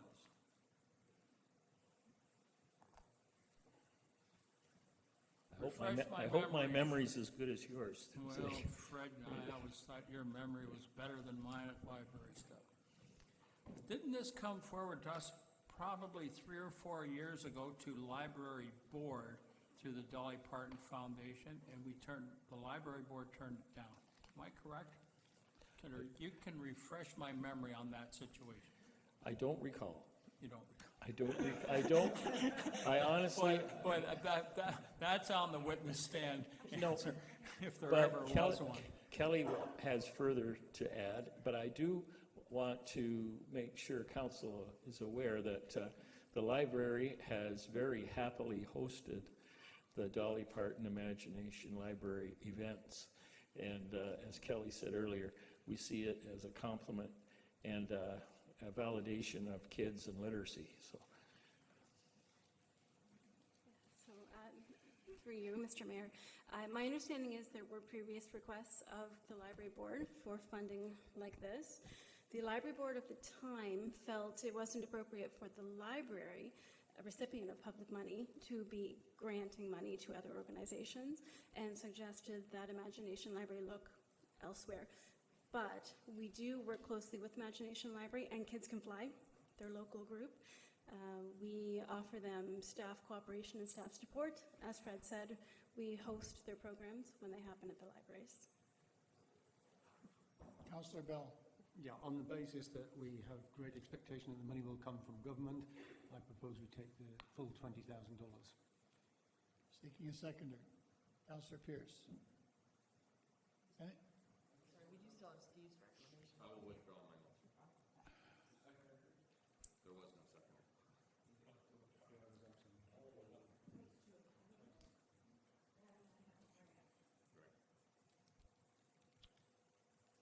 I'm obviously not voting on it, so I'll call the vote. All those in favor? Opposed? Carried. Thank you. And we'll do it with an appropriate press release. Thank you, Councillor Coleman. Now, at the appropriate time, I'd like to go back to number 2, the decontamination and hygiene program for the park, and approve that, seeking a seconder of $255,000 and hoping that we can find $100 out of the reserve for the firemen. Seeking a seconder to go back and revisit. Councillor McAlpine. Any other discussion? Councillor Howes? Just a question on that. Do we have to hope that we can find the $100,000 in reserves, or do we know we can find the $100,000 in reserves with support of the fire chief? Mr. Bradley. Thank you. And through you, maybe just some clarification. The fire chief doesn't own the reserves. The treasurer and myself and Rob, we manage the reserves. So we're confident we have money in reserve that we can find. Now, it's money that we may be proposing to close a couple of what we would consider redundant reserves and cash them out. But, so we believe we have $100,000 in reserves, and that's what I introduced back when we started this. Councillor Pierce. Thank you, Mr. Mayor. If I could, can we see what difference that's going to make?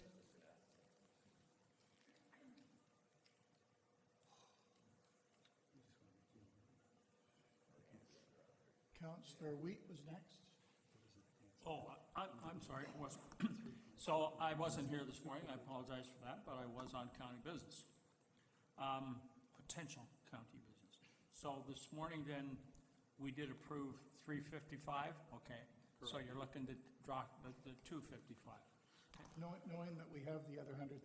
That's fine, I just wanted that we approved 355 this morning in my absence. That's right. And that's fine, I would have voted in favor of the 355. Perfect. Councillor Gatwood.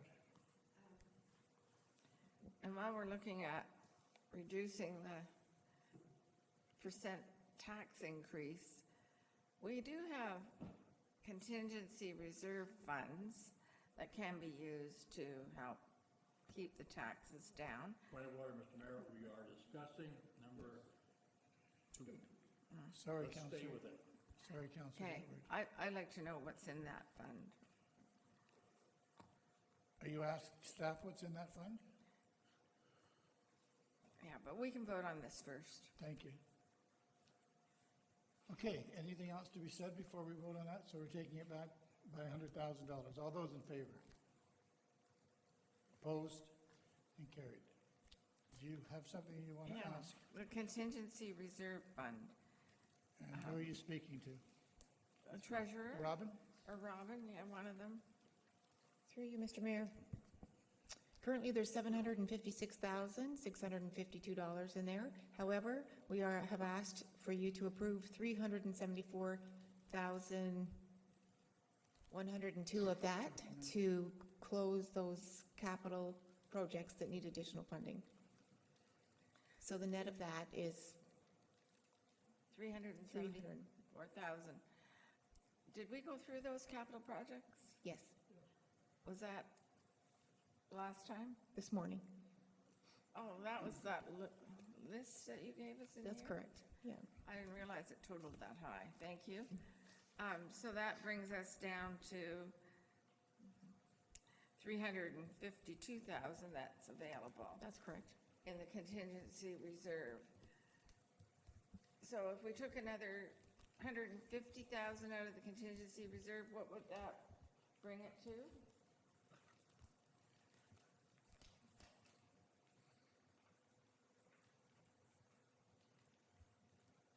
$3.6.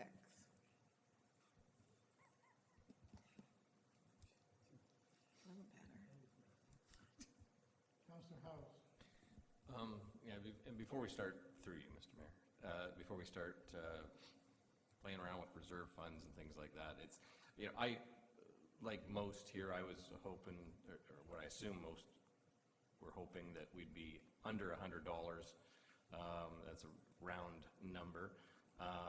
However, we're under 4%, and if, you know, at the $106.65 per average household, that's still less than $10 a month, which I think is a reasonable amount of increase to live in a county that's as great as this one. So I think we can sleep soundly with these numbers. I mean, I think this budget gives them a very big bounce for their buck. I mean, when you look at the things that we have listed, it's all about arenas and the betterment of everything and more staff to make things easier and quicker and more understandable. I can't imagine that we could do, you know, it wasn't a selfish budget. It was a very giving budget to a county that's being paved over and cemented. And I think we have to do that. I think we have to do all of these things to do some damage control, because the things we are bringing to the county are not things anyone asked for. So these are things that will help that, and I think they're all a good news story. So if it's $10 a month more to live like that, I think you're right. I think it's a pretty decent place to live. Councillor Gatward. Well, at 3.8, I can't support that. Cost of living is at 1.7. We gave our staff an increase of 1.75%. I think 3.8% is too high, and I'd like to see $150,000 or $200,000 taken off of that from the contingency reserve. That's what it's for. We have seniors that can't afford a 3.8% increase, that are living on fixed incomes trying to pay their taxes. Councillor Miller. Mr. Mayor, are we dealing with the Phragmites at this point? Your worship. That just magically appeared. I don't have it. See, they're everywhere. Yeah. Yeah, we haven't done those, have we, that We list? haven't delved into the weeds enough today. You wouldn't have the nerve to ask for money now, would you, Councillor Gatward? No, I think the garden clubs need to handle it. Let's deal with these little guys. If we'll let them work on our road allowances, that is. These fluffy enemies of our county. Do you want to speak to that, Joan? What-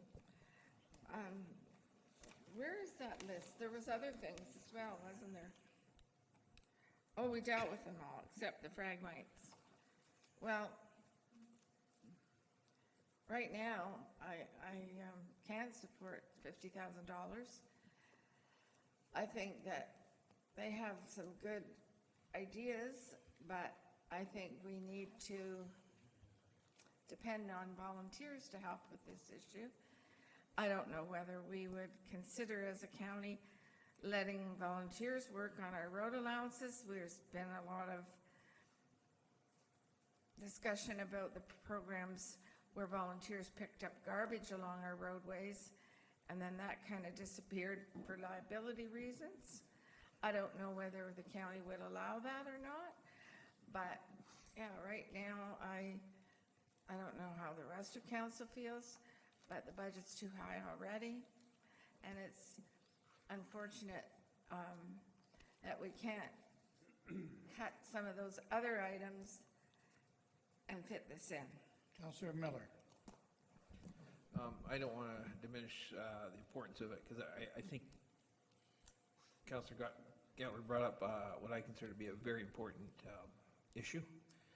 And, but at the same time, there's a dollar amount, and I don't see a plan. And I guess if we had a plan, maybe we could cobble one together for 2020 and then maybe put a price tag on it for 2021.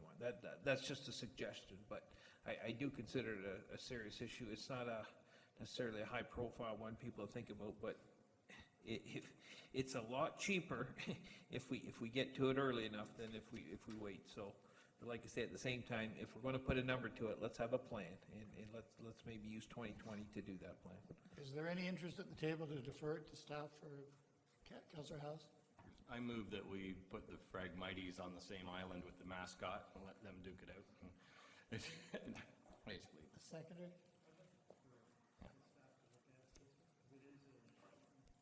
Okay, seeking a seconder for Councillor McAlpine. Councillor Bell, to defer and take back to staff to see if we can come up with a plan and then attach a proper price to the plan. All those in favor? Opposed? Carried. Councillor Pierce. Thank you, Mr. Mayor. Through you, if I could. I'm actually going to agree with Councillor Gatward here in the sense that if we were to take that $150,000 from the reserves and put it to this, that would get me to the number that I put down here at the beginning of the day that I thought we were going to get at 3.6, so that would make me happy. And it would make me happy, so I don't know whether that, if you want to sit and maybe think about it for a second, it's not a bad plan. Councillor Bell. Yeah, thank you, Mr. Mayor. Along the same lines, I think we've got to the bottom line now of through a good process. I think it's a time to step back and say, well, does that feel right? And what are the opportunities we have to tune that number to a number that we feel collectively as a council would work? So I think you can look at, do we transfer as much money to reserves as we have in our expenditure forecast? Do we transfer as much money to capital? Do we spend as much money from the capital fund, or do we take as much from the, or do we take more from the reserve and reserve funds on the revenue side? So we run down our reserves, or we don't top them up as much as we might otherwise do. I think, unless I'm mistaken, and maybe staff can help me, are there any other levers that we can pull? Mr. Bradley. Thank you. Through you, Your Worship, the contingency reserve is there. It's money that you've had in surplus, usually, and some other time you've put away for a rainy day. I mentioned it a few times. I mentioned it in the context of the OPP enhanced services. If we could get them up and running and we needed money, we could draw on the contingency reserve. That being said, the county's been in surplus for several years, so I think we're prudently managing the organization. We have enjoyed fairly consistent growth that usually outpaced our expectations. So I think a draw on the contingency reserve of $150,000 is achievable. I see the treasurer mostly shaking her head, but we do. It is good to have those reserves in place. I would never encourage council to aggressively draw down reserves, but a small draw to get you to a target number that you feel would be appropriate and sustainable for your constituents is supported by us. So. Councillor House. Thank you, Mr. Mayor. So just a question on the reserves. So we were, if someone could just remind me, we were looking at a budget item of increasing the reserves, right, or am I'm starting to get, we were gonna add to the reserves, and now we're gonna take away from the reserves, and I guess what I'm asking is, if we do this, what's the bottom line in terms of in the reserves at that point, please? Point of clarification, so we've been talking about the contingency reserve. Now, there's a lot of reserves, the county has a lot of reserves, and they have all sorts of rules and designations around them, what they were set up for and how they're to be spent. The contingency reserve, which we've been talking about, and it strikes me, but I think if we were to take the $150,000 additionally out of it, it would be about 225? About there'd be $200,000 left in the contingency reserve if you were to take that 150 additionally out of it. But there was no contributions to the contingency reserve in this budget, so only. Councillor House. And there's a separate capital reserve, right? Thank you. Through you, Mr. Mayor, there are a number of capital reserves, pretty much a capital reserve for each department. Councillor Coleman first. Thank you, Mr. Mayor. Oh, I'm not quite happy as some councilors. I'm probably not as happy or as sadder than others. But I'm not happy with that figure at all. And I would like to propose a motion that staff come back to us in another week or whatever and relook at all figures and see if we can get this closer to the 3%. I was hoping 3.2 to 2.9. That's what I originally thought we could come into. But things have kind of escalated along, and it's come down a little bit in our last 10 minutes.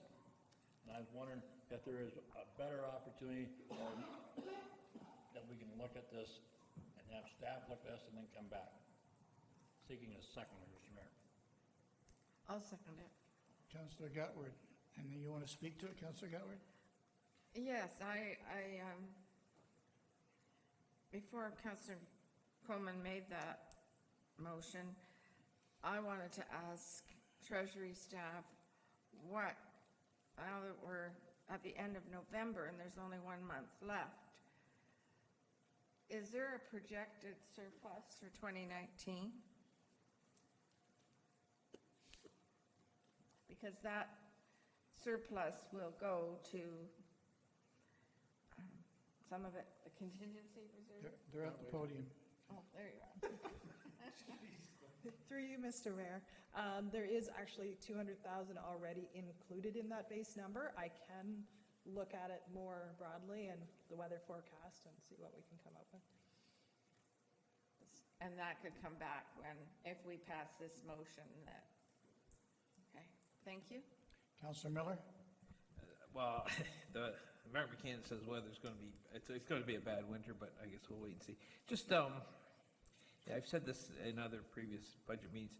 When we sit down as a group, we see the needs of the county and we try and meet them, and that's all well and good. But we don't get, I don't think, a fulsome picture of the whole thing.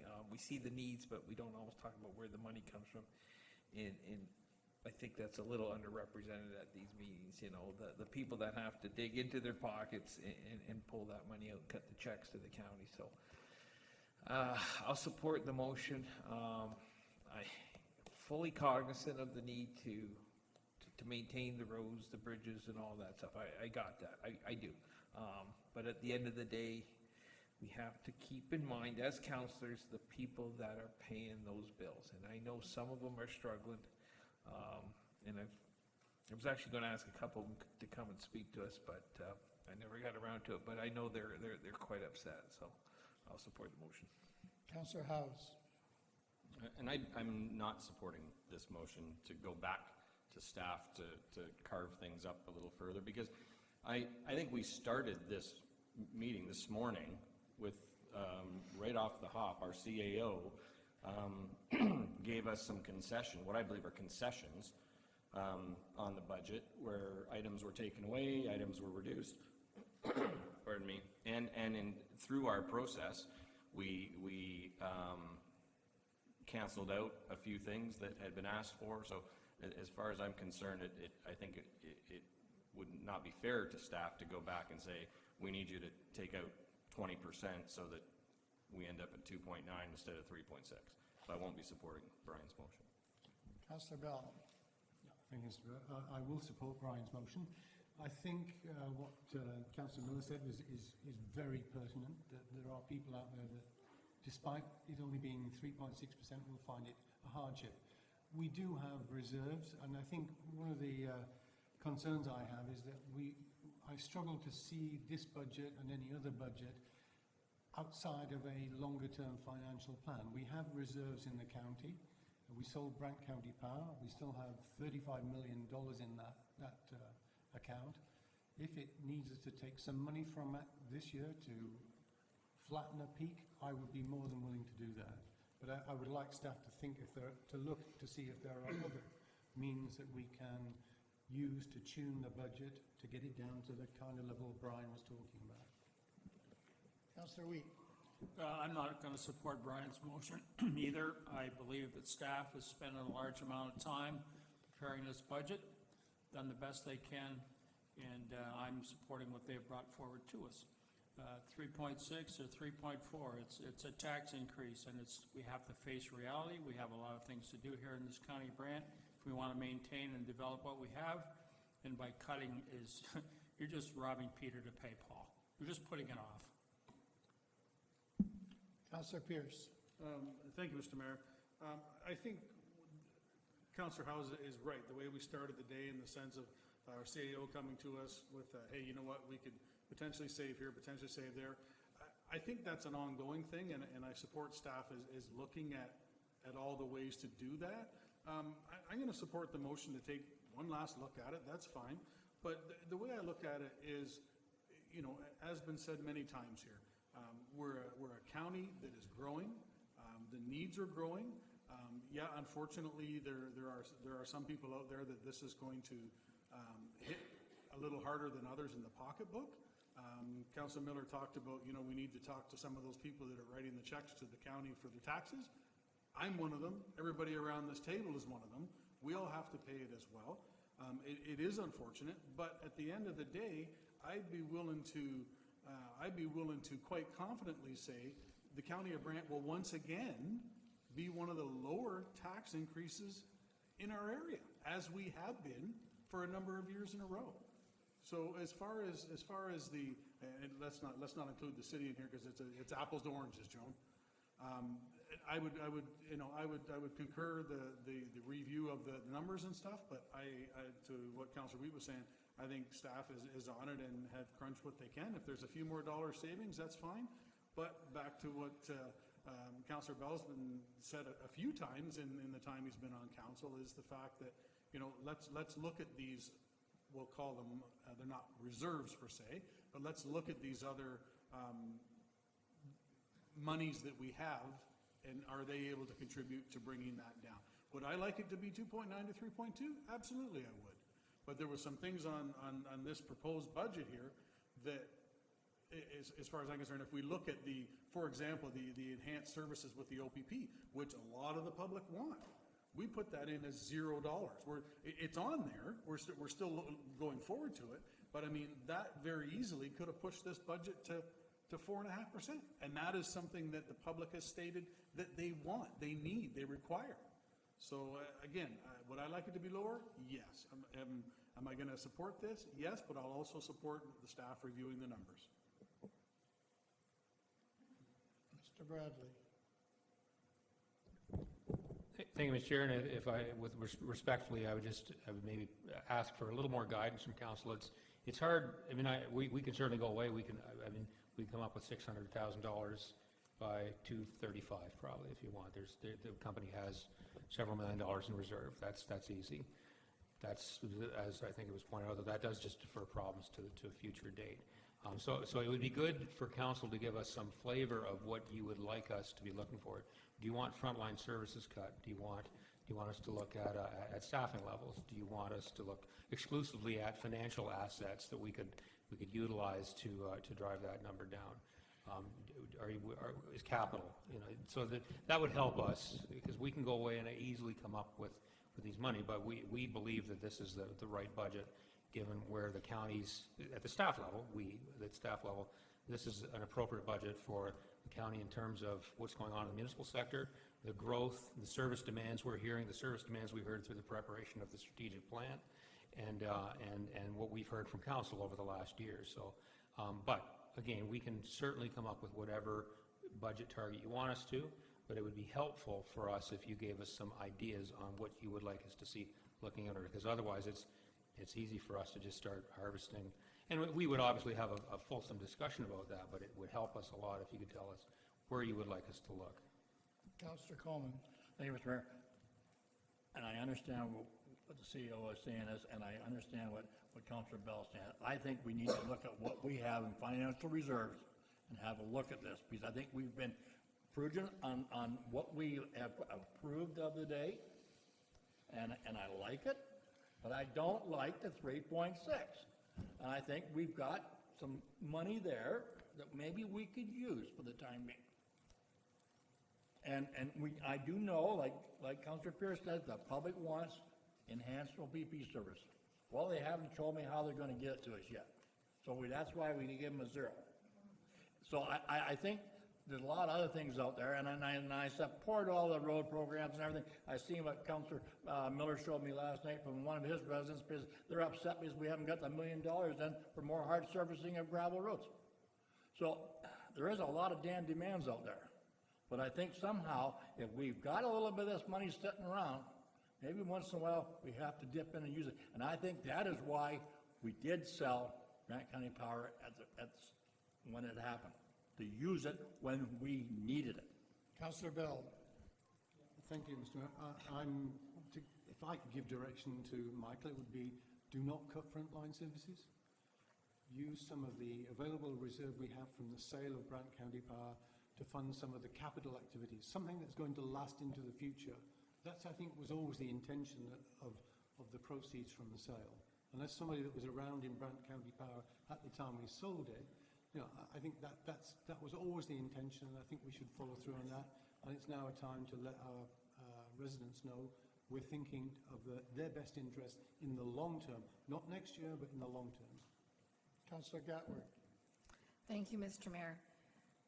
Well, the proceeds from the sale of Brant County Power were voted on by the council, and that they would be invested, and that we would only spend the interest money.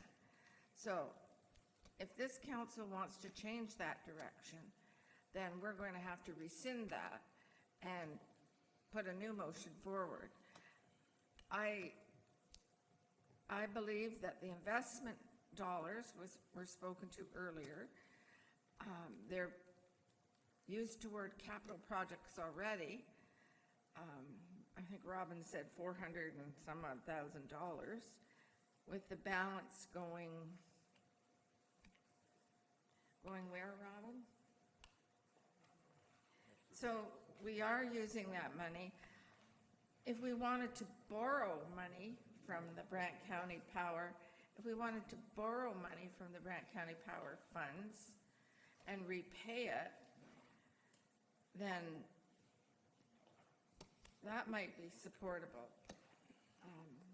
But in Councillor Coleman's motion about going back and taking another look, one, I think that we've added a half graphic artist and a half community communication specialist. And then we added a full-time communication specialist. And we already have Melissa, who is our communications manager. We're only 38,000 people. How many communications people do we need for a county our size? I think that we could eliminate that position until such time as we've played catch-up on a lot of this all the initiatives we're trying to accomplish.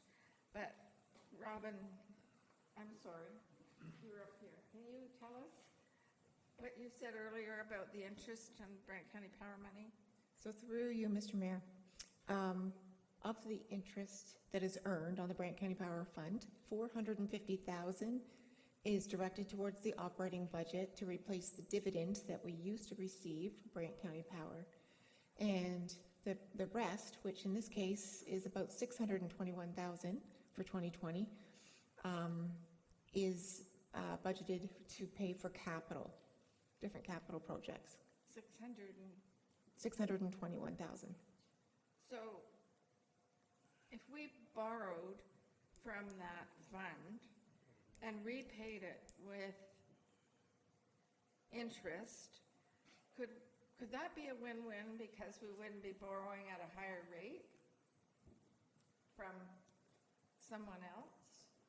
Through you, Mr. Mayor, I think you'd want to at least pay what we would have received if it was invested. Which is what percent? Well, it depends. I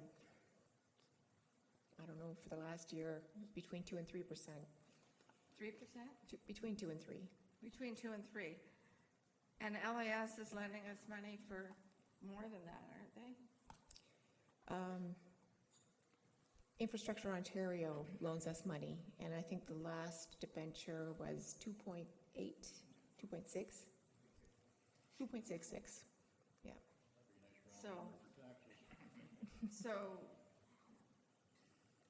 we would have to work on that if we were going to borrow money to replace it. Because if we whittle away at that Brant County Power money, we're going to lose that $1 million a year that we're currently earning. And that's my comment. I think your point's been made. Moving along, Councillor Pierce. Thank you, Mr. Mayor. So I just want to make sure that I heard Councillor Gatward properly. So when the previous council voted for the Brant County Power, it was stated that the money would be invested and we would only ever spend the interest. Yes, that's Okay. correct. Councillor So, Miller. I just wanted to clarify that. So that being said, if we go into the future, like 55 councils from now, we're still gonna have $35 million in the bank, and we're only spending the interest. That to me makes no sense. I'm not saying spend the whole thing, but if you're sitting there with a $35 million investment that you're never touching, sure, you're gaining the interest. We're not talking about taking $3, $4, $5 million out of this thing. We're talking, what if we were to, the money that's going into the capital, the $600K or whatever it is, take that from that, and I'm not talking borrowing it and paying it back with interest. I'm talking taking that out of that fund, putting it to that, take the 600 and put it onto here, we can drop to below 2 point something. But to me, it makes absolutely no sense, and I'm curious about that, because why would you ever make a statement that you can only ever spend the interest, so you could be 100 years down the road and still have $35 million in there? That makes no sense at all. It does if you're the Brant Community Foundation. That's how we got to have $17 million, is that we only give away, with grants every year, the interest that we make on our initial investment. So Brant Community Foundation will always have the capital that it started with, so, but then we are a foundation. Councillor House. Thank you, Mr. Mayor, through you. I'm thinking that, pardon me, respectfully, I'm thinking that Councillor Coleman's motion may need an amendment that is a little bit more specific, because like right now, his motion has us bouncing around with, are we cutting services or are we finding money? Like, are we finding money on the revenue side? And he's not here, but I think it would help narrow down the conversation and help take steps towards providing staff with direction if that motion was amended to be a little bit more clear on whether we're asking staff to trim where they spend money or whether we're asking staff to be creative on finding money. Okay. Councillor Miller. Councillor House kind of touched on what I was going to touch on.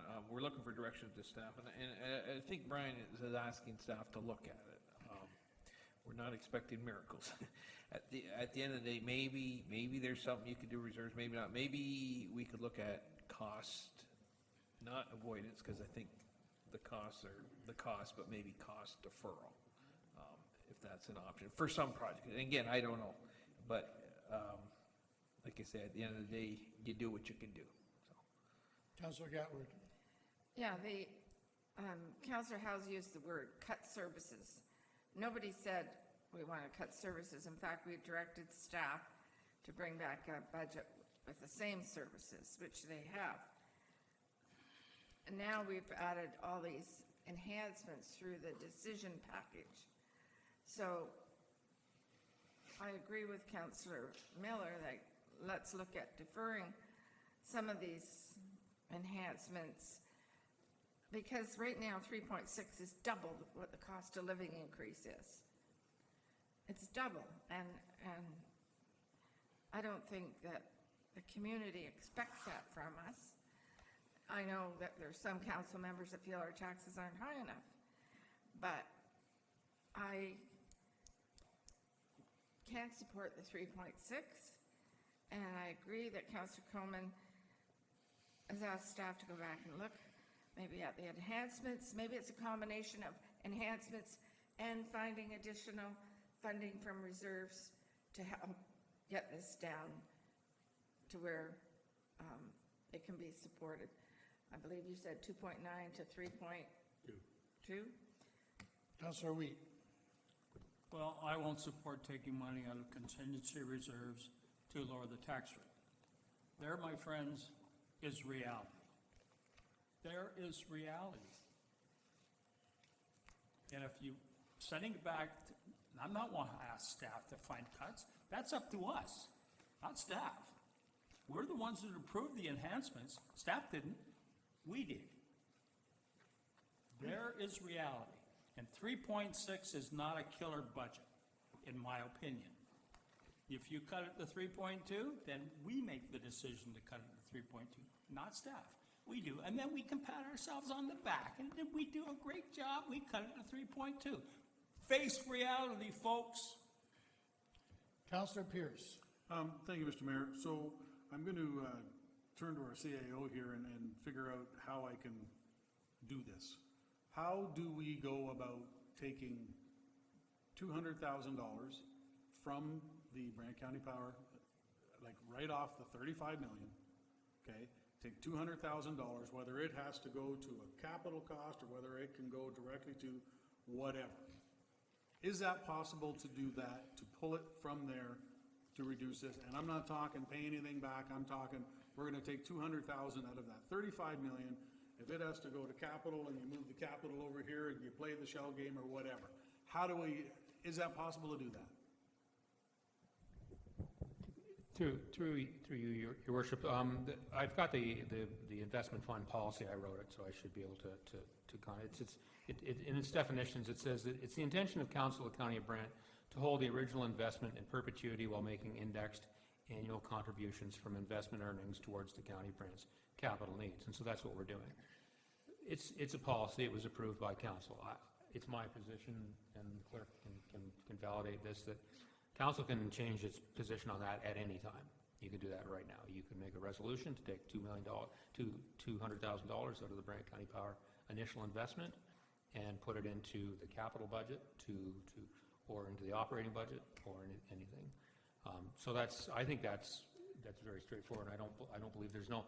It is just like anything you decide. You can change your minds, subject to some limitations. That was approved in 2013. So it is your prerogative. It is Council. It is the county's money. And Council has control over that. The investment policy is what we use to make decisions on both the investment and the annual withdrawal. But if you want to reduce the principal, I believe you can do that. And I think the clerk would agree with me. So that's that piece. And if I could again through you, Mr. Mayor, is it so we make $1 million a year interest on this? Yeah, Terry, you mentioned about, I think right now about $1 million in the market. There's a lot of limitations on what we can invest that, and the investment committee has gone through this, but it's pretty limited on what we can do with that money. The municipalities are really constrained by the products they have available to them to invest in and generate income from, so. Councillor Bell. Yep, thank you, Mr. Mayor. Through to Michael, could you just repeat the investment strategy again? 'Cause I think, if I recall, we sold Brant County Power for 32 million. We now have 35 million. So the initial investment of 32 million is still there, but there's 3 million on top of it that we haven't used. For inflation.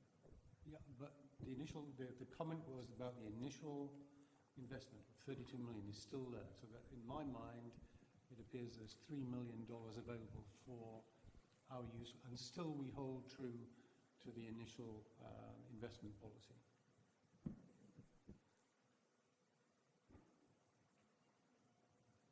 Sorry, I'm just reading the policy. I mean, as I said, I think that would be consistent with the kind of the principal statement, that it is the intention of the council to hold the original investment in perpetuity while making indexed annual contributions from investment earnings towards capital needs.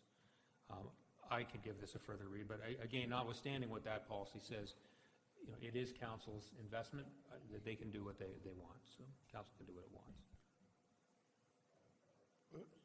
With that all being said, when the list was scrolled down and all I could see was Mayor's Gala buying books for unborn kids and an extra minivan totaling $65,000, I mean, is that who we are? Are we that county, or do you want to not have? They're not going to miss a gala. They're not going to miss a minivan, and they're not going to miss books that they don't even know they're really getting yet. So, is that the kind of chunking away at it that we're going to do? Because I'm feeling a little guilty here with my name attached to things that aren't really necessary. No one's going to lose a limb, as I said. But if that's what we're going to do, then that's where I would start, and I would take the last three right off, and then we would begin to start hacking part-time jobs for Joan and other things for other people, and we would get the 2.9. But is that the county where we've landed? If it is, then let's do it, and if it's not, let's stop talking about it.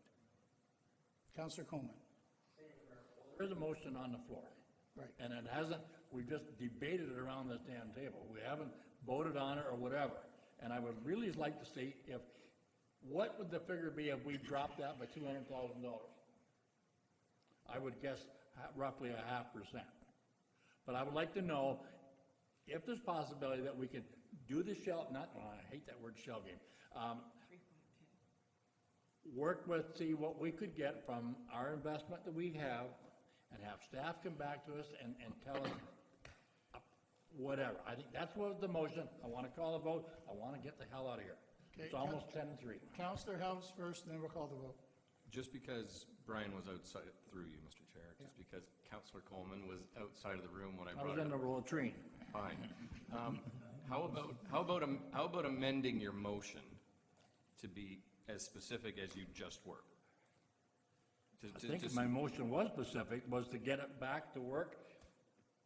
Your motion left it open on whether we're supposed to be spending money, or whether we're supposed to be finding money. Finding money, that's the way I want it to be. Amended, then I'll support it. Okay, so I want Heather to read back the motion just because it's a little complicated, and Joan is seconding it, and then we're going to call the vote. So Heather, if you could read back the motion.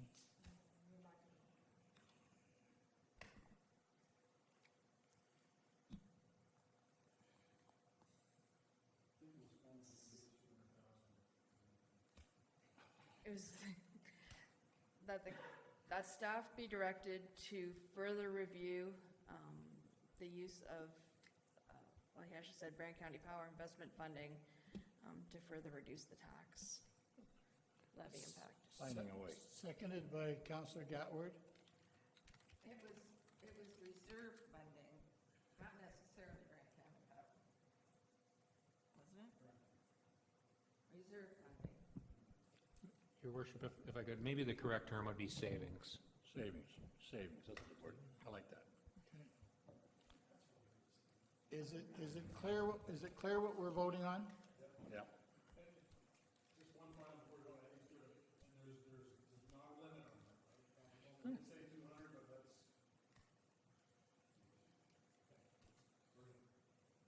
All those in favor?